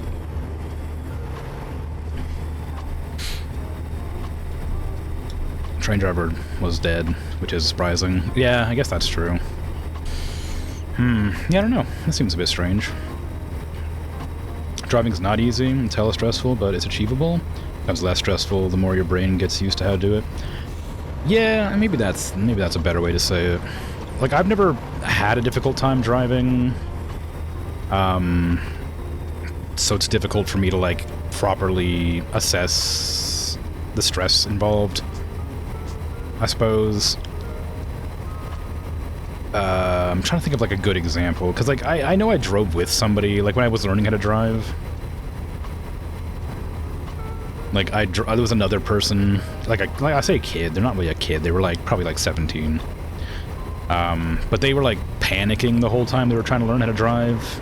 And, like, I didn't understand, because I found it so easy because I'd had previous instruction from that one really good teacher. But I imagine if you aren't aware of, like, certain things when driving, especially, like, the rule of, like, the hood being where the road line is, stuff like that. I mean, that's, like, a pretty good, like, knowing how big the car is, I guess. I don't know. Don't worry about it. You'll be fine. Do you want a lighter train fact from Poland? They recently left landmines? Hold your breath.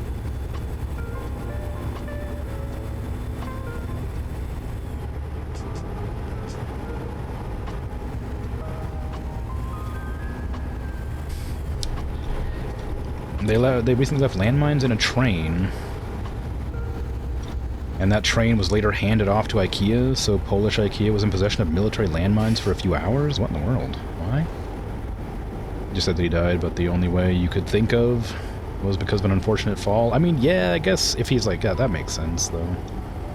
Don't do this thing while you're driving. Why are we holding our breath? Yeah, don't... it's like a... I don't know if it's an American superstition, but it's like a superstition where, like, you're meant to hold your breath so the tunnel doesn't collapse. But it is a bad idea to do it, because, you know, your brain needs oxygen. But it's something I've always done since I was a child. It's like going under a bridge, you hold up the roof, and when you go through a tunnel, you hold your breath. You didn't even question it, you just hold your breath with me. Yeah. Yeah, don't do it if you're driving. It's just a bad idea all around, but it's like a superstition that everybody I know knows about, but apparently it's a weird thing that people don't know of.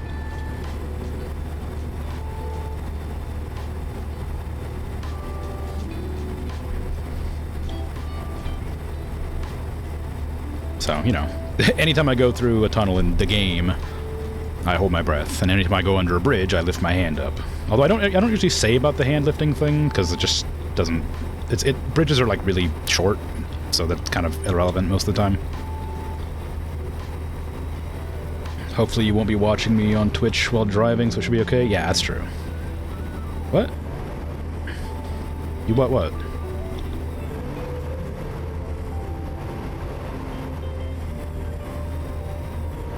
Did I say something strange again?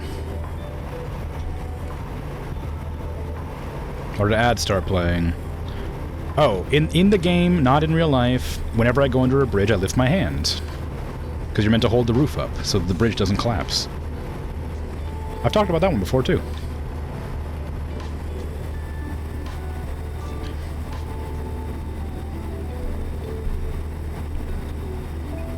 Don't remember that one? Oh, yeah, it was probably because the other one was so absurd.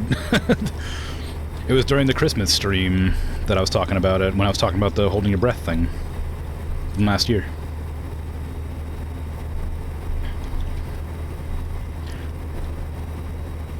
But yeah, the second one is, you know, it's hold your breath so the tunnel doesn't collapse, and hold the roof up so the bridge doesn't collapse. Obviously. Duh. There's a genuine thing that, ooh, the infantry can't march over a bridge. You have to stop marching and walk unevenly. Yeah, you gotta walk without rhythm. The Shai Halud's gonna get you. They love hanging out under bridges. But no, I know, it's because of the impact. It causes, like, wavy structure damage. Because of the... because of the rhythmic undulations.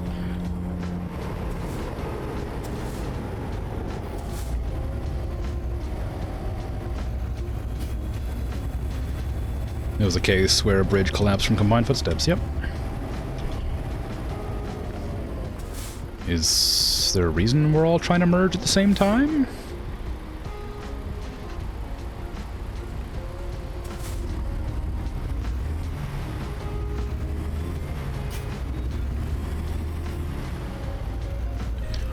Respect the wildlife, even on the highway. Big old freaking elk over here. Bridges aren't a fan of specific vibrations. Yeah.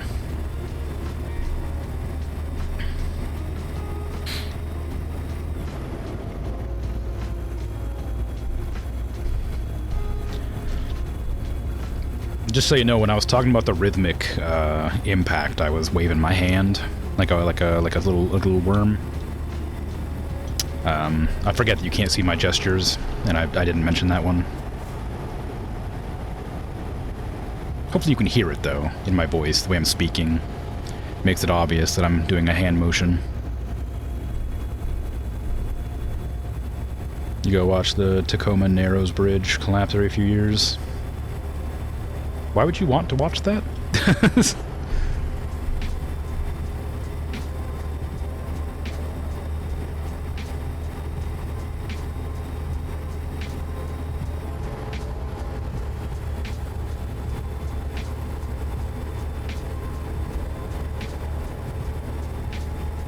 Galloping Gertie.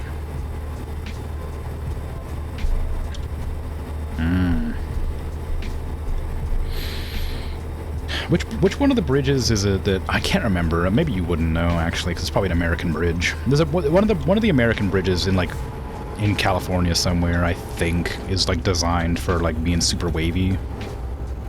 Is that the one? Yeah, that's the one. Okay, yeah. It's a bridge that shook itself to pieces from the wind amplifying the bridge wobble. Yeah, that's the one I was thinking of. Was that not in California? That's Tacoma? That was California.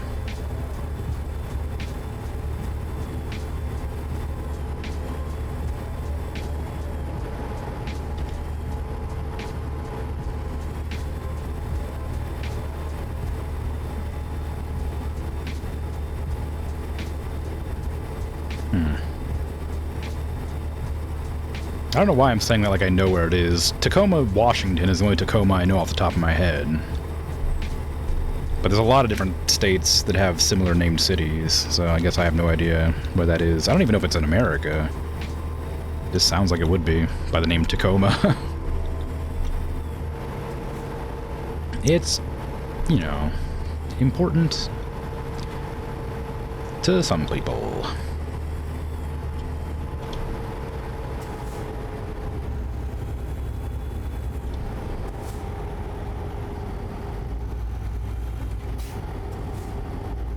Google Maps puts Tacoma Narrows as a bit of Seattle, yeah. So that's in Washington, yeah.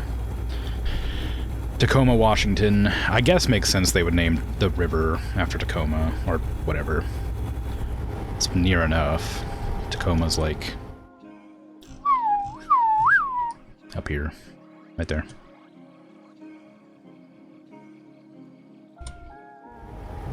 I thought that was in California, but I guess it must have been in Washington.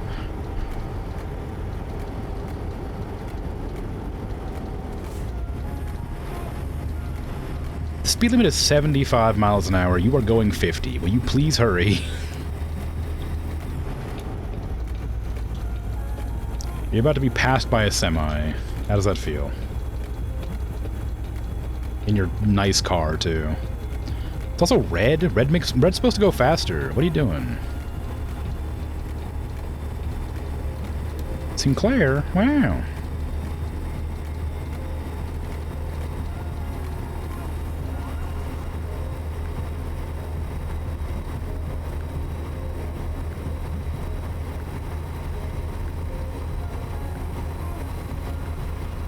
Sinclair reminded me of Eclairs, which is why I said wow, and then I got sad because I'm kind of hungry. Yeah, I don't have any Eclairs. I haven't had an Eclair in forever.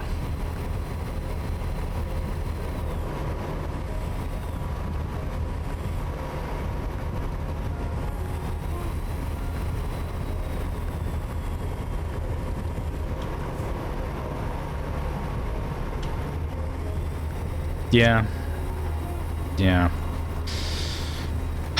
Yeah, they're full of cream. That's probably why I haven't had one in forever.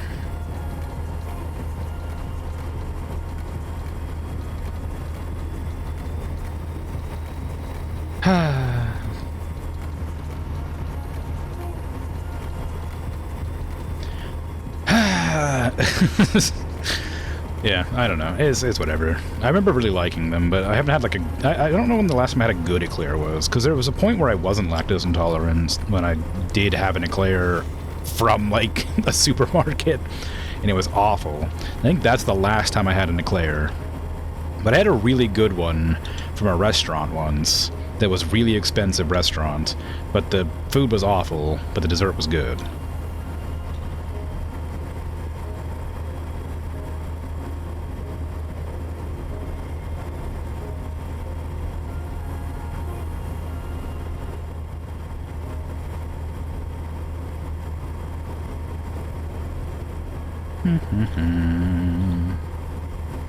It's always a difficult one to not be allowed to eat dairy. There's so many good dairy treats.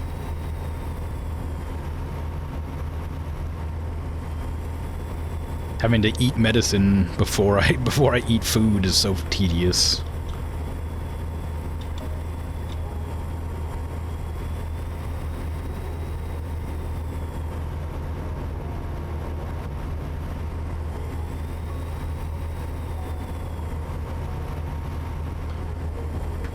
But maybe one day. Maybe one day. I'll suddenly stop being lactose intolerant. Probably not, though. I don't think that's possible, but we never know. You have lactase drops for adding to cream? I mean, I have, like... I mean, I don't know. I didn't know there was such thing as drops, but... I've got some pills. I got some lactate pills that I can take if I'm ever needing them, but I just don't want to have to keep... I'd rather just... Instead of buying the pills, I would just rather avoid it altogether. Just an unnecessary expense. Not to mention dairy products generally are fairly expensive, I find. Put them in the thing and the enzymes work before you eat it. Oops. You have to put it in a day or two in advance. Wow. Wow, okay.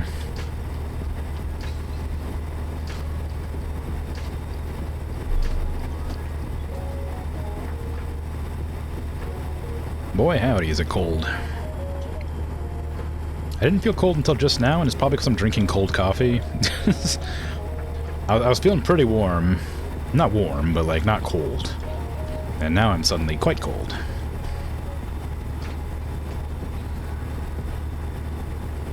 Darn you, cold coffee. How dare you? How dare you be cold? Where's your courtesy?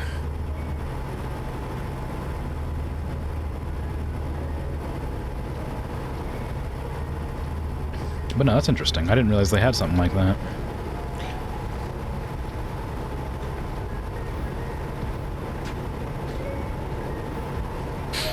You know what I really want to do? I really want to make the, what do you call it? Oh god, I've forgotten already. There's a type of hot chocolate. I think it's Italian, where it's just like super thick cream with like melted chocolate in it, like proper chocolate. And it's like it looks so good and I want it, but I know it'll hurt me. But I could make it at any time. I have the capacity. And it looks so tasty. But I can't. Also, it's like there's like the downside of like it's a much more like a it's one of those things where it's like it also probably doesn't the flavor or whatever probably doesn't justify the cost or whatever as well. You've had it, you don't recommend it? It's too much of a whole mug of it? Really? Oh no. No, it looks so good. Dang. Dang, here I was. Well, I guess that helps. It's good, but in small amounts. I think you'll find that I'm an American. We don't care about amounts. All we do is consume.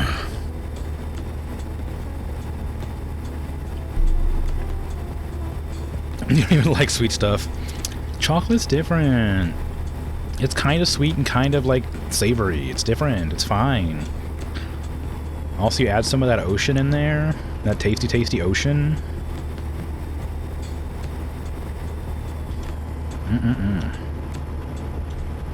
Get that saltiness. Sea salt.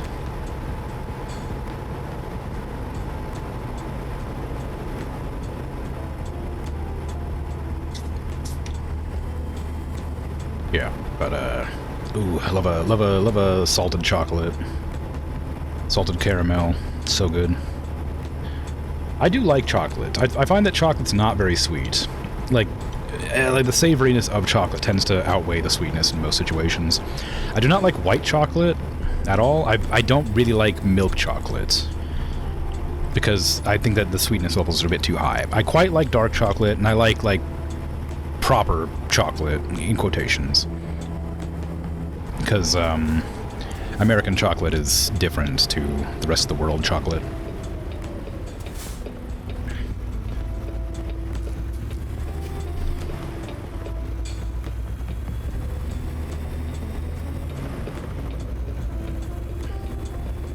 How do you crash a Cessna? What the hell? Think you would have near immediate regrets when you got a third of the way through the cup, and then again more regrets many hours afterwards. I mean, you're probably right, but it wouldn't stop me from trying it, you know? Like, it's again one of those things. Like, I always want to try new stuff, even if I will end up regretting it in the end. I would just have it once and then never again, right? Like, I love trying new stuff. I just sometimes it isn't good. But, like, you know, it's fine. It's good. One of the, like, most, like, quintessential, like, American, like, Western thing is going camping in the forest and, like, waking up in the morning to, like instant, like, water-based hot cocoa. And, like, that's really sweet, but, like, the experience of drinking it while you're out, like, in the cold after, like, a rainy night in front of a campfire just, like, adds to make it great. Like, you know, I don't like sweet stuff, but if I hadn't experienced it, I wouldn't have known how wonderful it is, just because I didn't want to drink sweet hot chocolate, you know?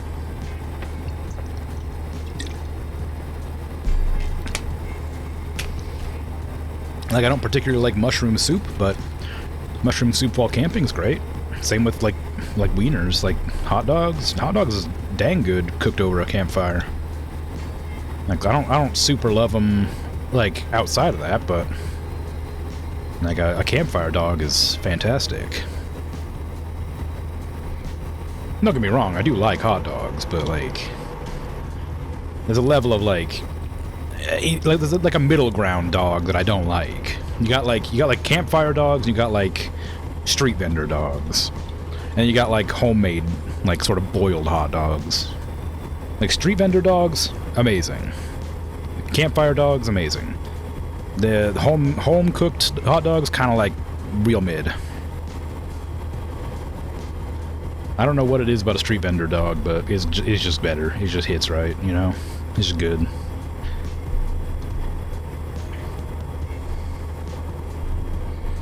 God, I haven't had a street vendor dog in so long. I don't have street vendors around where I live anymore. There used to be a taco truck that ran by around these parts, but I think they left. I don't know when. Bark. Not like that kind of dog.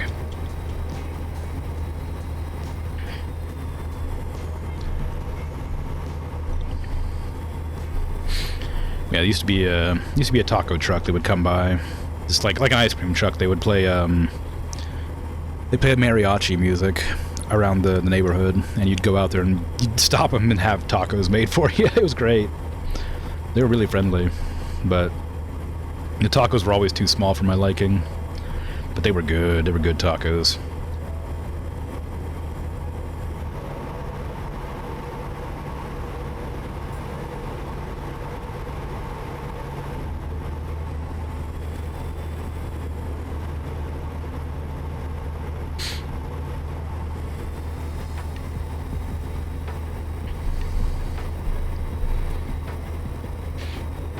I'm trying to think of like other types of food that I've had that has like been like impactful in my life.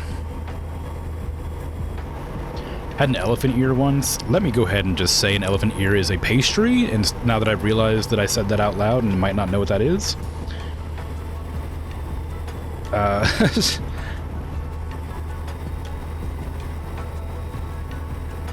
realized that might be an American food.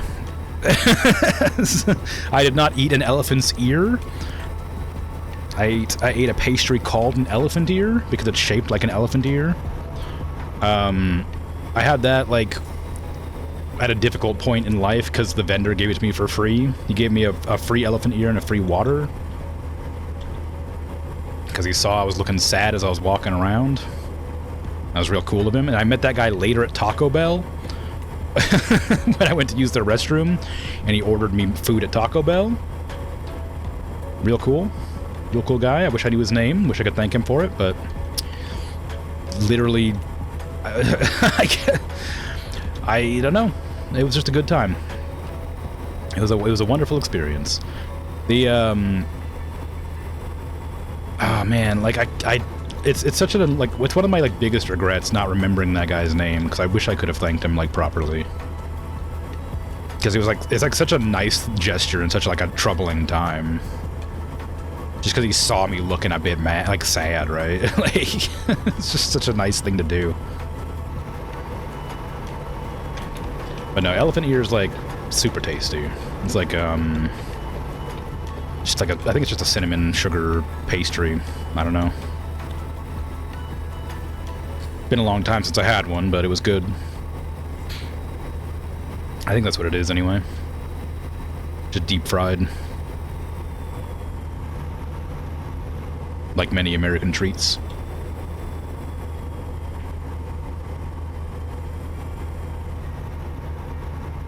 I don't even know if it's American. It just was good. But like there was that one.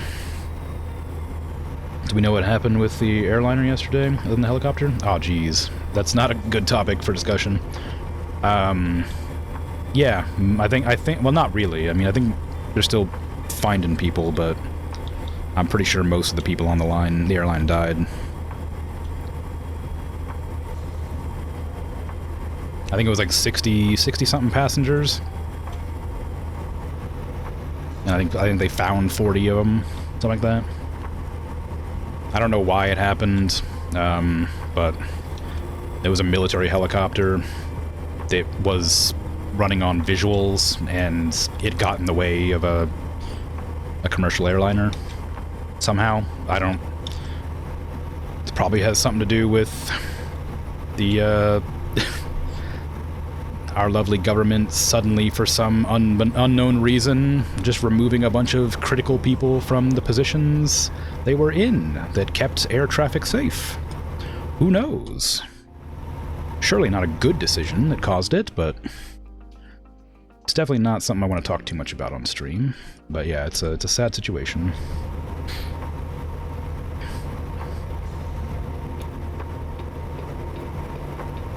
It was just a lot of... I mean... Yeah.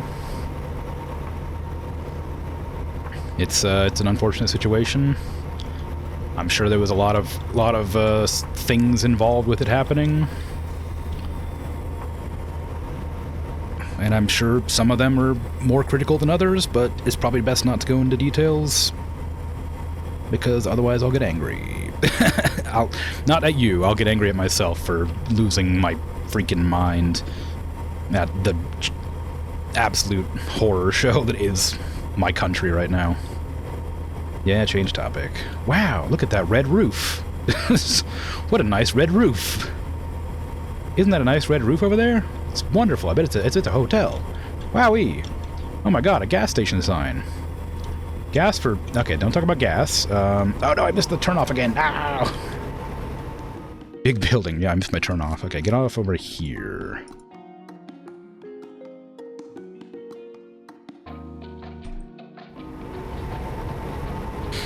But yeah, try to think of other like fun foods that I want to try.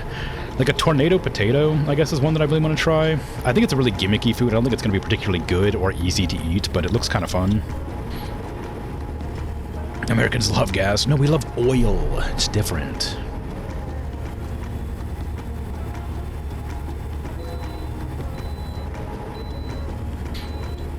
But there's like a street food called like a tornado potato, which is just like a chopped up filleted potato kind of thing, like not a filleted, like a skewered potato, and it's it's just like street food. You seen them? Yeah. And I can't imagine they'd be like good, because it just feels like a nightmare to eat, right? But I also really want to try it. Spiral, yeah, basically. But I want to try one really bad. It's probably just like a fried potato. It's probably not great, but it just seems like it might be interesting, you know?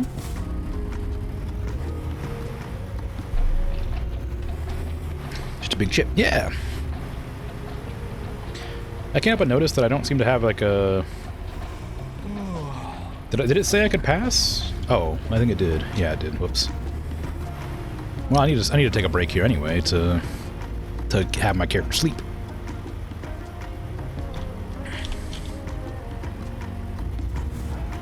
Somewhere? Somewhere? Sleep? Please? Hello? Sleep?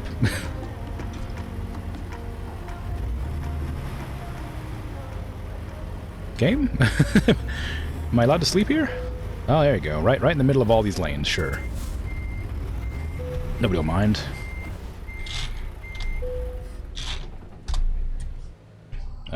Give me a sec. I'll be right back. I gotta fill up my water and let my dog out.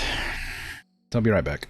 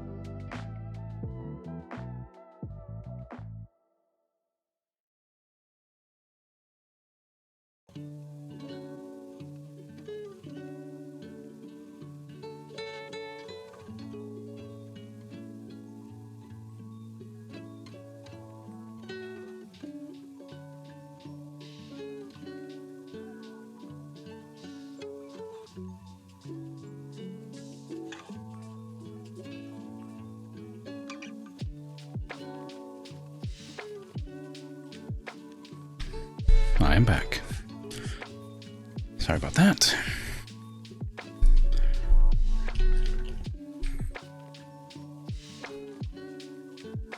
I have water, but it's cold. Bad. Bad cold water. Anyway. Back to game. I really need to figure out the overlay situation with the like weird issue with the alerts.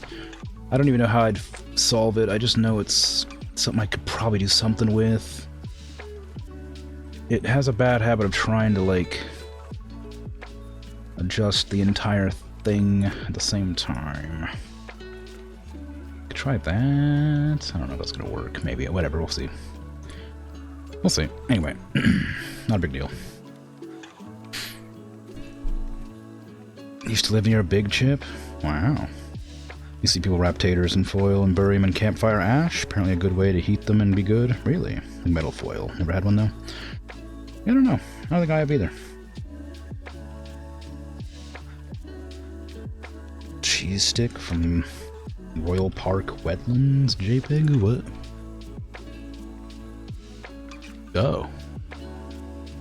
Well, that's clearly a cheese stick. That's not a chip. I think you'll find.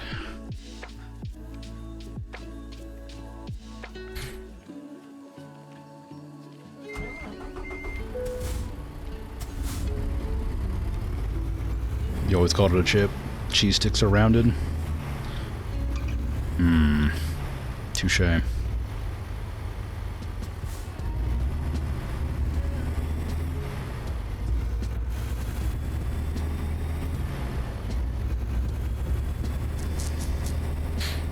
I'll probably go long today as well, by the way. I know it's kind of at least I got to it before 4 o'clock today. But I'm not really super tired. And I quite like driving. Also, because I'm not doing my 5-hour Oblivion streams, it feels weird. You were yawning earlier. I haven't yawned in a while. I don't know why. Like, just like the first hour of stream, I was really tired for some reason. I'm not tired, but like I just kept yawning, and I have no clue why. I wasn't particularly tired. Nothing had been going on to cause it. Maybe more stressful topics lately. Maybe. I don't know. But I'm not particularly tired now, so I'll probably just go for a while longer.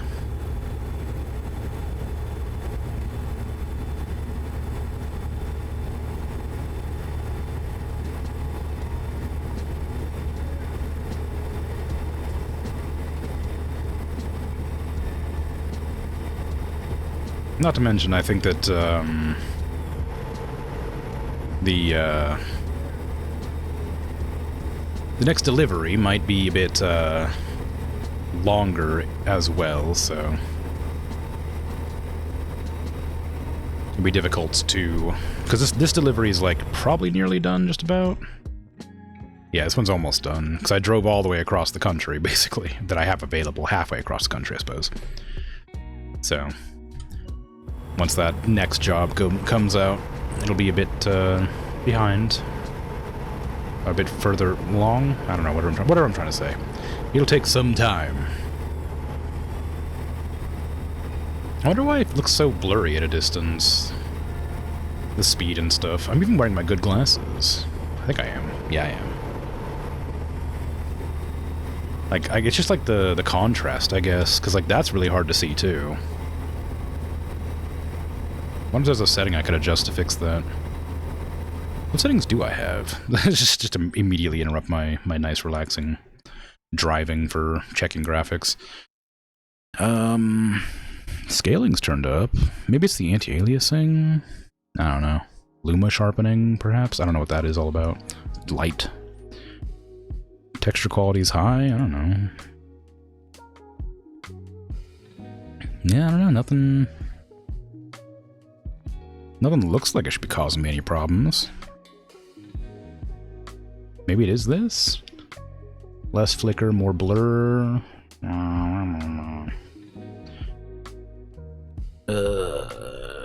Maybe. Well, probably fine. I don't know. Whatever. Not a huge deal. I can see what the number is, and even though I can't see the glowing number, I can still see the dial. It's more just like that that's kind of bothering me, is it's hard to see what the speed limit is.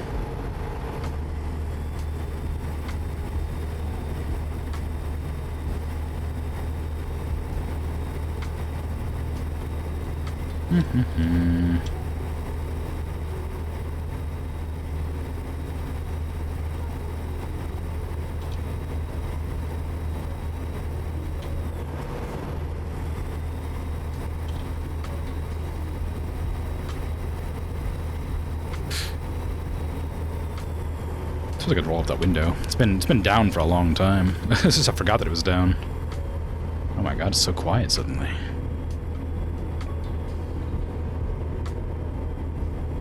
Wow, what's that? Something. It's a balloon? Dunno. Oh my god, hold up the roof. I did it. I held up the roof. You're welcome.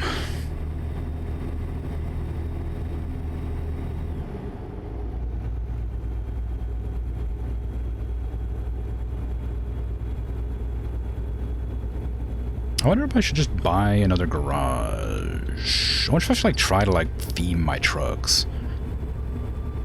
Maybe. Be kind of fun.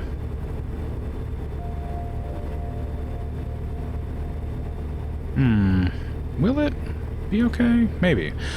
It's hard to like figure out what kind of trucks, because I want like red trucks, because you know obviously Crimson Moon. Pff, oh, duh. But I need my truck to be the most impressive truck because I'm the leader.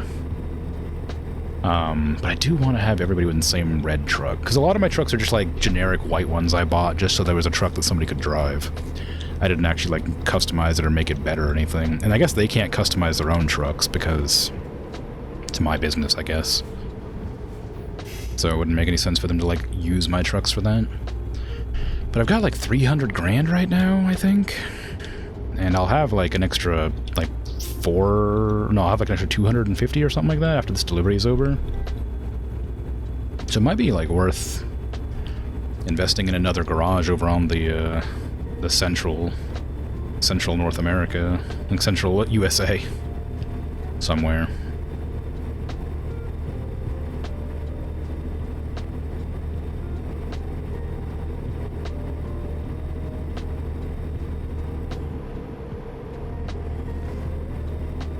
I don't know.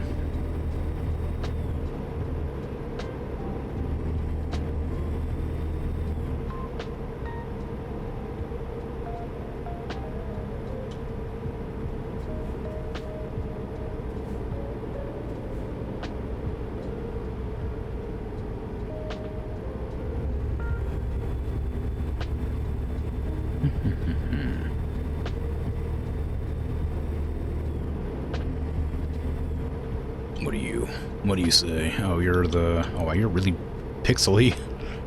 There you go. The fire in your engine.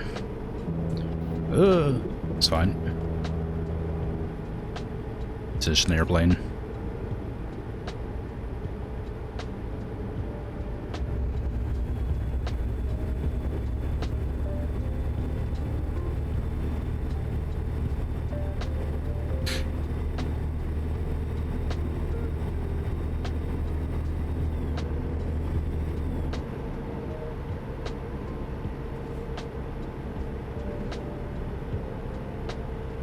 Have I never been over here? No, I guess I have. That area is yellow.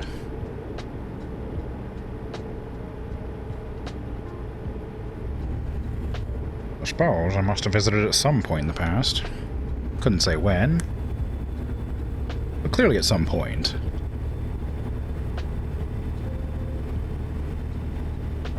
Don't hit me. Good. I wasn't gonna let them merge, which is probably probably asking for trouble, but yeah, they stopped.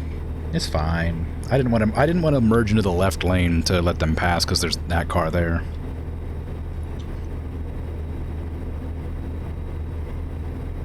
What was that? That helicopter like flew through like an invisible barrier above that sign right there. Is that like an infinite? It's like it must be like an invisible wall that goes straight up above that sign.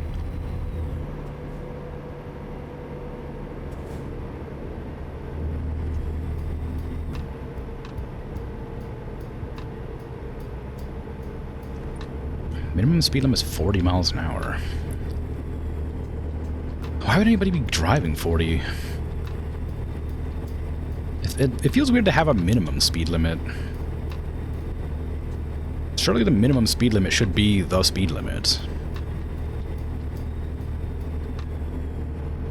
Like in most situations. Like, it'd be weird to not have it that way. I guess if like maybe like a tractor or something that can't go the speed limit, maybe that's the reason.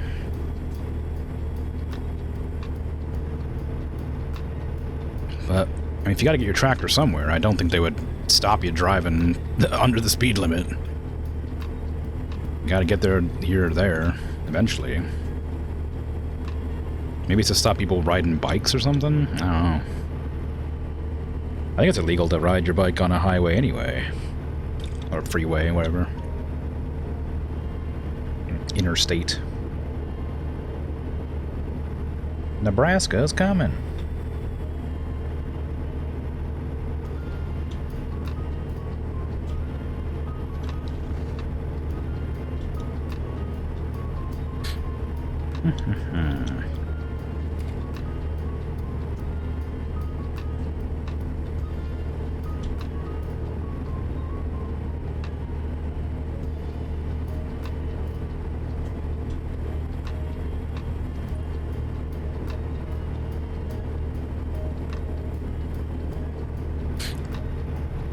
Trying to think of something to talk about, so it's not just listening to music while I drive, but nothing's coming to mind.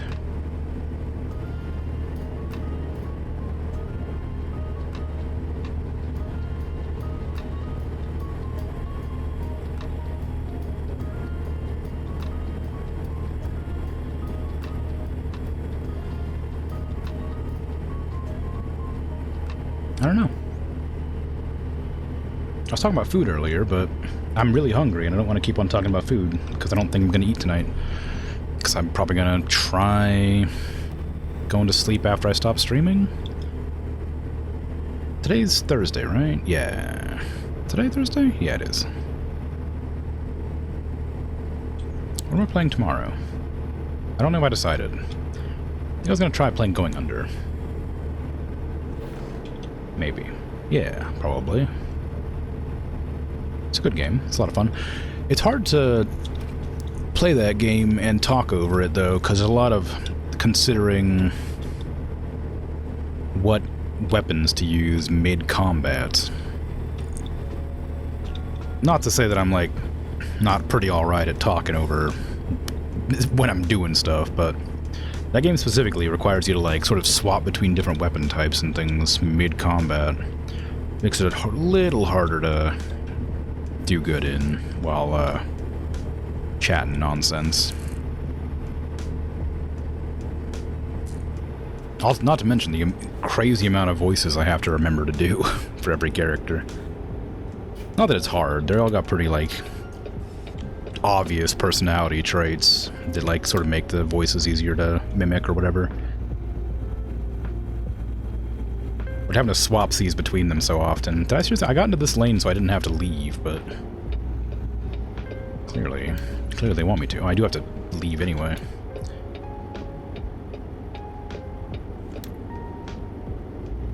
Going to Downton.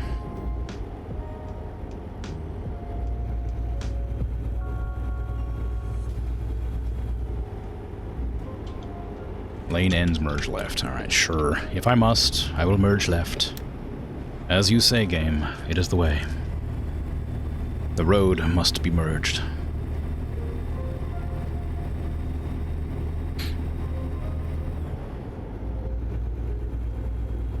Well,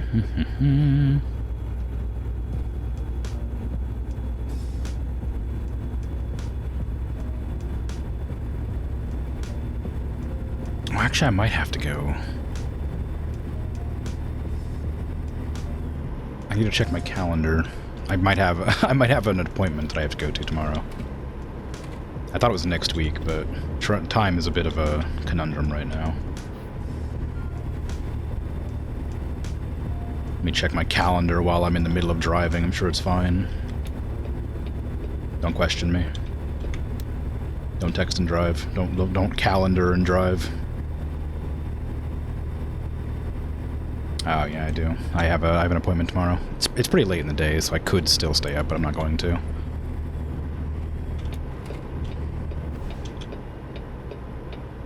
I'm hoping it was next week, but apparently not. Ooh, that was close. Sorry for the startle. I almost rammed right in the back of you. I was paying attention that time, too. I'd put the calendar down. Apparently I drive better when I'm calendaring. Scheduling? Confirming? Something. Just gotta get these space parts. Spaceship parts, whatever. Their destination.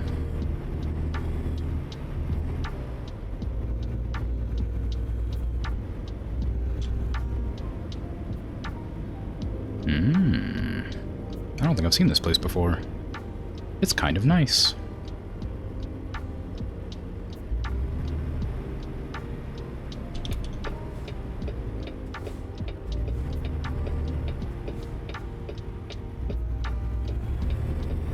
Where am I delivering this even to? I don't think I even bothered to, like, learn where I was going with this. Somewhere.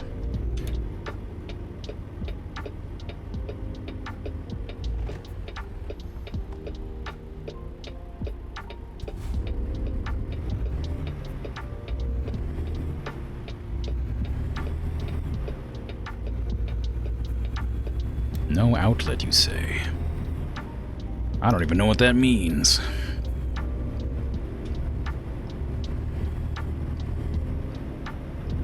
I don't comprehend words.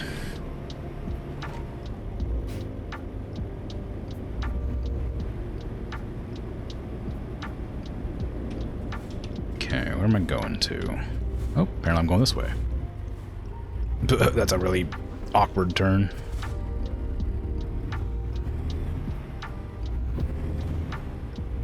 Hopefully there's no trains that come along that edge. I don't think there are going to be, based on the layout, but maybe there would be at one point.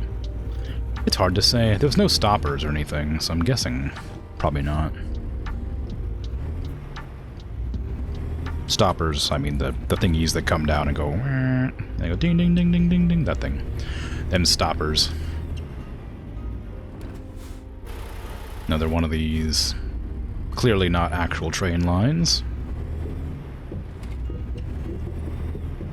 Slow, 15 miles an hour. Boo. Boo. Slow speed limits. Boo. Freaking traffic laws over here.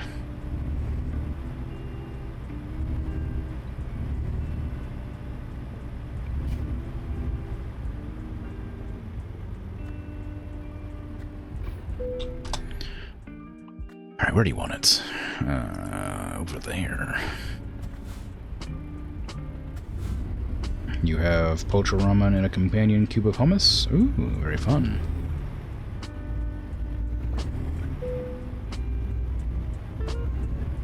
I will have to leave early. I don't know if I was, I don't know if you heard me when you were cooking or whatever. I have an appointment tomorrow that I forgot about. I thought it was next week, so I will have to leave on time. I said early, I meant on time. But I apologize for the exciting news being immediately retracted.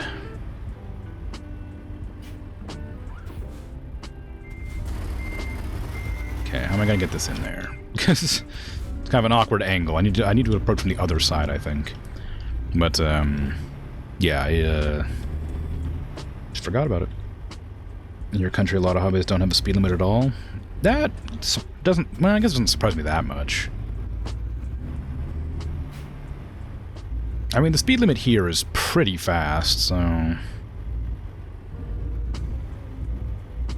I imagine an extra, like, you know, 10, 20 miles an hour probably wouldn't be a huge deal.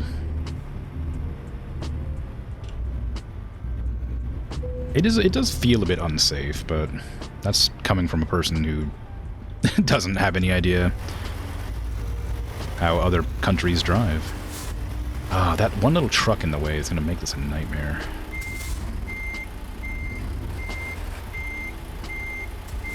Yeah, I'm not going to be able to do it from that angle.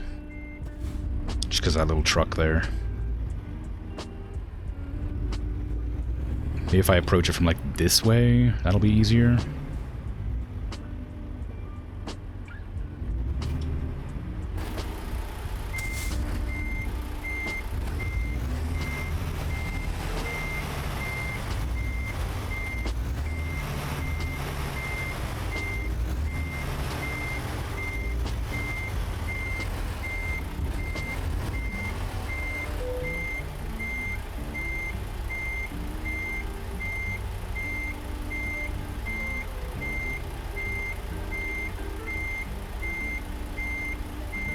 I missed it a little bit.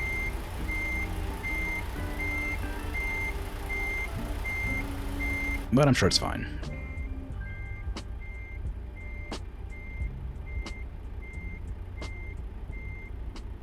You know of the Autobahn not having a limit? Didn't know it was lots of highways? The system of highways? That was a one-ish highway. Driving 130 miles an hour is not uncommon.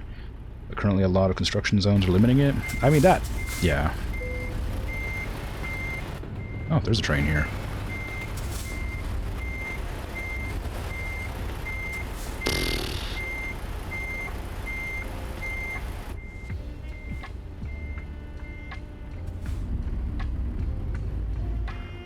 Am I gonna get this in here? Maybe. It's not... it's just like such a bad angle. It's not impossible, it's just not easy. So I gotta like come at it from like a separate angle to what I'm doing now. Because I don't want to bump into that one across the way slightly.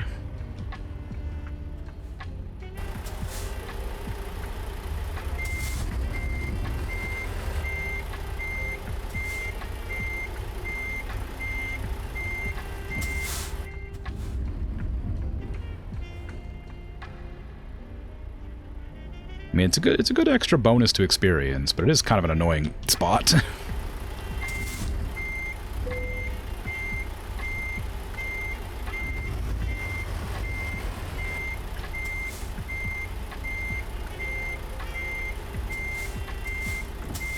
Okay, you just turn all the way to this side. A little gentle pull out this way.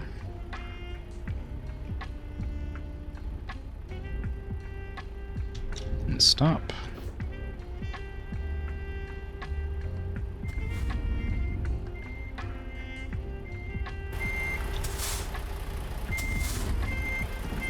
Okay.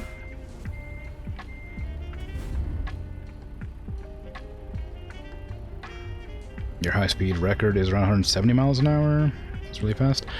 I don't know if I'd be comfortable ever driving that fast, even with the speed limit being allowing me to do it. That just feels kind of dangerous.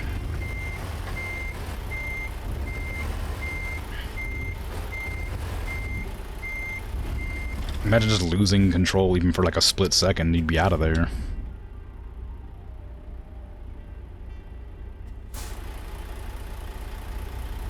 Why is this not working? Why are you being such a pain in the butt, huh?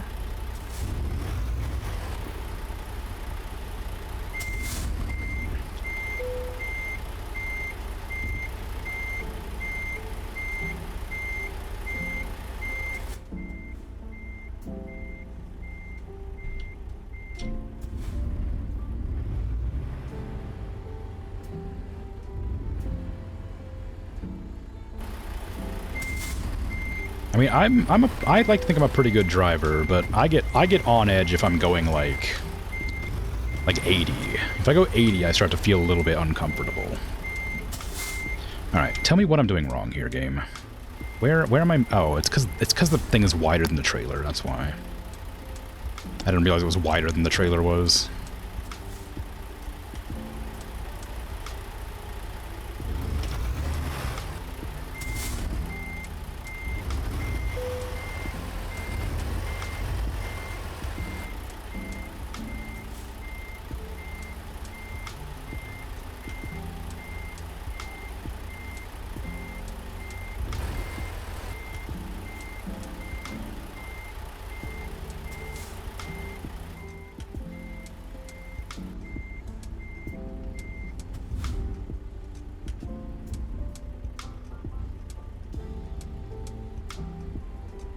I still have to go and, like, find an inn to park at, too, after this.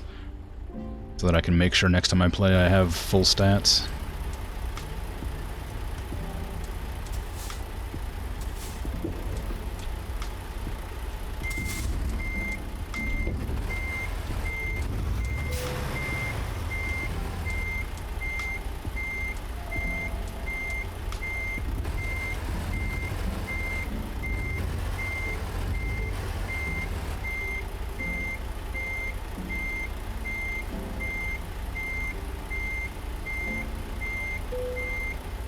Okay. There. It's done. It took a lot of doing. 80 miles an hour is the average speed there on the highways for trucks around 60? Yeah. Trucks especially shouldn't be going anywhere near that fast, obviously.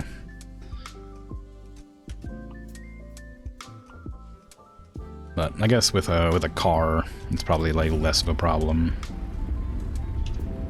I still wouldn't be comfortable.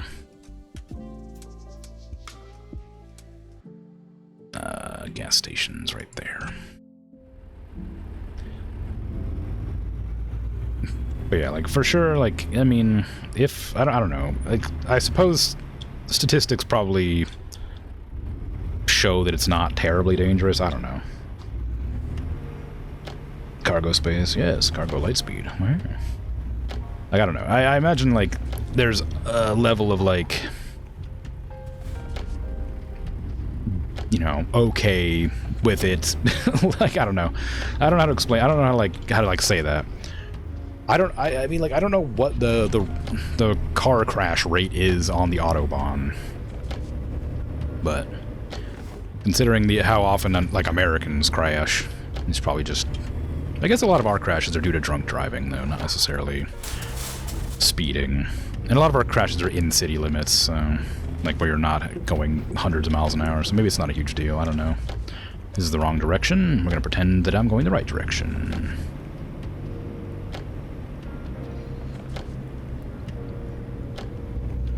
Thank you all for pretending that I was going the right direction.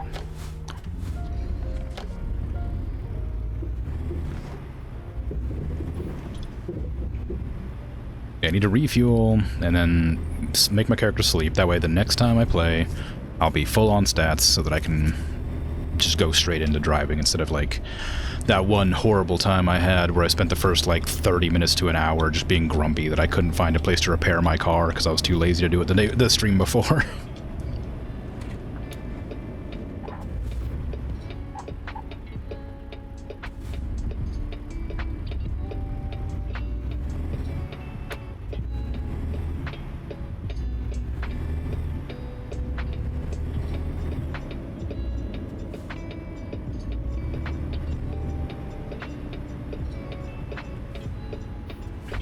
Turn green. Come on, turn green. I believe in you.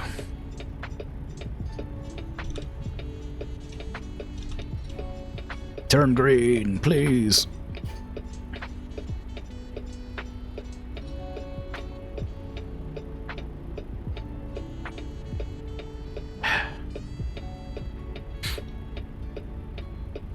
Oh wow, I'm almost out of fuel too. I didn't even realize. I was, like, really low on fuel. Aside from, like, realism, I guess, I wonder why all these gauges are here, because they don't really do anything as far as I can tell. Maybe they would do something if I had all, like, the realism stats on. Because there's like a couple of like gameplay stats you can turn on or off. It's like make it more realistic. Like there's air brakes and stuff, which I don't have on. I'm not sure if that... I'm not... Like, all these gauges I don't think are affected by that. I got fuel filter, like, you know, whatever. Hey, Robot Dog, how you doing? Constantly surprised to see you live, which is odd since I'm live every day. Yeah. You forget that you only start at 8, so it's unreasonable for you to be live now. Yeah, I'm about to end my stream. I was planning on going for another hour, but I forgot I had an appointment tomorrow that I have to be at. Well, obviously. But, you know, the, time... Is that what time I stream? I don't have bots, sorry. It'll be 4 hours before now. Is when I start streaming. So whatever time it is now, 4 hours ago. Is my beginning. Right now? Oh, it's 4 a.m. for me.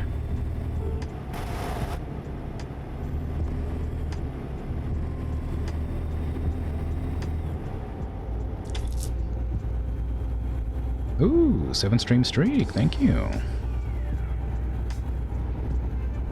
PST, yes. Pacific time. Last year you had 366 on highways without speed limits. 5,800 seriously injured, geez. 4,000 on highways without speed limits. 26,000 slightly injured, 15,000.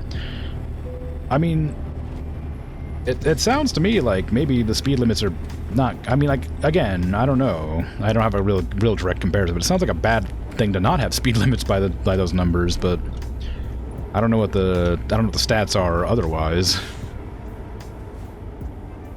Get back from a meeting today and you were like, oh, I've missed stream, won't be able to get the streak. How long was I? Ah, yeah. Yep, I usually go for 4 hours, sometimes 5, depending on the day. When I was playing Oblivion, I was going 5 hours every day I played Oblivion. I'm not sure if I'll keep up that streak, but we might find out.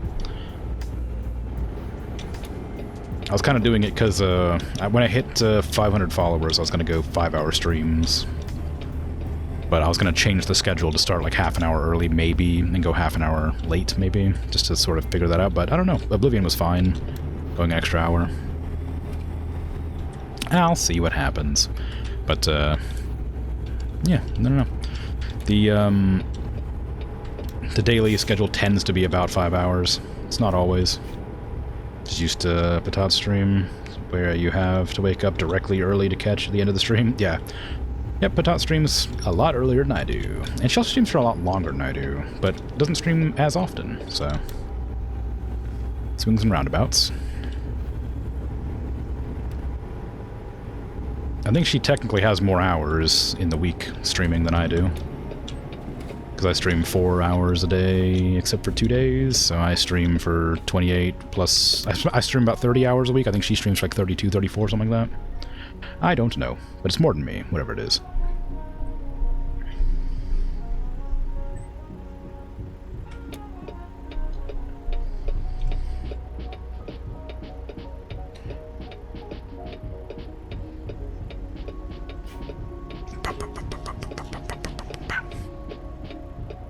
That most of her streams are 4 to 5 hours. Is it? I thought her streams were like 8 hours. I don't know, I forgot she stopped doing that. She used to be 8 hours.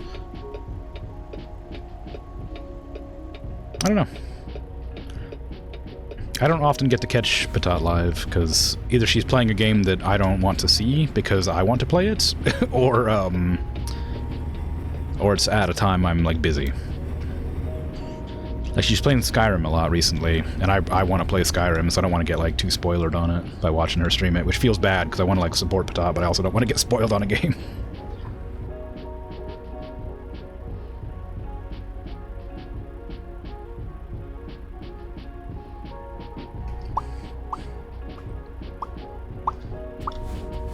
You rarely see a whole stream because of time zones. I mean, yeah, that's pretty normal, though. That happens with everybody, I think.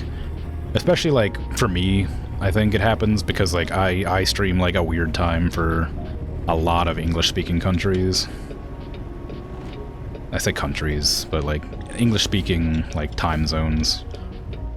I stream at a weird time. For a lot of times. I get Australia pretty well, and basically anybody in Europe hits me like pretty much at the right time, but it's not always. Not always. Definitely almost nobody in America. Near the end of my stream, I might be getting people waking up in the US, but unless they're up real late, like, then it's usually a no-go for US streamers or US watchers.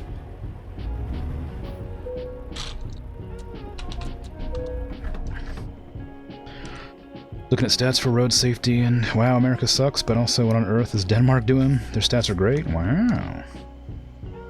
Yeah, America's awful for accidents. But I think that what's the ratio of cars owned to person in like America versus other countries? Because I think that's a big one, and why that happens. Because America's like super car centric, like our entire like culture is cars and guns.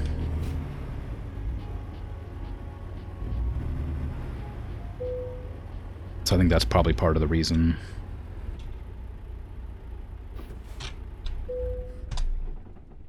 It's a tad annoying writing commands for Patat with streamer bots solely due to time zones because you usually work on non-work stuff in the middle of the day. And you gotta wait till evening before you can ask her anything. Yeah. That's a good looking truck. Let me see. Where's save? There it is.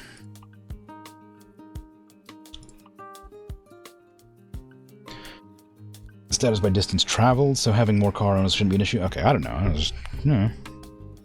Oh.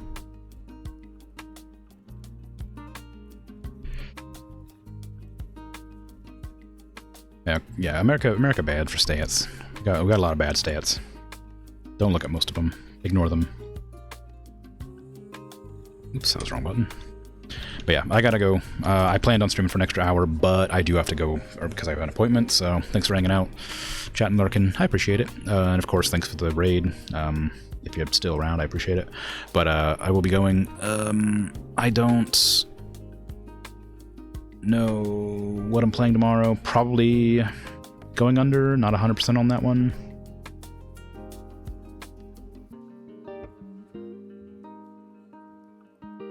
Want to continue raid train? Probably. I don't have anybody on my list to raid aside from Hazza, but I think it's kind of a weird raid into Hazza.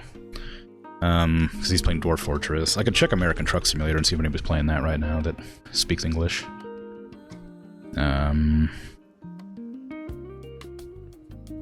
There's an Aussie playing right now. I guess I could raid into them.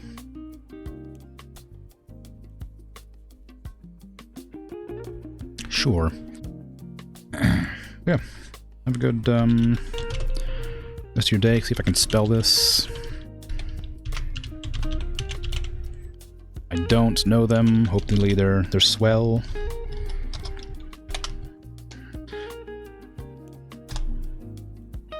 Let's find out, I guess. But yeah, I'm out of here. Have a good rest of your day, night, afternoon, evening, whatever time it is for you. Take care. Bye-bye.